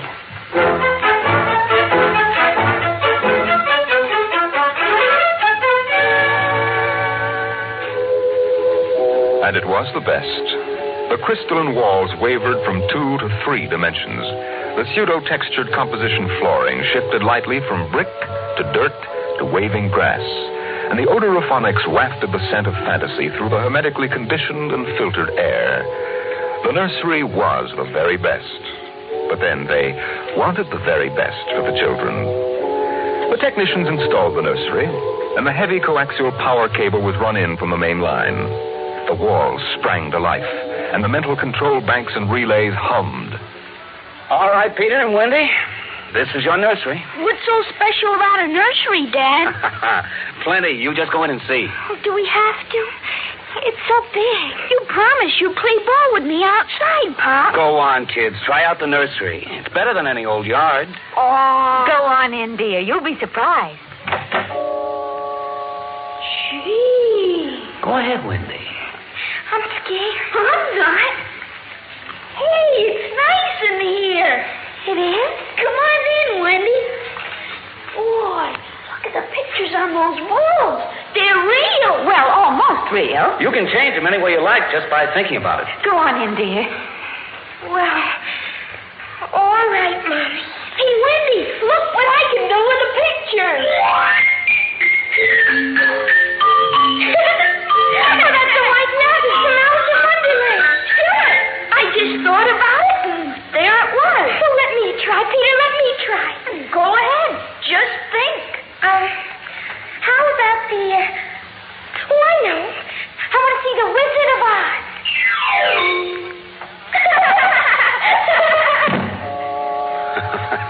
Well, dear, there we are. They like it, don't they? Well, why shouldn't they? All they have to do is think, and they've got whatever they want in 3 dimensions. Color, sound, and smell. Oh, think what it would have been like to have a nursery like that when you were a kid. It's nice that we can give them all the advantages. Why, sure. What else are we working for, huh? That's right. Well, what do you want to do this evening? Well, the Petersons asked us over for bridge, but... Oh, we don't have to worry about the kids. They'll be all right in the nursery. Come on, Lydia. We deserve a night out.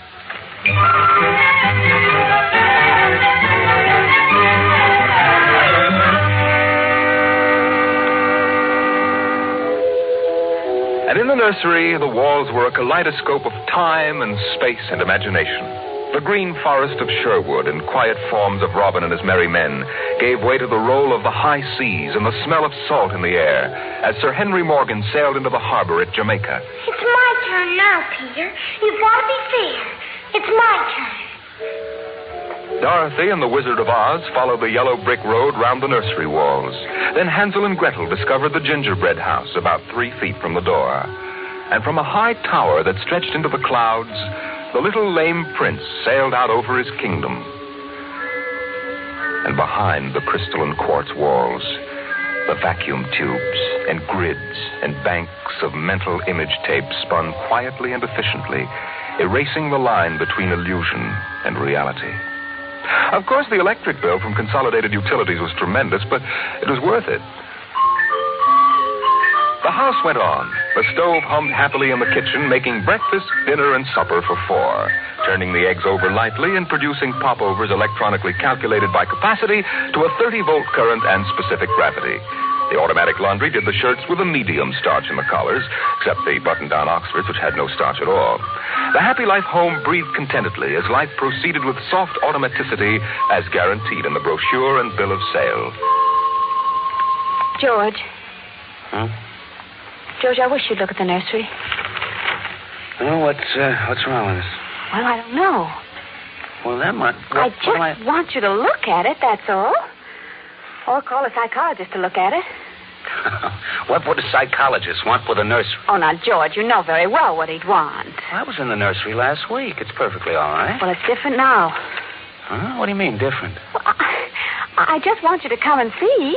Are the kids there? No, Madge Allen took them to a show along with her kids. That's why I want you to look in now before they get back. All right. What you expect me to do, I don't know. I'm no mechanic. This isn't a question of a leaky faucet, George. All right, dear, I'm coming.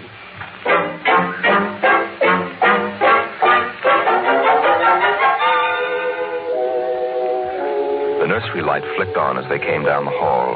The relays clicked, and the tubes warmed, and chemical odor banks and pipes bubbled into life as they paused before the closed door.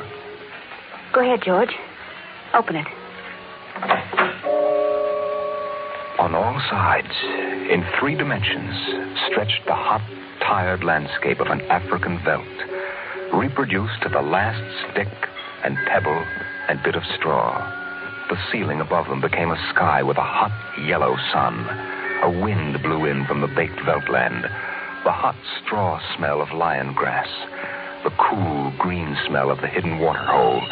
The great, rusty smell of animals. The smell of dust like red paprika on the hot air. And now the sounds.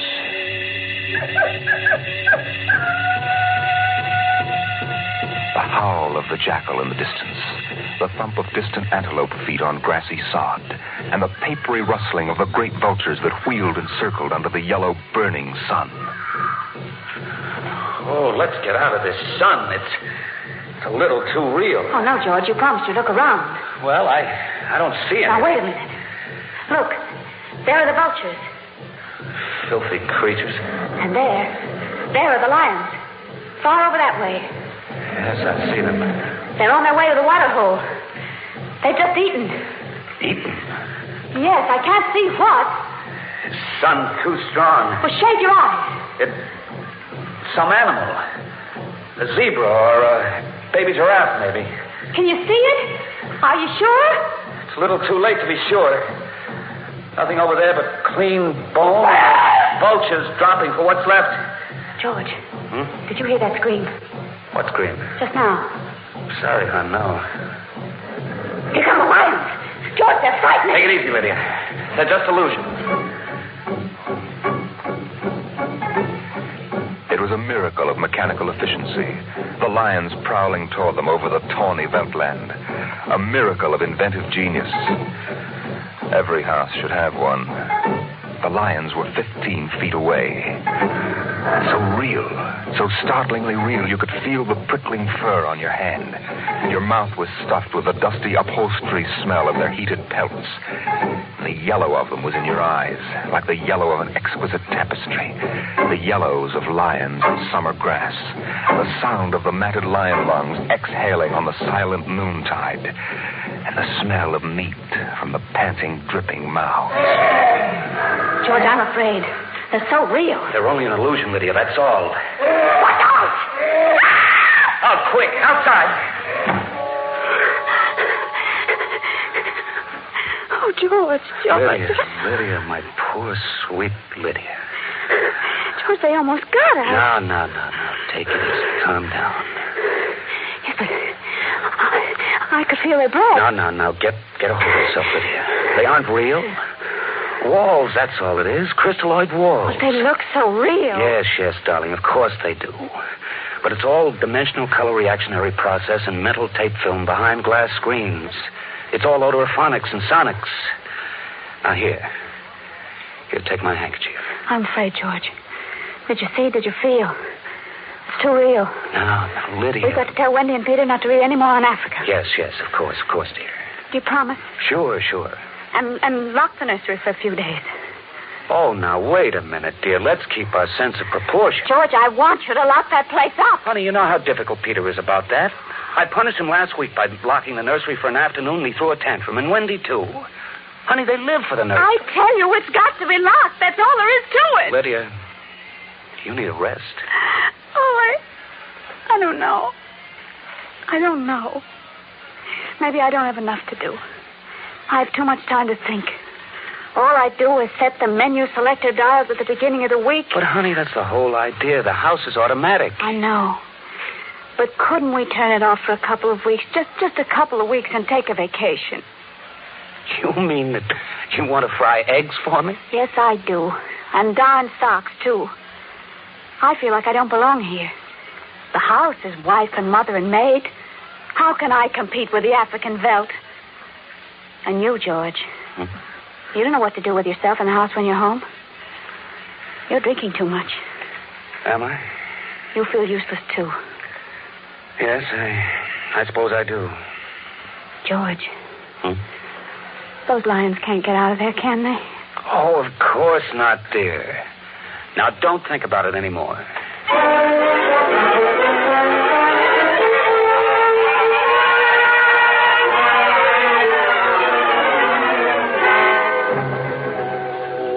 They ate alone. He sat idly watching the dining room table produce warm dishes of food from its mechanical interior. You forgot the ketchup. That's better. It wouldn't hurt to lock the children out of the nursery for a while. It was clear that they'd been spending too much time in Africa. Oh, that sun. He could still feel it on his neck like a hot paw. And the lions, the smell of blood. Remarkable how the nursery caught the telepathic emanations of the children's minds and created a life to fulfill their desires. The children thought zebras, and there were zebras. Sun, death, and death. They were so young. But long before you knew what death was, you were wishing it on someone else. But this, the long, hot African veldt, the awful death in the jaws of a lion, and repeated again and again and again. The children came home dutifully at 8:30. Hi, Mom. Hi, Pop. Hi, Peter. You want something to eat, Wendy? No, thanks. Well, we're just having dessert. We're full of strawberry ice cream. And hot dogs. We'll just sit and watch. Sure. Peter, tell us about the nursery. Nursery? Yes, all about Africa and everything. I don't understand. Your mother and I were just traveling through Africa with rod and reel. There's no Africa in the nursery. Oh, come now, Peter. We know better. I don't remember any Africa. Do you, Wen? Run and see, huh? Sure. I'll be right back. Wendy, come back here. Wendy. She'll be right back, Pop. She doesn't have to. I've seen it. Now, come on. Sure, Pop. Wendy will tell us, though. Could they be lying? We'll see in just a moment. Peter, open the door. See, Daddy? It's not Africa. It's Florida. Like in the yearling. There go the deer, see? It isn't Africa. Yes, I see it isn't. Go to bed. But it isn't 9 o'clock. No, it isn't. You heard me. Go to bed. Okay. Night, Mom. Night, Pop. Good night. Good night, dears. I'll be right in. Lydia, wait a minute. Here, look. Look at this. What is it? This is the corner where the lions were, isn't it? What's that you picked up? It's an old wallet of mine. There's a smell of hot grass on it. The smell of a lion. It's wet with saliva. And it's been chewed. George, those smears of blood. Come on out.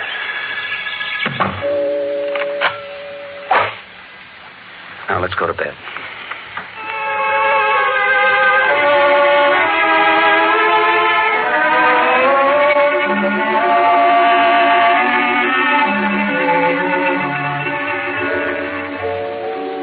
So they went to bed.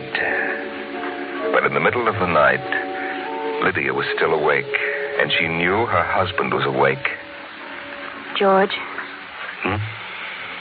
How did your wallet get in the nursery? I don't know. Wendy must have changed the walls from the African veldt. Honey, I'm going to keep it locked. Maybe it isn't good for the children. It's supposed to help them work off their neuroses in a harmless way. I'm starting to wonder. We've given the children everything they wanted. My father used to say children are like carpets. They should be stepped on occasionally. We've never lifted a hand. They're spoiled. And we're spoiled. I think I'll have Dr. McLean come tomorrow morning and have a look at Africa. Yes, only it isn't Africa now. It's Florida and the yearling. I have a feeling it'll be Africa again before then. George, Wendy and Peter are in their room. No. They've broken into the nursery. Those screams. They sounded familiar. Did they? Yes, awfully. Oh, George.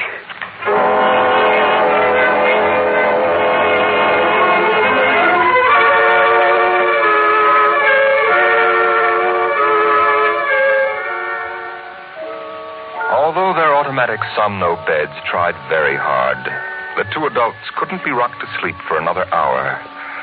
A smell of cats was in the night air. And in the morning, the stove cooked French toast, and the dining room table poured the syrup and melted butter. Pop, Yes? you aren't going to lock up the nursery for good, are you? That all depends. On what? On you and your sister? We feel that you should have some variety, dear. If you intersperse this Africa with a little Sweden or China... I thought we were free to play the way we like. Well, you are within reasonable bounds. Well, what's wrong with Africa, Daddy? Oh, so now you admit you've been thinking up Africa, hmm?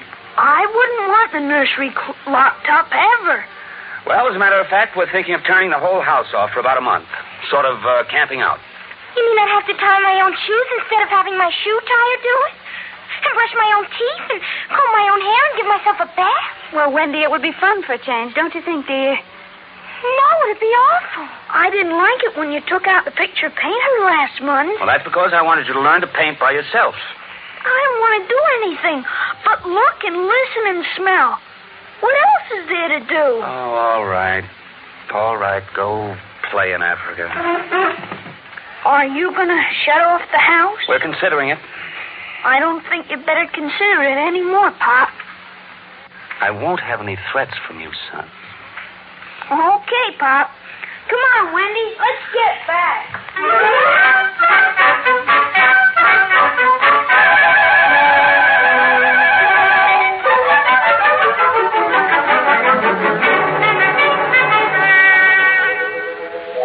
After breakfast, Dr. David McLean was announced by the audio knocker.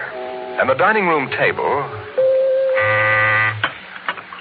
recognizing him as an old friend, poured an extra cup of coffee, light with 4 lumps.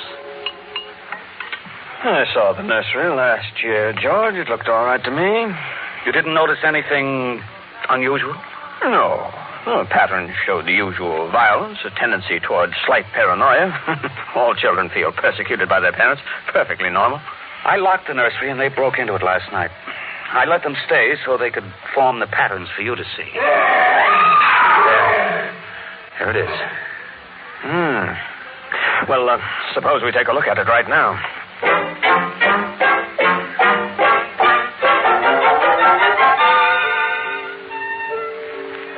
They entered without knocking and sent the children out. The screams had faded, and the lions were feeding quietly under the trees. Wish I could see what they're eating. Do you suppose some high-powered binoculars would... Hardly, no. How long has this been going on? A little over a month. It certainly doesn't feel good. I don't want feelings. I want fact. George, a psychologist, never saw a fact in his life. He knows about feelings, and this doesn't feel good. My advice to you is to have the whole room torn down and your children brought to me every day for the next year for treatment. Is it that bad? I'm afraid so. You know, that's why the nursery was developed originally, to let us examine the patterns left on the wall by a child's mind. But what is it? What's wrong with Peter and Wendy? Well, it's hard to say. I haven't punished them more than average. Oh, I took away a few gadgets. Last week, I locked the nursery to show I meant business. George, you've let this room replace you and your wife and your children's affections. This room is their real father and mother. And now you come along and want to shut it. You can feel the hatred coming out of that sky. George, turn everything off. The nursery, the automatic kitchen, the whole confounded automatic house. Start now. But won't the shock be too much for the children? I don't want them going any deeper. Let's get out of here. I never liked these rooms. Get me nervous. Those lions look real, don't they? I don't suppose there's any way that... What? That they could become real. Certainly not. Some flaw in the machinery, tamper. No. I don't imagine the room will like being turned on. Nothing ever likes to die. Even a room. I wonder if it hates me for turning it on. Paranoia is thick today. Hello. Is this your scarf? It's stained. Brown. Say, that's blood. That's Lydia's. Come on, the main fuse box is out here. Go ahead. Pull the switch.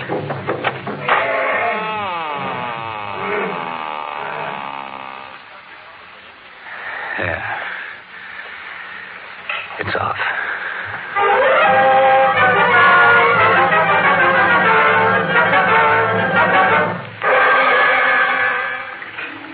The two children were in hysterics. They screamed and kicked and threw things. They yelled and sobbed and swore and jumped on the furniture, weeping. It's off and it stays off. The whole house dies as of now. The more I see of the mess we put ourselves in, the more it sickens me. We've been contemplating our electrical, mechanical navels for too long. We need air. Fresh, unfiltered, unconditioned air. He marched around the house, cutting switches and pulling fuses. The stove was disconnected with a roast lamb in the oven and a flapjack still in the air. The heater, the shoe shiners, the shoelacers, the body scrubbers and swabbers and massagers.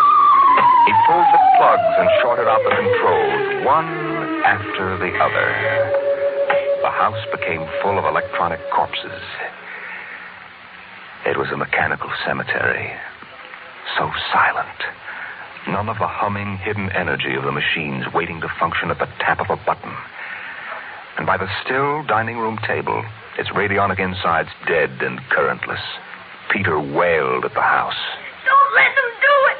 Don't let Pop kill everything. I hate you, Pop. I hate you. Peter, please. Insults won't get you anywhere. I wish you were dead. We were for a long while. Now we're going to start really living. One more, Daddy. Just one more. Oh, Wendy, one honey. minute of the nursery. That's all. Just one more Oh, minute. George. George, it can't hurt, really. So, all right. Only shut up. 1 minute. And that's the end. Forever. Gee, thanks, Pop. Thanks. Then we're going on a vacation. Dr. McLean is coming in a half hour to help us out. Lydia, turn on the nursery. Now, remember, kids, it'll be just for 1 minute. Oh, boy. Come on, Wendy. Come on. Oh, thanks, Daddy. Thanks a lot. Just 1 minute, remember. Oh, where'd I put those suitcases? Lydia! Don't shout, George. I'm right here. Oh, did you leave them alone in the nursery? Well, I've got to get ready, George. Oh, that awful Africa. What can they see in it? Well, in an hour, we'll be on our way to Iowa. What prompted us to buy a nightmare like that? Pride, I guess. We had the money and we were foolish. I guess we'd better get them out of there before they get involved with those beasts again.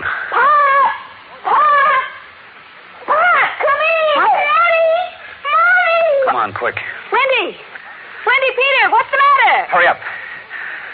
Open the nursery. Wendy, Peter. Well, they aren't anywhere. Wendy! Peter! Peter! The door. Open the door. They've locked it from the outside. Peter! Peter, open up! Peter!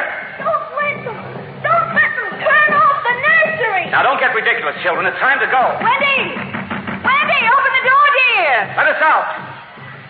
Peter, open the door. It's time to go. Open the door.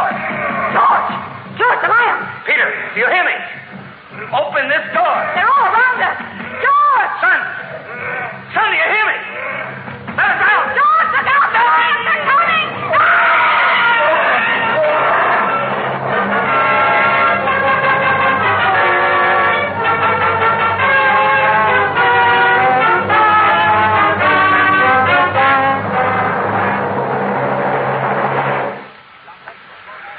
When Dr. David McLean came a half hour later, he found the two children in the nursery sitting in the center of the open glade, eating a picnic lunch.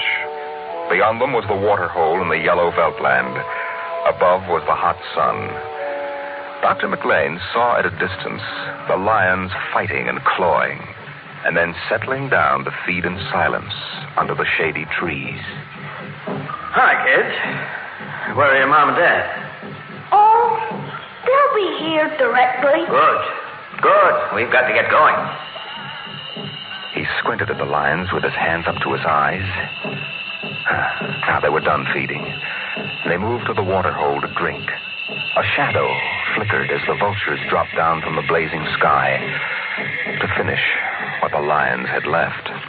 Dr. McLean. Dr. McLean? Huh? What? Have a cup of tea?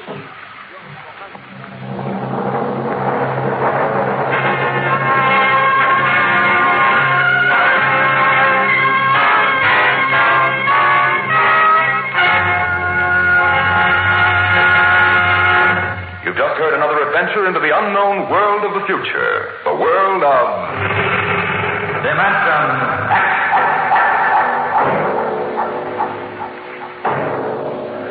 How soon we actually build a spaceship to conquer the stars depends upon many factors, not the least of which is a man with the overwhelming desire to create such a ship and the power to have it done. Next week we tell the story of such a man as Dimension X brings you Nelson Bond's The Vital Factor. Dimension X is presented transcribed each week by the National Broadcasting Company in cooperation with Street and Smith, publishers of the magazine Astounding Science Fiction. Today, Dimension X has presented The Veldt, written for radio by Ernest Kinoy from Ray Bradbury's The Illustrated Man. Included in the cast were Leslie Woods and Bill Quinn as the parents, Joan Laser and David Anderson as the children. Your host was Norman Rose. Music by Albert Berman. Dimension X is produced by William Welch and directed by Fred Way. Adventures in time and space, transcribed in future tense.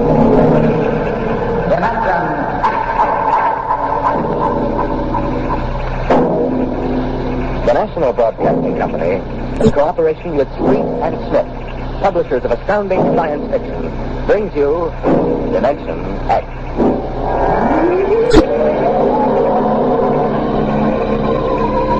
On a high hill in Samoa, there is a grave. Inscribed on the marker are these words: "Under the wide and starry sky, dig my grave and let me lie. Gladly did I live and gladly die, and I lay me down with a will. This be the verse you graved for me. Here he lies where he longed to be. Home is the sailor, home from the sea, and the hunter, home from the hills." These lines appear another place, scrawled on a shipping tag from a compressed air container and pinned to the ground with a knife.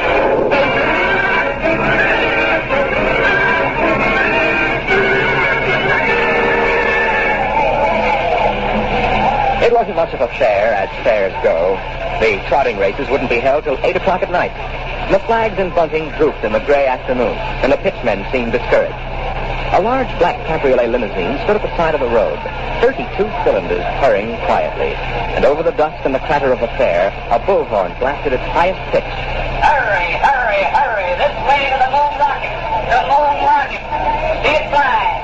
The actual type rocket used by the first men to fly it. Chills, thrills, the romance of space. You can ride in it for only $25.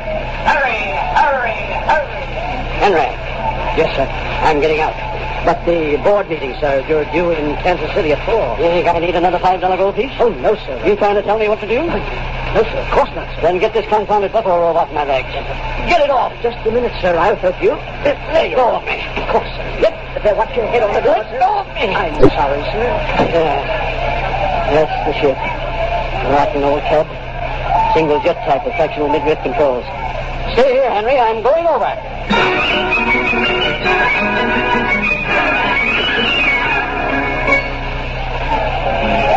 The moon rocket. 50 cents to come aboard. Flight leaving in 30 minutes. Hurry, hurry, hurry. Hey, Charlie, you got that feed tube patched? I welded it. Good for maybe an hour. Oh, what a crowd. I wouldn't risk a nickel to see the sun go up. Captain. Oh, excuse me. Yes, sir. 50 cents to inspect the rock. One? Did you take a passenger this trip? You mean you want to go up? It's $25. That's right. Yes, sir, right away. Charlie, take the pitch. Oh, okay. Step this way, sir. Look out for the speed lines there. I see them. Step right into the office. Doc, passenger for checkup. Okay, sir. Is this necessary? Regulations. Take off your coat, open your shirt, roll up your hat sleeves. How things, man? Slow. We're not drawing as much as the coot tent. Yeah, we'll pick up tonight with the trotters.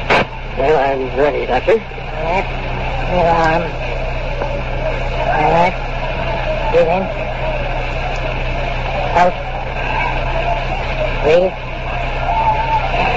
Breathe. Breathe.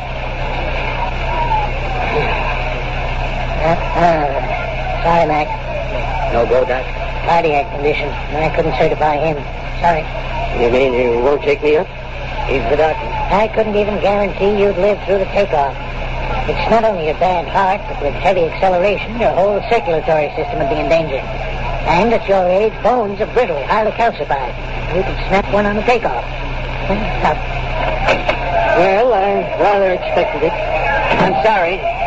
Between you and me, we could have used the 25. Excuse me, Captain. Yeah? Could you and your engineer have dinner with me after your flight? Dinner? At my home. My car is over there. That's your car? Yes. You're serious, Mac? You want Charlie and me for dinner? Yes. Okay. I don't see why not. Thanks.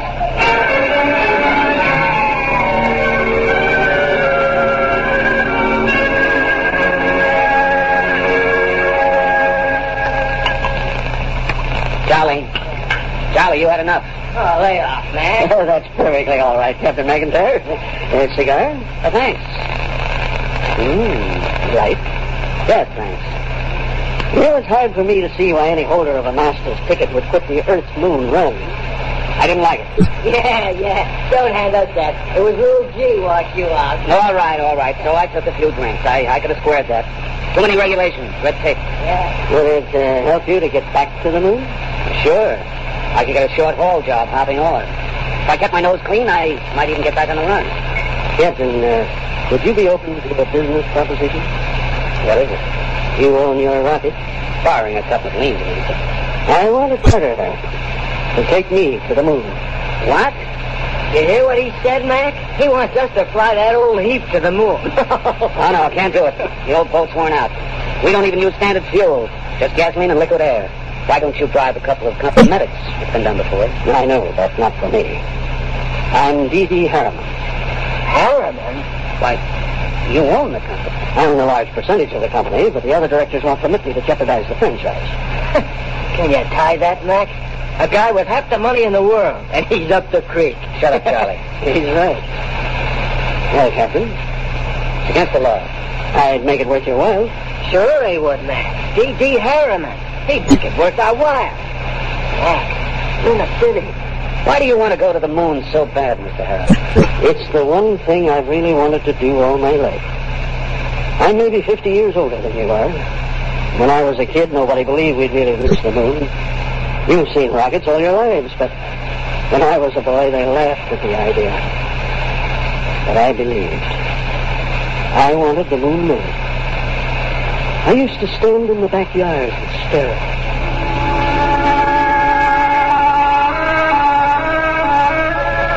How far away is it, Mom? The moon? Far enough. Why don't people fly to the moon? Oh, they can't. Why not? They just can't. Not now, anyway. Someday I will. What? Fly to the moon. Sure. Come on now, Dell, inside. Way past your bedtime.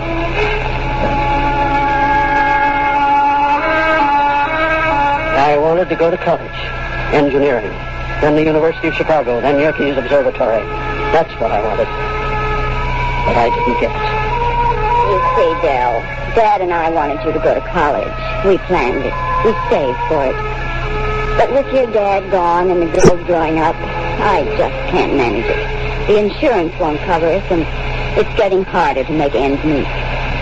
You've been a good boy, Dell, and worked hard to make out. You'll understand.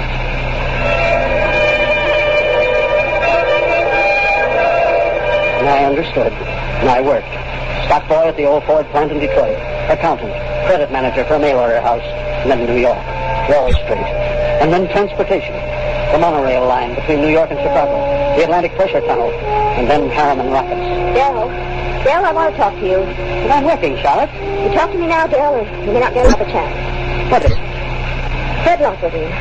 You sold out again? I run the business, Charlotte. Well, I'm fed up. What to hear? I married you because I love you. I still love you, but I'm fed up. Now, what is it, Charlotte? You're not young anymore, Dell. I'm tired. We're not asking for millions, just a little life for the two of us. I'll pull the money out. I know you will. 20 hours a day on benzodine to stay awake and neobarbital to sleep. Well, I can't stop you from doing this to yourself, but I won't let you do it to me.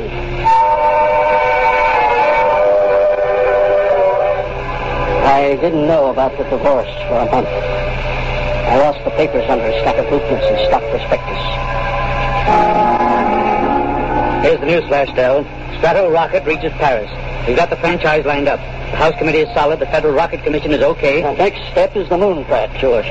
Look, Del, if we cut the freight rate on the tunnel, we could... I'm serious, Fred. The next step is the moon. Del, you've been riding that joke for years. It's no joke, Fred. I've signed a $4 million research contract with National Fission Corporation and guaranteed the next 2 years' output of the Brookhaven Atomic Energy Institute. Well, you couldn't. That's every liquid asset we have. You can't do that on your own initiative. I have, and the board will back me up. Fred, we're going to the moon.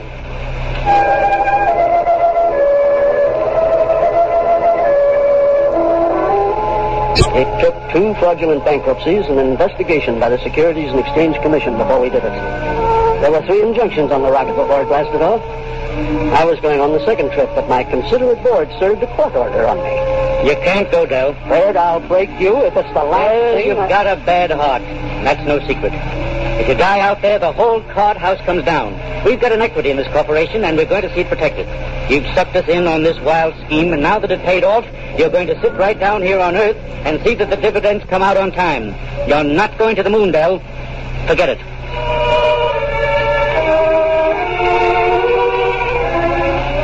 I never went.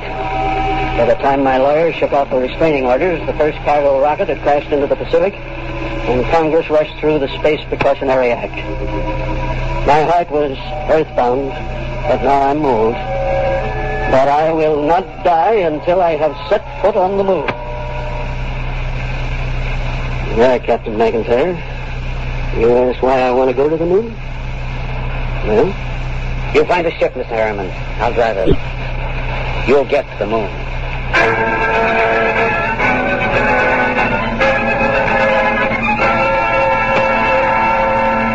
But, Mr. Harriman... You heard me. Sell out my holdings. I want every share I own realized in cash as soon as possible. But it'll depress the market, sir. You won't realize the full value of your holdings. Don't you think I know that? I was juggling stock before you were born. I can afford to take the loss. Yes, sir. Oh, Mr. Harriman, there are 2 men outside. Who are they? Captain McIntyre and a Mr. Schwartz. So send them in, Henry. What are you waiting for? Yes, of course.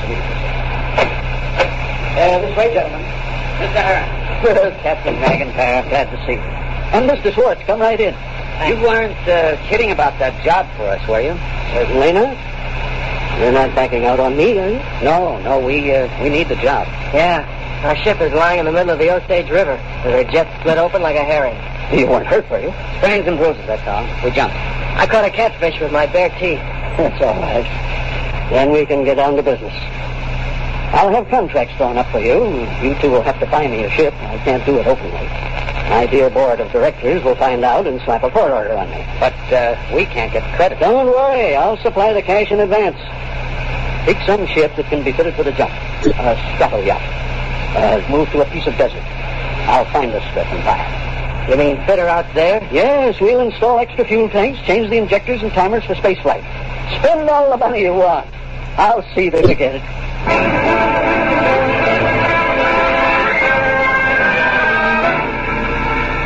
132 shares of Apex holding at 60% of par. Check. 52 preferred Spaceways fuel, 50% of par. Check. And that is the list. Mr. Harriman, there's a process server outside. What is it? I don't know, sir, but I think it's a subpoena. I was expecting that. Henry, get Mr. Commons on the phone. Yes, sir. I think it's time for my lawyer.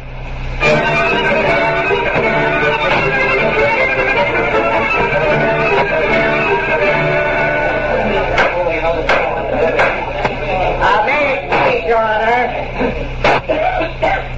Counsel representing Mr. Harriman's relatives contend that his behavior for the past few weeks gives clear indication that a mind brilliant in the world of finance has become senile. They petition you to declare him incompetent and to assign a conservator to protect his financial interests and those of his heirs. May I suggest that in his last few words, my opponent gave away his entire thesis. It is evident that the petitioners believe that my client should conduct his affairs in such a way as to ensure that his nephews, nieces, and their issue will be supported in unearned luxury the rest of their lives. Like vultures, they descend on it. Now, while it is true that he has sold his holdings, is it strange that an elderly man should wish to retire? We pray this court will confirm my client in his right to do what he likes with his own. Deny this petition and send these meddlers about their business.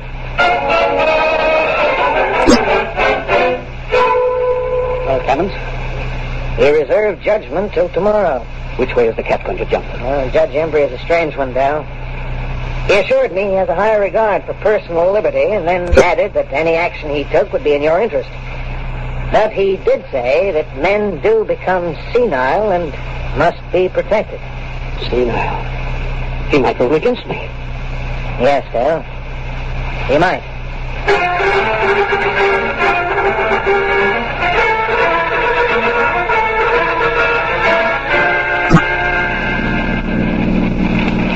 There it is. Eccentric millionaire disappeared. Are you eccentric, Mr. Harriman? Well, they used to call me crazy. It depends on your credit rating. A bench warrant under contempt proceedings has been issued. They won't find me out here. How's the work going, Charlie? Oh, my end's in very good shape. We finished the second pressure test on the new tanks and fuel lines today. The ground tests are all done, except the calibrations. Take about 4 hours unless I run into bugs. How about supplies? Food and water on board.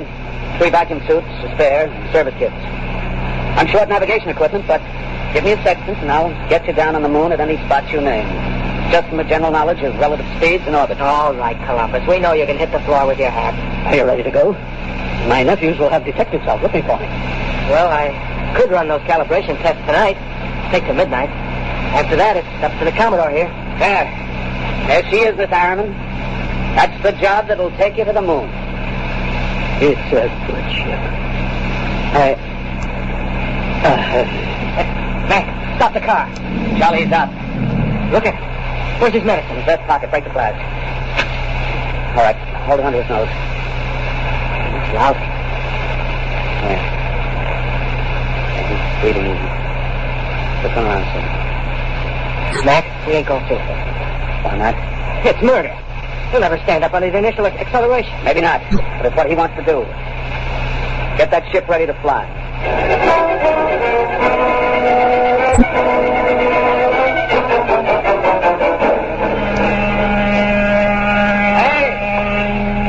Hey, you! Me?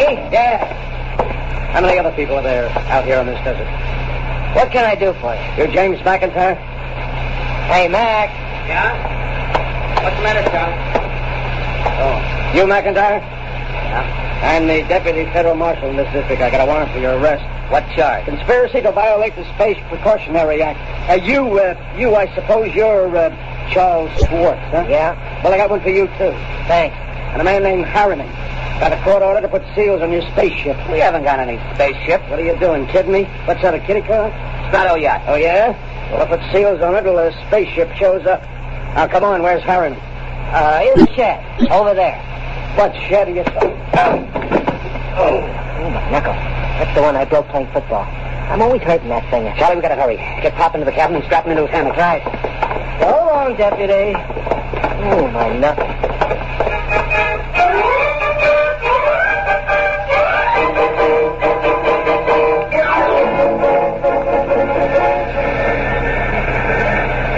She's warm, Charlie. Everything set back there? How do I know? I didn't have time to run tests. Tough. You all right, Mr. Harriman? I think so. These straps are tight. Have to be when we blast off. All set, Charlie. Give me control. Check. Test key. 1 bank. Check. 2 bank. There's an auxiliary out. We don't need it. All right, boy. Hang on. Let's go.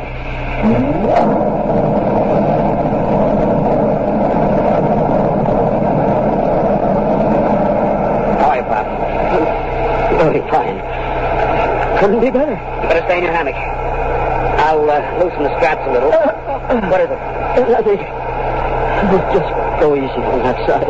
Pop, you ain't fooling me, man. You got a couple of busted ribs. Well, there isn't much I can do until we ground. You take a neobarbital, and I'll wait when we cut Jeff. No, I'll stay awake. Okay. Just as you say, Pop.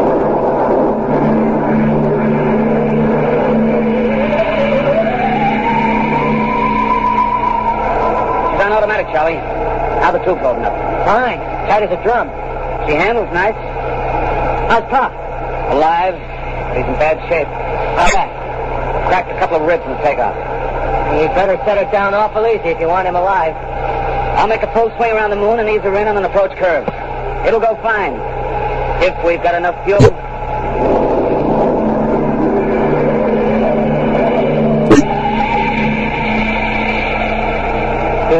What? Who called me? Something wrong, Pop? I thought somebody was calling me. I must have been asleep. I swung your hammock around. We're breaking now. There she is ahead. The moon. I've seen 1,000 photographs. There. That's Copernicus. Tycho.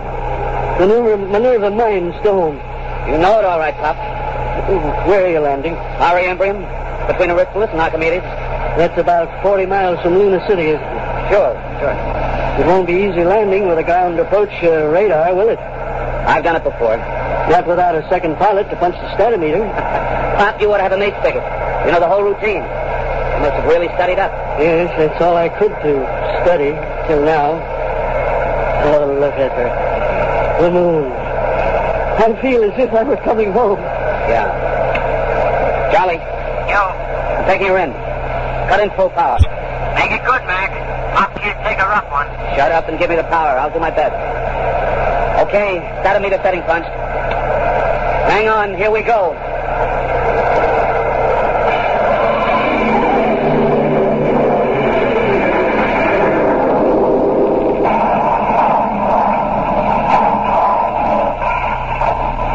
That was a lousy landing, Mac. Statometer drift. How's our passenger? Quiet. I'll look. I wouldn't make any bets. That landing stuck. Will you shut up? I did my best.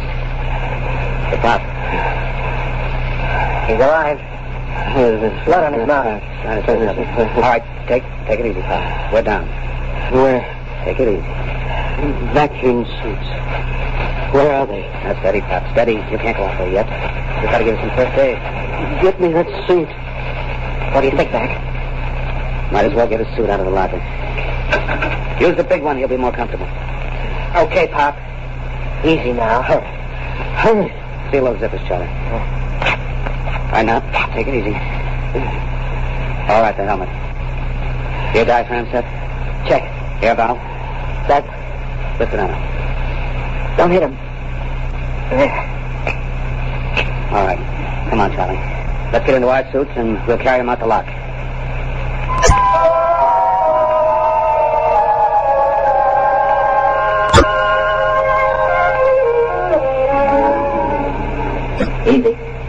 Easy with him. Okay. You all right, Pop? Outside. Take me outside. And left leg is going. Get your shoulder under. Right. Open the lock.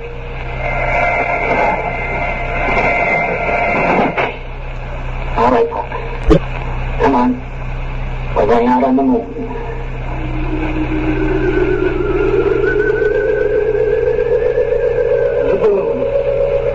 All right. We're going to leave you out here to look around while we get ready for the hike to town. You all right? We have to break out air bottles and rig a stretcher. It's 40 miles into the dome. Charlie, pop something behind his head. Okay. There. Comfortable, Pop? We'll be back soon.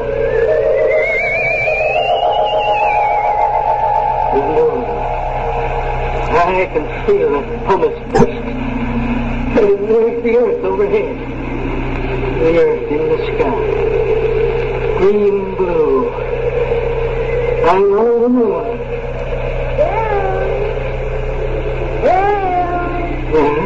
Sean? I thought somebody called my name. I'm getting old. My mind wanders. Charlotte. That's you, isn't it? I made it, Charlotte. I'm on the move. You didn't understand. You were afraid I wouldn't take care of myself. But I made it. I'm on the move. Come on, Charlie. You'd better get Pop going. Here, give me a hand getting him on the stretcher. Never mind that stretcher, Mac. What's that? He won't need it. He's dead. Oh.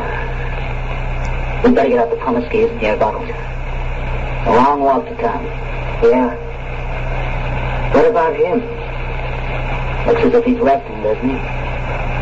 Propped up, looking out on the pumice.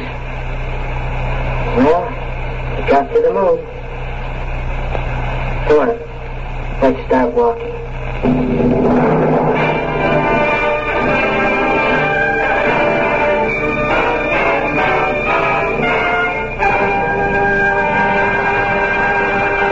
You've just heard another adventure into the unknown world of the future. The world of...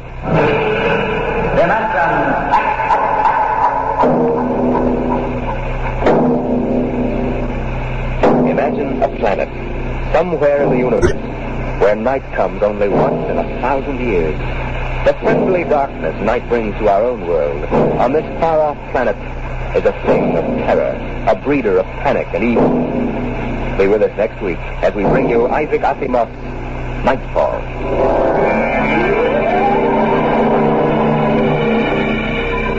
Dimension X is presented transcribed each week by the National Broadcasting Company in cooperation with Street & Smith, publishers of the magazine Astounding Science Fiction.